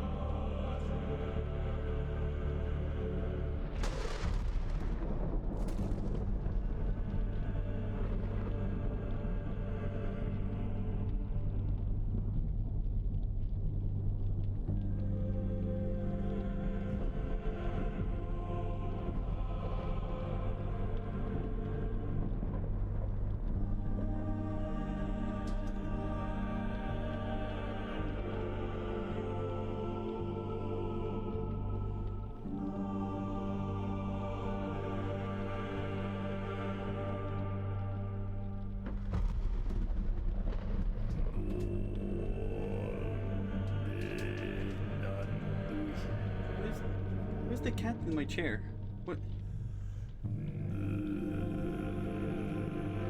Hello? Why are you in my chair? Okay then. I guess I'll stream standing.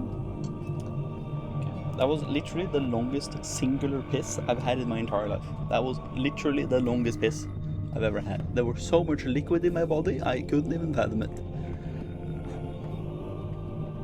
You good? Can you not clean your asshole on my chair? Okay. She's being very rude, guys. Bro be pissing. Okay, where was we? Yes? Let me guess. He's about to monologue about why he did it. I'd be disappointed if he didn't. What happens now? We call the cops or what? With what? Well, the cell phone... Oh, yeah, no signal, huh?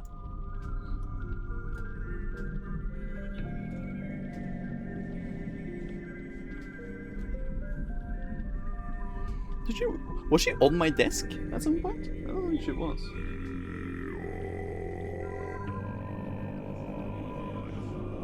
Or maybe she was. I think she has been on my desk, you naughty cat. You've been here, haven't you? Anyway.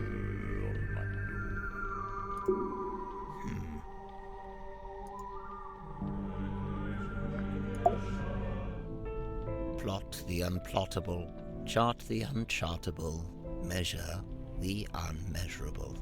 A hollow promise, such feats belong not to mortal hands.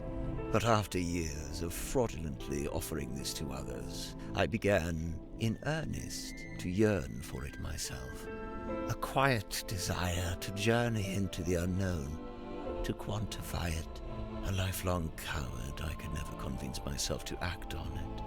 I tell myself as an excuse that I never had any kind of opportunity to act on it. Until one day, I did.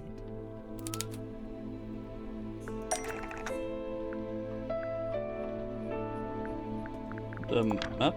Mortuga sought me out, sought out my services. Not because we were friends, but simply because I was the one with the skills to interpret that inscrutable map of his. Sensing an opportunity at long last, I refused financial payment for the work. Instead, I asked to be brought along on the ensuing voyage. Mortuga was surprised by the request, but he ultimately agreed to my terms. Such was his desire to interpret the map. The work was done, and so we went. Despite my bold intentions, I mostly found myself sheltering within Felicia's cabin during the voyage.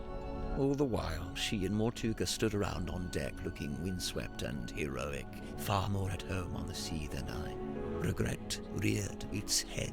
Regret over inviting myself into their world. From within the cabin, I sat and listened to their conversation. Felicia was telling Mortuga what they were looking for, what they were hoping to find. The mask.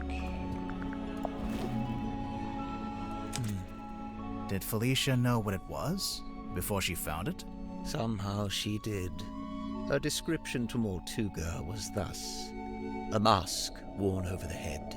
It facilitates communication with an ancient being of eternal mystery. That's really how she worded it? With the right contraption in your pocket, even the great unknown may be quantified and calculated. And here it was. Not a map, not a compass, but a communication device. A translator. Besides knowing what it was, Felicia also knew how to find it. How its location in the ocean would be marked with a wooden buoy that glows with green light. We waited. Night fell. But before long we were indeed signaled by this very light, and the buoy was sighted. Mortuga hauled it up, pulled it all up, right onto the deck. It was heavy, but he was strong.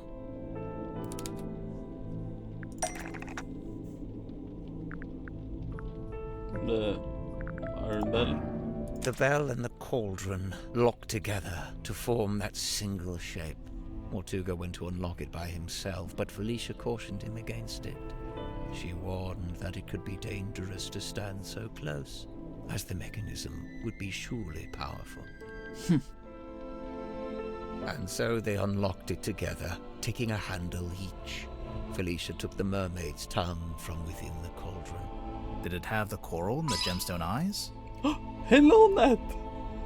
Why are you awake now? What the hell? It's only like 11:30 p.m. for you. Why are you up this late? Come on. Silly. You didn't redeem it till now, Martina? Damn it. Yes, they were attached.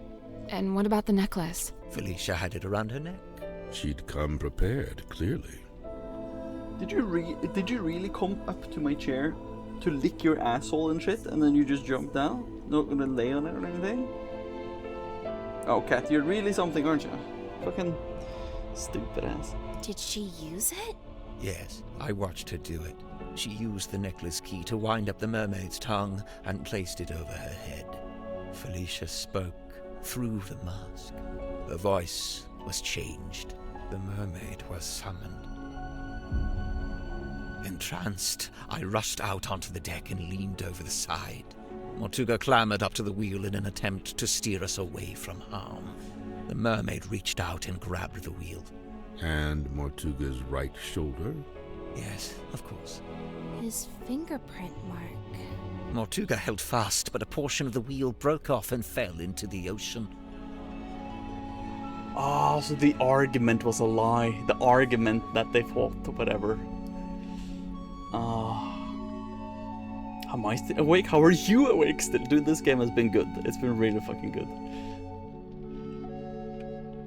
It's good game. It's a very good game. With her other hand, the mermaid grabbed the mast, almost snapping it in two. The ship buckled and I was thrown off the side into the ocean. I was underwater, but I was held in place by a hand, her hand. She was speaking to me, but it was a language I could not understand. I wanted so much to understand. Sensing the disconnect, she let go. A moment passed, a lifetime.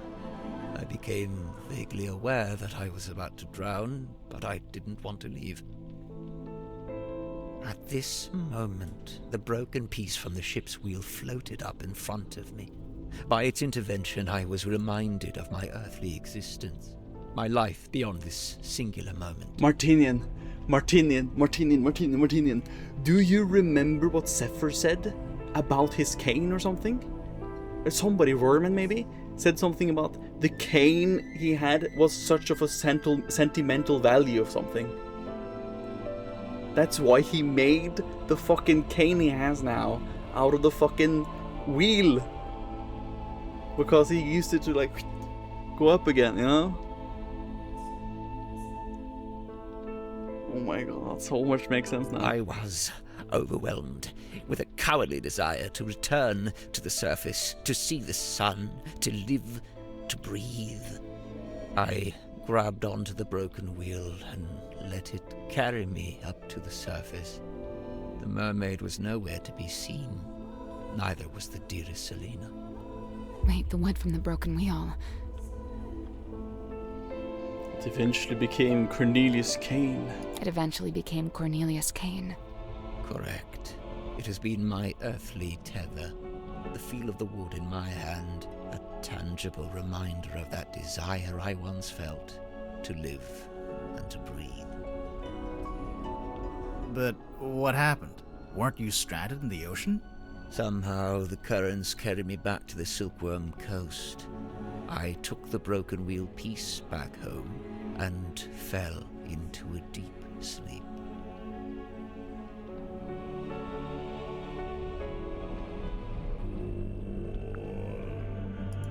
After I awoke, I went looking for Felicia. Not Mortuga. No, Felicia.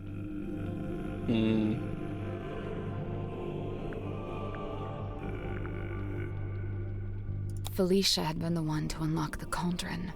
I'm not so sure about Let's think not about this again. No, Felicia. Felicia had been the one wearing the mermaid's tongue. Correct. Given what I knew of its function, I surmise she may have understood what the mermaid had said to me. I went to the Stone Top Inn, but Felicia was not there. I searched through the empty building until I came to Mortuga's room. I was encouraged to see that he had at least retained the wooden boy and the iron bell. Mortuga was in his bed, asleep. He looked ill, weak. I woke him up. I asked him about the mermaid's tongue. What had happened to it? Where was it? At first, Mortuga said nothing. He merely looked at me. He told me that he and Felicia had locked it away in the cauldron and thrown it back into the ocean. He said they'd kept the wooden buoy so that nobody else would ever be able to find it, and they'd kept the iron bell so that even if someone was to come across the cauldron, they wouldn't be able to unlock it. I was horrified to learn this. My only chance of summoning and communicating with the mermaid lost beneath the waves. Or so I thought. Did you ask about the necklace key? Mortuga hadn't mentioned it, and I did not ask about it. At that time, I simply assumed it had been left in the mouth of the mermaid's tongue and thus would be in the cauldron. I demanded that we take the dearest Selena back out on a second voyage to recover the sunken cauldron. Mortuga said it was impossible. For one, the dearest Selena couldn't recover it from the bottom of the ocean if it was not attached to the buoy. And secondly, Felicia had decommissioned the ship and it was being taken apart at the shipyard. In explanation, Mortuga handed me a folded piece of parchment. It had inscribed a note from Felicia. She was to be leaving town immediately. She did not say where she was going. Mortuga told me he had slept through Felicia's parting visit. He was distraught over it, heartbroken. With a desperate look, he asked me if Felicia had also come to visit me on her way out of town. I told him yes, she had. Mortuga's eyes opened wide. Did she say where she was going? I must know. I have to know. I told him yes. Yes, she told me where she was going, and she'd given me the address. His eyes widened further. Give it to me. I need to know. I'll go after her. I told him I would, in exchange for the mermaid's tongue. Mortuga told me again how it was impossible. There's no way. It's lost. You need to let it go. I didn't want to hear it. I left the inn still clutching the deeds. I went down to the shipyard and spoke with Donovan Drummond. He had begun taking apart the dearest Selena. I inquired about purchasing Drummond's unused submarine, the Seafoam submarine. He told me he would be willing to part with it, but it had never been finished. In order for it to be seaworthy, it would need several new parts that would take a long time to build. However, I was determined to find a solution.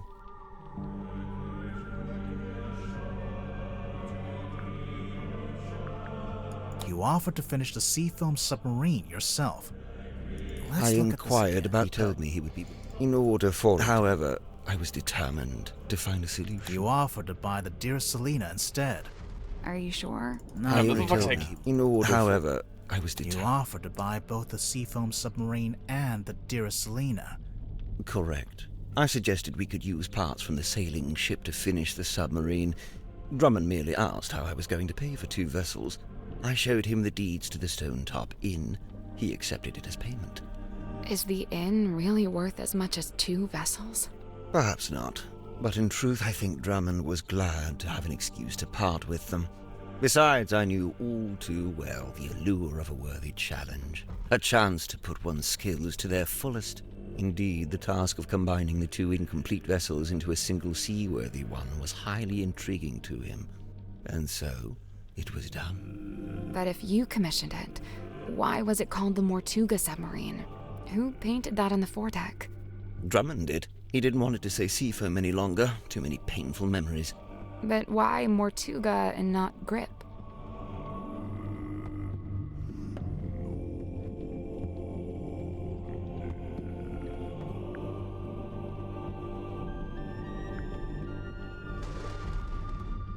Because Grip told Drummond his name was Mortuga.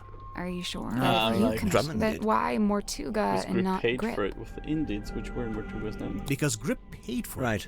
Drummond assumed I was merely acting as intermediary for Mortuga, the true buyer. Okay. Did you tell Mortuga what you'd done? I told him of my intention to return to the ocean in a submarine I was having constructed. He wasn't happy about it, but the submarine took months to complete. That was enough time to convince him to come with me and help search for the mermaid's tongue. He only came with you because you were pretending to know where Felicia had gone, and you were withholding it from him. Correct. What were you going to do if and when Mortuga realized you'd been lying to him? It was worth the risk.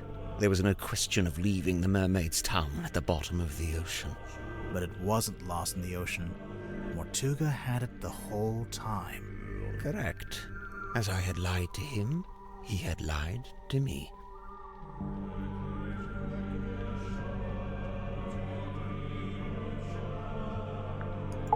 Mortuga smuggled the mermaid's tongue onto the submarine before we left.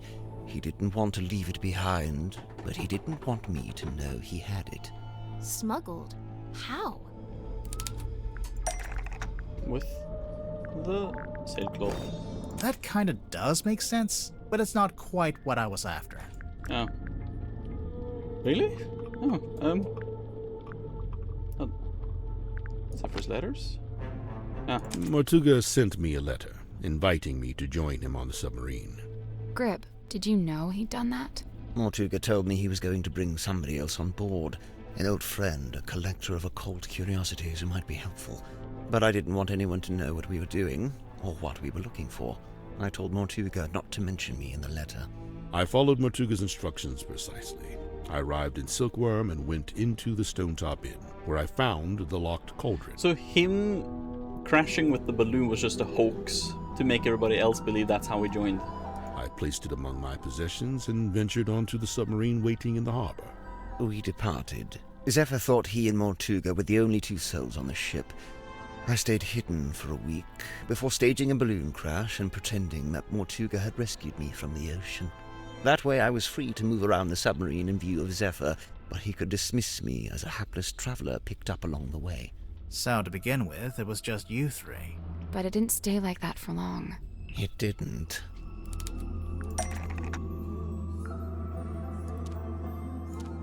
Commission a submarine as a way to search for the mercy. Was invited to work alongside Joseph from Doom.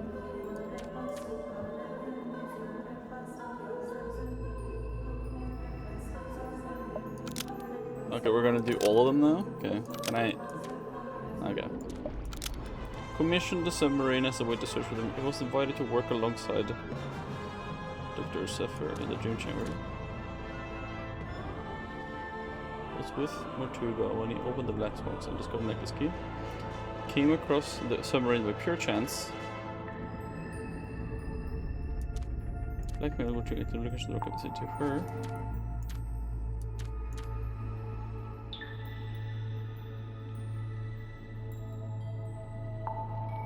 Came across the submarine by pure chance. Where the magic activity prepared to make him miserable.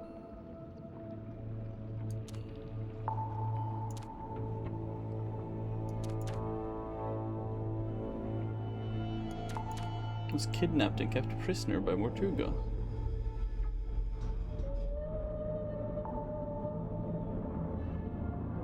Came across the submarine perchance, stole the mermaid's tongue from the airlock and put it in his cabinet.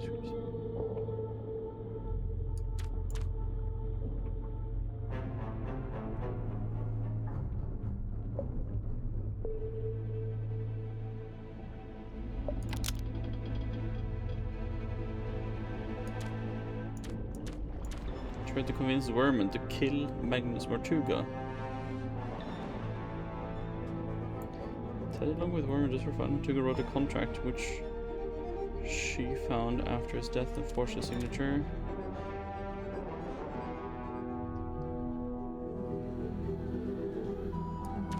Sought out the submarine to reclaim ownership of it. Tried to convince Worman. Brought the black box, considered using Mortuga's death as a storyline for his next book, tried to convince Worman to kill Magnus Mortuga. Brought the black box onto the submarine and gave it to Mortuga. Nope.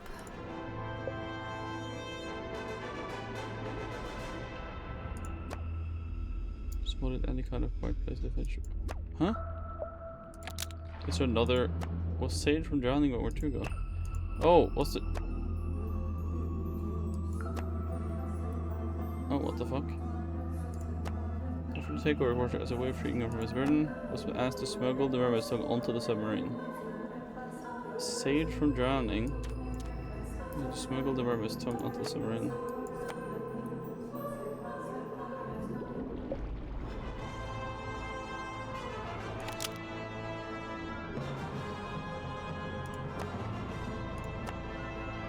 I was like, that didn't seem right, but yeah, you can flip them.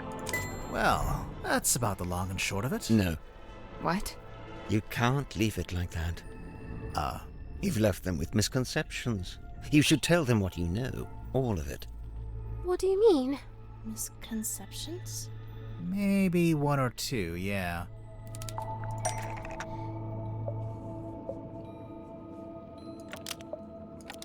Confirm with Tadpole. Even though he did wish to leave the submarine, Mortuga could not accept Tadpole's offer to give up his captaincy to her. Before Mortuga could leave the submarine, he needed contribute to the location of Felicia Stonetop.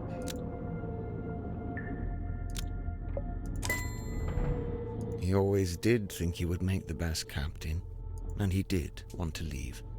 But he couldn't. Not without the information he so desired. Not just that. Since it turned out he had the mermaid's tongue on board the entire time, I don't think he wanted to leave me on the submarine with it. He didn't want me anywhere near it. He was trying to protect you. I'm aware. Okay. Cynthia became captain because of the submarine blueprint, the captain's log, the command contract. Became captain because of the command contract, but it has another page that we discovered inside the message in the bottle. While it's true that Mortuga did decide to create the command contract after Cynthia showed him the indeeds, the contract was never intended for Cynthia. So, who was it for? Me. Oh my god.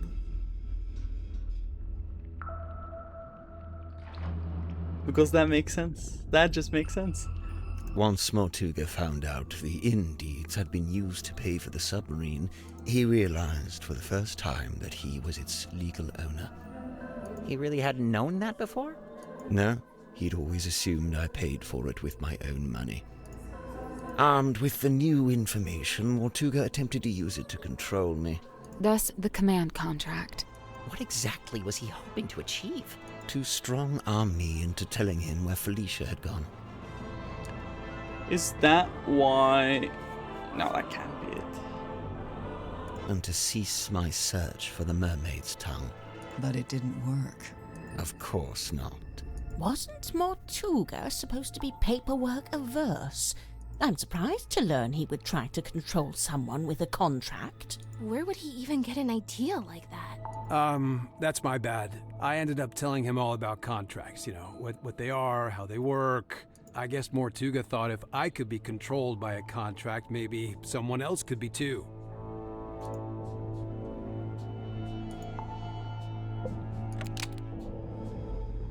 Werman was lured onto the submarine by the handwritten letter, but it wasn't actually by who it claimed to be from.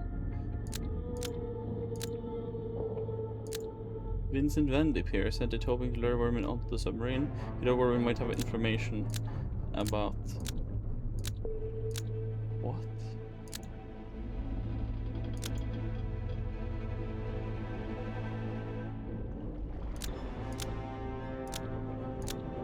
Wait, was it his dad? Wait, what? Werman was lured onto the submarine by the handwritten letter, but it wasn't actually by who it claimed to be from. Damien Dusk sent it, hoping to lure Werman onto the submarine. He'd hoped Werman might have information about Felicia Stonetop because Werman's father had been acquainted with her. I don't think that's right. Okay.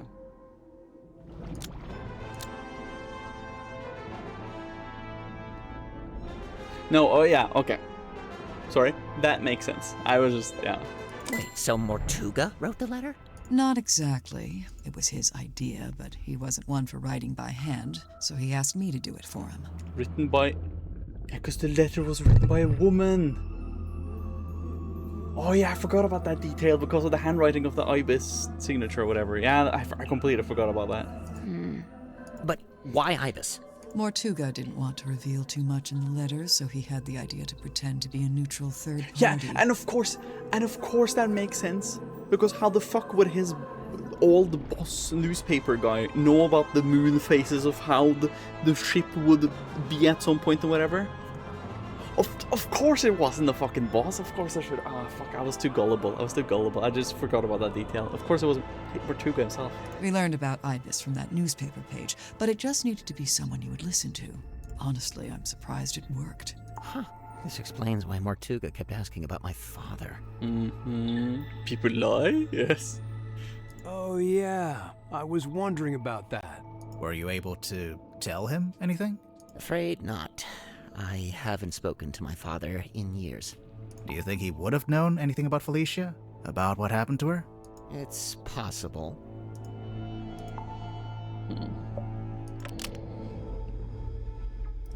Watching Symmetry perform the stargazing girl did not make Mortuga miserable. He was already miserable because he had just found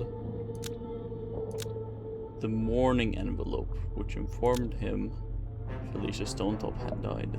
See? I told you. You didn't make him sad. He just learned about the death of his beloved friend. What I did, it was... You didn't know. Symmetry, let it go. Your anguish. That goes for all of you. Mortuga's actions, his decisions, all motivated by that same singular desire. It was all in effort to locate Felicia Stonetop. Her. Likewise, it transpires that Godric's actions were also motivated by a singular desire. To commune with the mermaid. Her. And when they opened the black box and found the mourning envelope, found the necklace key, it all came to an end. Well, what are you waiting for? Go ahead, open it. Godric, I really don't know why you're here. This doesn't concern you. Oh, but it does. I'm to believe the box may contain information on Captain Stonetop. Even if it does, it is wholly unrelated to our unfortunate voyage. I'll be the judge of that. There could be anything in that. Listen. I prefer you not to shake it like that. Besides, it doesn't open that way. It slides out at the side.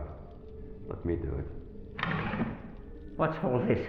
A scroll? An envelope? There's something inside. Wait. What's this? We both know what that is. That's Felicia Stonetop's necklace, isn't it? Isn't it?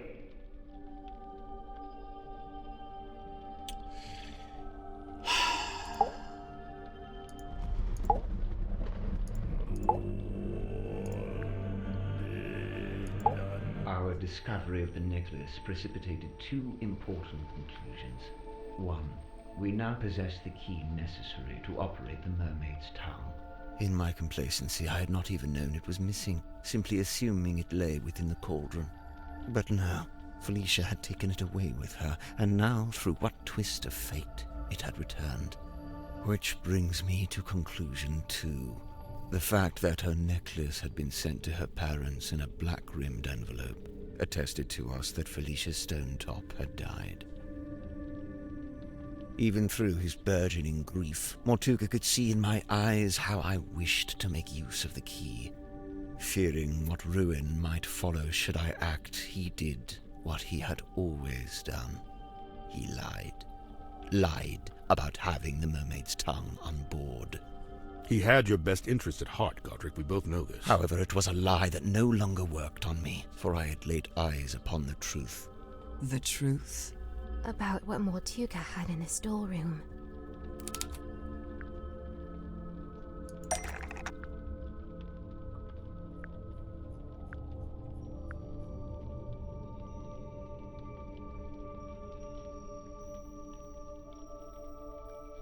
Tablecloth?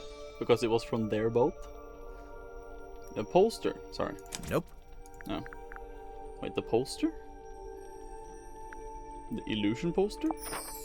Correct. I had seen Symmetry's drawing of the cauldron. He asked me to change it. I was going to change it. Of course, yeah, because he saw that beforehand. Yeah, of course. I blurted it. I didn't. That's fine. That's fine. I would have probably figured it out regardless. But yeah, no, that makes sense. That's where you had seen it. So now you had everything you needed. The key, the bell, and the mermaid's tongue itself, albeit locked in the cauldron. On that note, I had also surmised Mortuga's reason for rigging the iron bell onto a winch above his desk. I concluded that he had set it up this way so that he could unlock the cauldron and access its contents himself. You think he wanted to use the mermaid's tongue? You'd like to suggest Mortuga would be immune from such things, hmm? I concede it may have been an alluring prospect, but actually choosing to act, it displays a dangerous hubris. Well, maybe he just wanted to be able to get to it, but not actually use it, you know? Grip, did you actually accuse Mortuga of wanting to open the cauldron? Of wanting to use the mermaid's tongue? I did, and he flatly denied it, which caused an argument. Truth be told, we were both sick of each other. The last vestiges of our mutual decorum fell away. He attempted to shut me down with cold logic, insisting that it was not possible for one man to simultaneously turn both dials on the iron bell. What is the captain? Wait, is that true?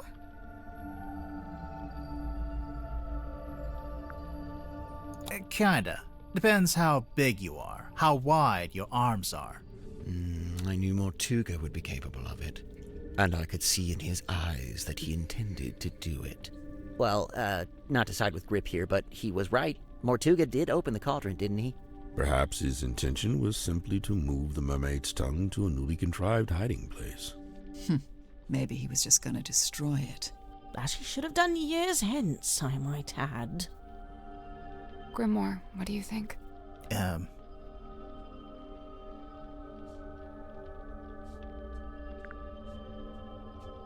think he wanted to destroy the mermaid's tongue. Whatever the reason, I knew it was only a matter of time. And what's more, following our discussion about the mechanism of the iron bell, I understood the specific physicality of the task ahead of him. Physicality? In order to reach both dials, Mortuga would need to hold his body close against the iron bell. His head, his neck, would be right up against the mechanism. Overcome with frustration and grief, Mortuga had left the room. He had left me with the necklace key. I felt it in my hand, the metal cold and sharp. I climbed up onto the desk and wedged it into the iron bell around the back so that it would not be seen. At least, not until the mechanism activated. You're a murderer. Call me what you will. To me, it was merely insurance against continued deception and greed on Mortuga's part.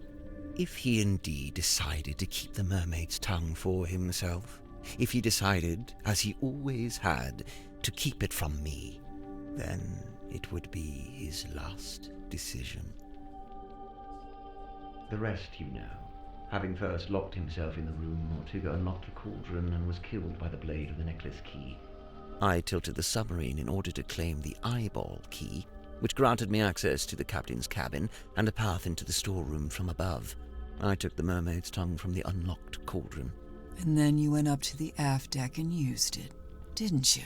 I tried to, but you stopped me. You're welcome. Tadpole then dove into the ocean and collected the pieces. Including the coral and the gemstone eyes, which she kept for herself. Yeah. As for the mask itself, I just left it in my room. And I took it when I later visited the room to collect hex from the dome tank. Wow, you're admitting it, huh? Okay. Yeah, because I was thinking, why would he go there? But of course he collected hex, but also found that. I was like, oh my god, it's the thing, it's the mermaid mask. I admit I moved it to a more secure location, ultimately a wise decision, wouldn't you say? Except, it's not there anymore, is it? It's right here. Oh. It's dark! Ah, of course. Grip turned off the lights. Yeah. Someone grab him! It's too late. He's gone up. The mermaid's tongue, it's gone! He took it! He must have. He can't have gone up to the foredeck. It's still locked. But he could have gone to the F deck. What about the aft deck?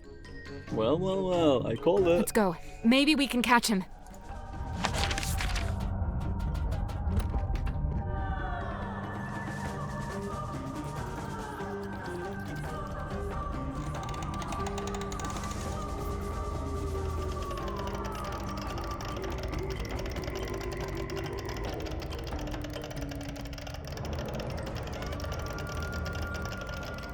No, did I stay too late to catch a vet stream early? No, you didn't. No, it's the opposite. It's the complete opposite, Cree. It's the complete opposite. 13-hour stream, Cree.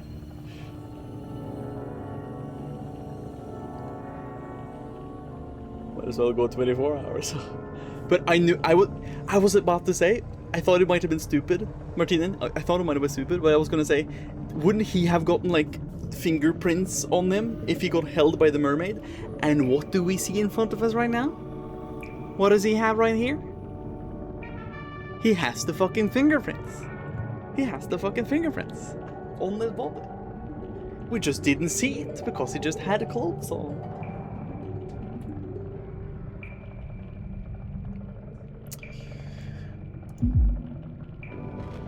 He's wearing it. Are we too late?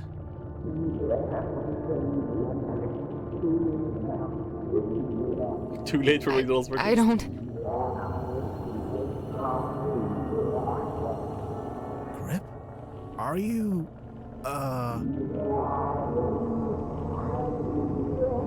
What? No, just stop him. Just wait. Where's he going? Oh, for fuck's sake, just stop him. Oh. It's the compass. He fixed it.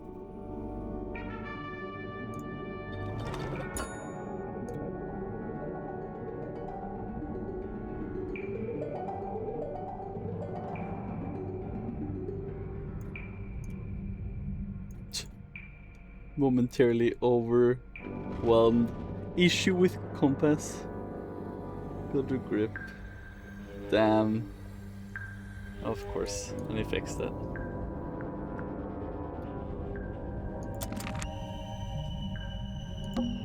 What's he gonna do? Should we... He's locked the door. Can you see him through the window?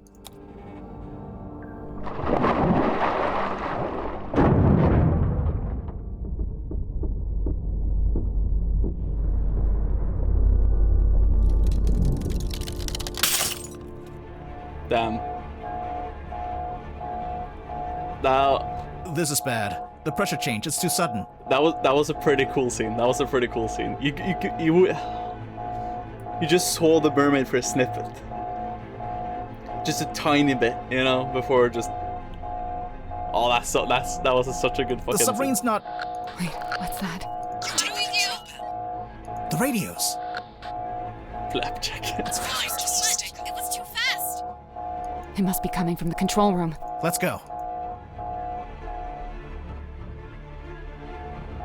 We're being held down. We need to resurface. The submarine can't take it. The controls are going crazy. Wait. No.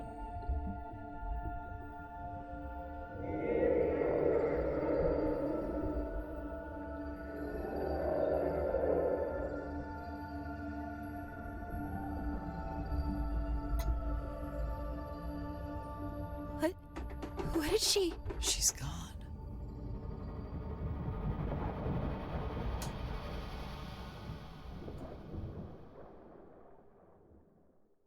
No? She let us go. Remarkable. Let's just head back to Silkworm, shall we? Get everyone off this submarine. And, Silkworm would be which way? We got moved. I don't know where we have are. the compass. No stars, no moon. I don't know where... I don't know which way north is. Oh no, it would be further down, sorry. There we go. He fixed it.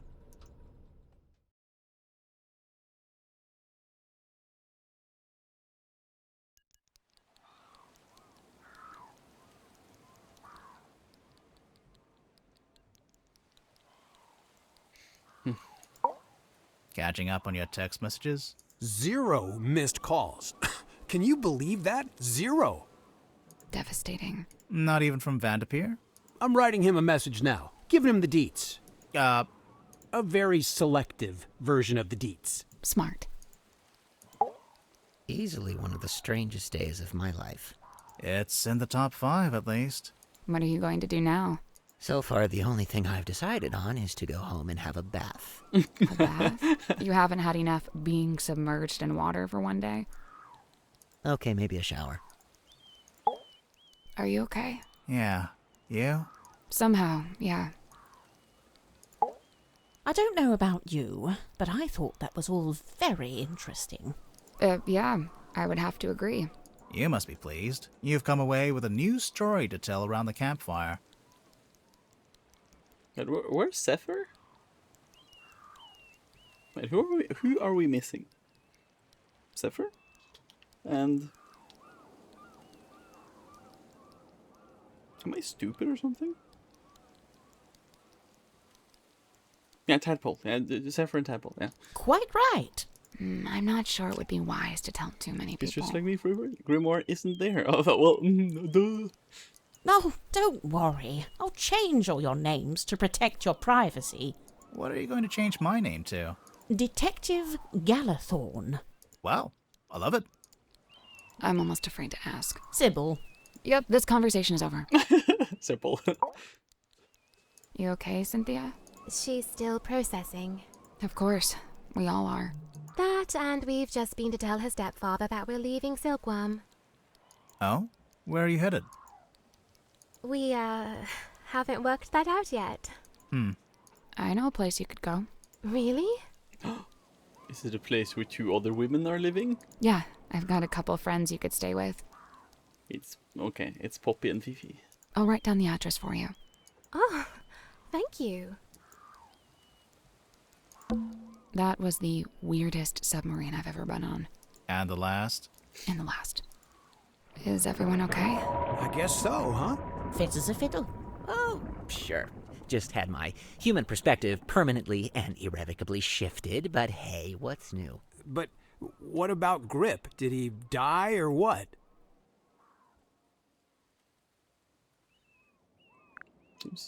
Maybe not. Maybe not. But he made his choice. I really don't think it would do us any good to worry about it. Sally, did you write down that address for us? Yeah, I'm almost done. Just writing something on the back to help you out. Oh, like instructions? Kinda, yeah. You know, I really must be off. Ah, come on. You've got nowhere to be. You're quite right. Nowhere is precisely where I need to be, and I'm rather in a hurry to get there. All right, that was pretty good. I'll let that slide. And, Tadpole and Zephyr stayed on the submarine? Yeah. Are they gonna rename it? Of course not. You gotta keep the Mortuga name. It's like his fingerprint on history. You say that, but by all accounts, he actually didn't like the submarine very much. That's true. It wasn't his choice to be there. He spent all his time trying to work out how to leave. Well, yes, all right. I can see that. I'd say his fingerprint is right here.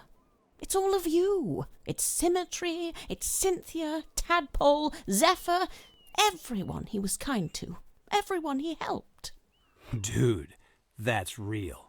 But what about the mermaid's Dirk will tongue? forget this in a week. What about it? Well, we still don't really know anything about it. How it works, who made it. Good. What? It's good that we don't know. It's right. The mermaid's tongue is a shameless shortcut, a trap for the impatient and the dissolute. But you don't want to know what the mermaid said? Oh, I want to know. But as I stand before you now, I can't know. You understand? That's just the way it's meant to be.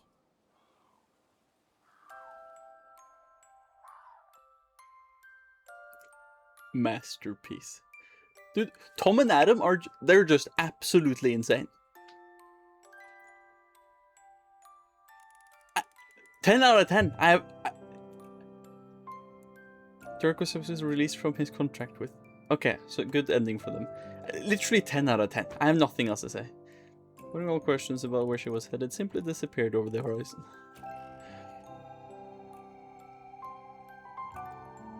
Madame Tadpole became captain of the Mortuga submarine, Dr. Zephyr stayed on board to continue his research, newly inspired by what he'd witnessed. You're sure this is the address Sally wrote down? Yeah, it must be. She wrote something on the back, too. Oh yeah, what was that? Instructions? It's a little poem. You should read it. Me? You're the poet. No, you read it. Okay. Eavesdrop what the stars are saying, earthly tethers slowly fraying, floating, helpless from the worst of jealous hunger, selfish thirst. Take a moment, kneel and meet the flowers growing at your feet. That was the poem at the start. That was the poem at the start. Ah. I see. Full circle.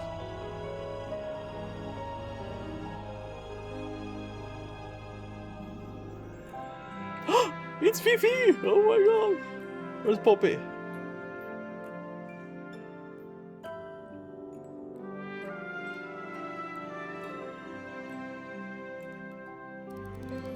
Oh my god, there's Poppy! Oh my god.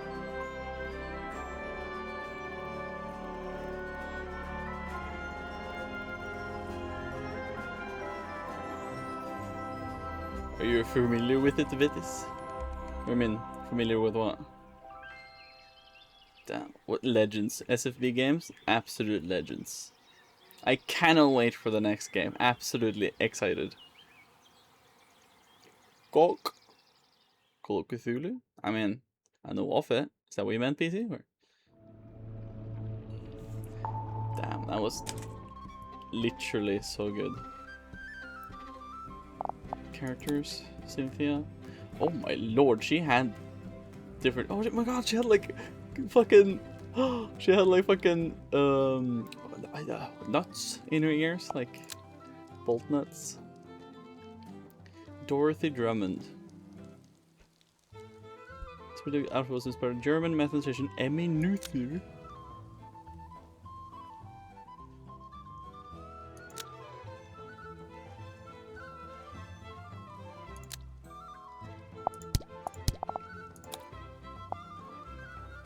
Okay, it was decently the same design.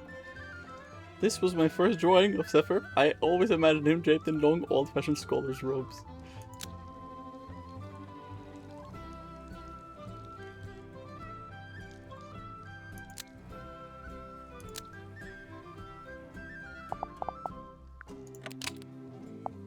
Dirk Dance. Dude, what is this one? What is that one?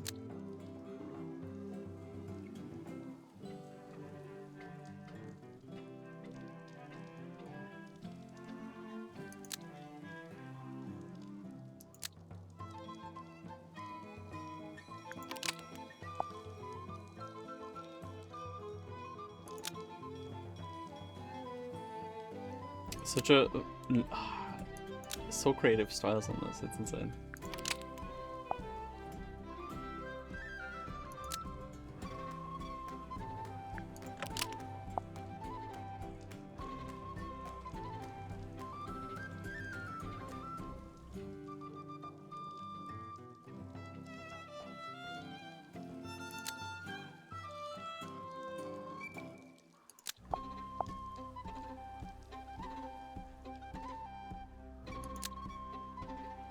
Some really cool designs though, honestly. Merman had some decent ones. Oh my lord, this was a rough first one. We're gonna move, yeah.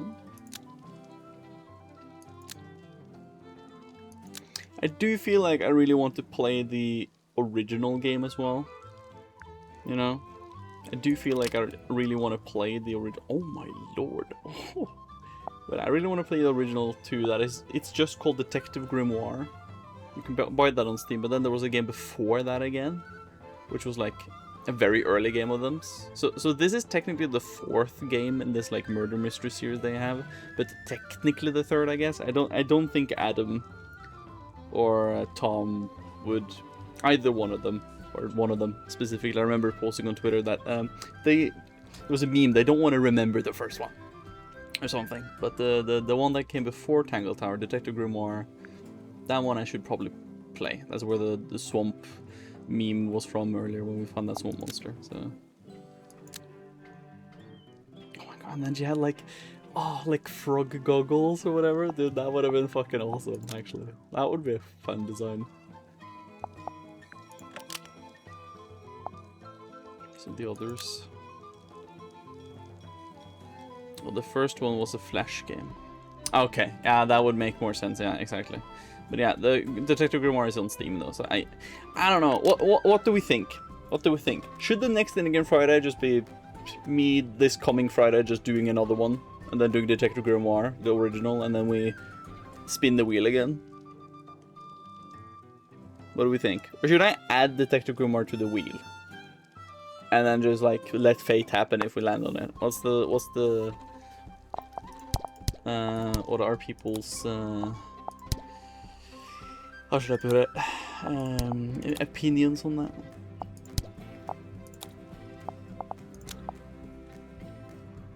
I did like, for a change, I did like that this game had like 3D models. That was pretty cool actually.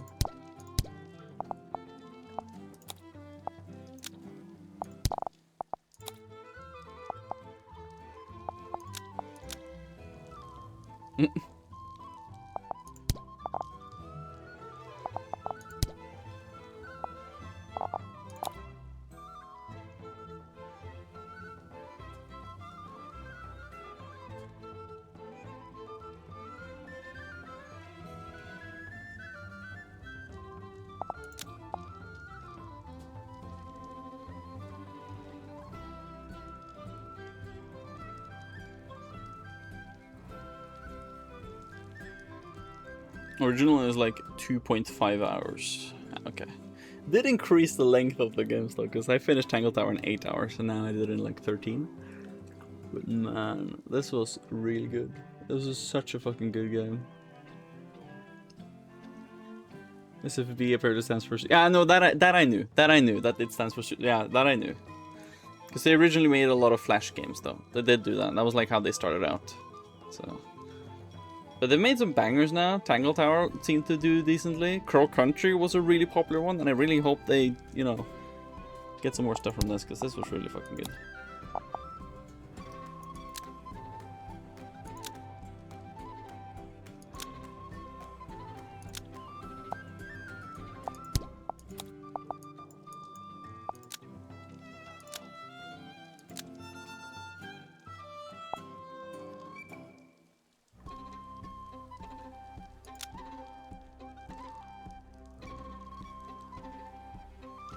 No, make Sniper Clippers 2. Yeah, I mean, yeah, I still haven't played Sniper Clippers though. I haven't done that.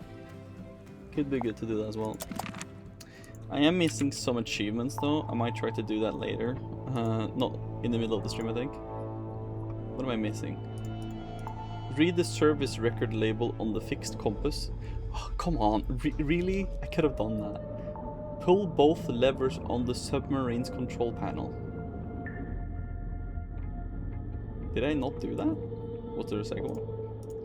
Examine the town square statue, the mess hall statue, the newspaper page, and the family photo. Use the incorrect term for a 6-legged cephalopod.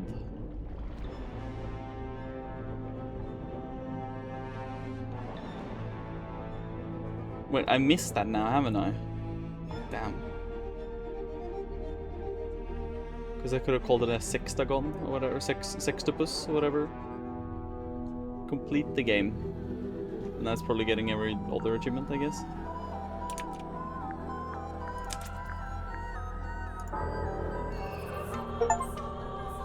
Yeah, complete the game. Now I got it for some reason.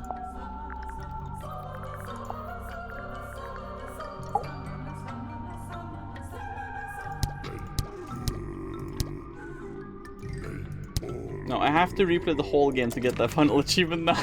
Damn it. I would have wanted to get that achievement, but it is missable now. I have to replay the whole game to get it. Let's stay where we are for now. No.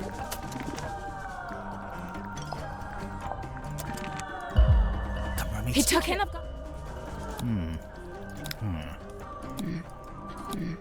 What about the aft deck? Let's go. Oh, would it be correct to just do that? Well, apparently I can't do the achievements, so I can just close the game. I can just close the game. We don't need to. Damn it! Oh, the first game, you could have gone back to do the achievements, but here apparently it is messable. I cannot go back on that save file to like the control room either to just flip the 2 switches. I can do that early in a new playthrough, but that was when I would be when I had my suspicions for Dr. Zephyr. When you get revealed that Hex is an octopus. Sorry, Hectopus. Because no, not Hectopus. Octopus, Hectopus. No, Hectagon is 6, so it's a Hectopus, yes. But then you would have said wrong and said Sextopus, and then it would have been funny. Yes. Either way, well, what do we think still? Should I do another in-game Friday where I do Detective Grimoire? Just a short in-game Friday where I finish that game? Or should I add it to the list and then just let fate pull it out from the wheel? If so, then I have to do a wheel spin now. So that's up to you guys. What do you think?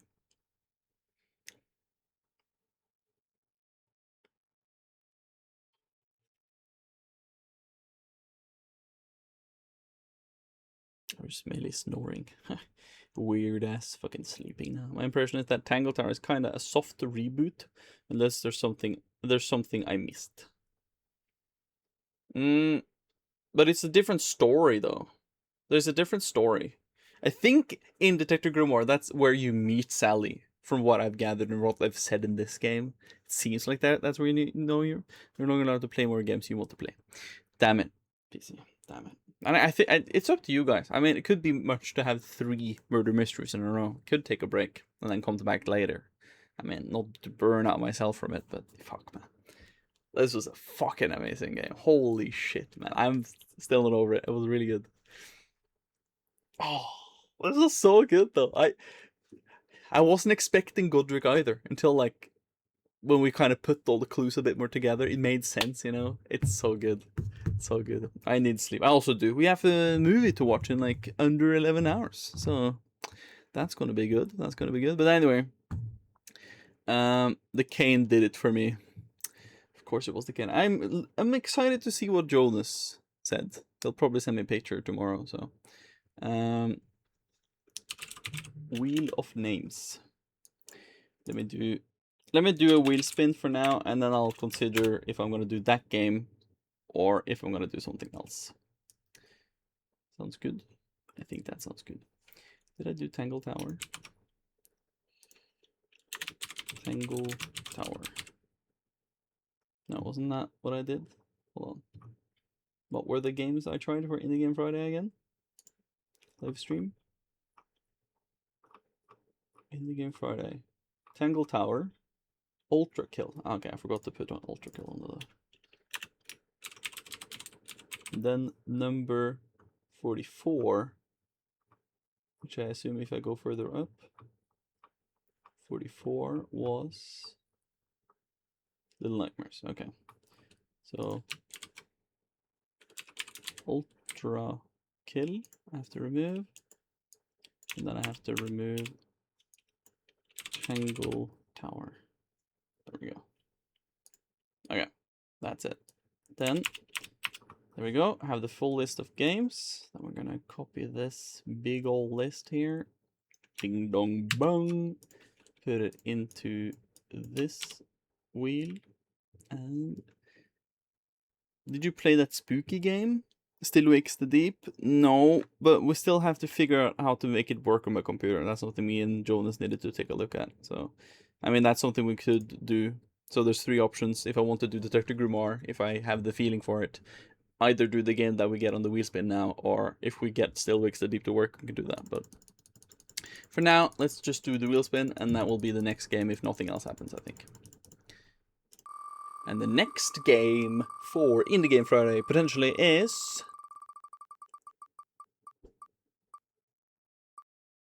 Spirit of the North. Okay, okay. Let me remove it. Spirit of the North. Copy, remove, put it on top for being played, and then I have to quickly look in how long to beat. How long to beat?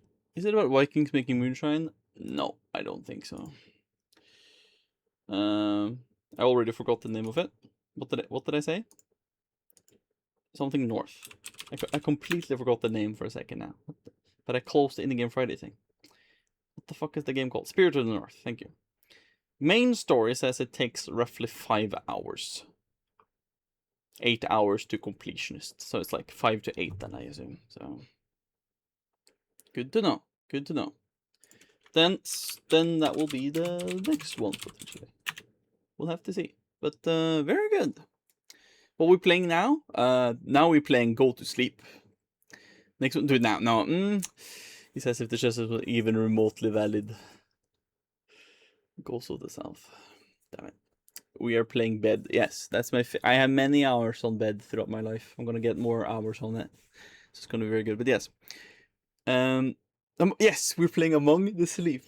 Perfect, PC. But yes, thank you all for joining this very short 13.5-hour stream. 10 out of 10 game. Absolutely amazing.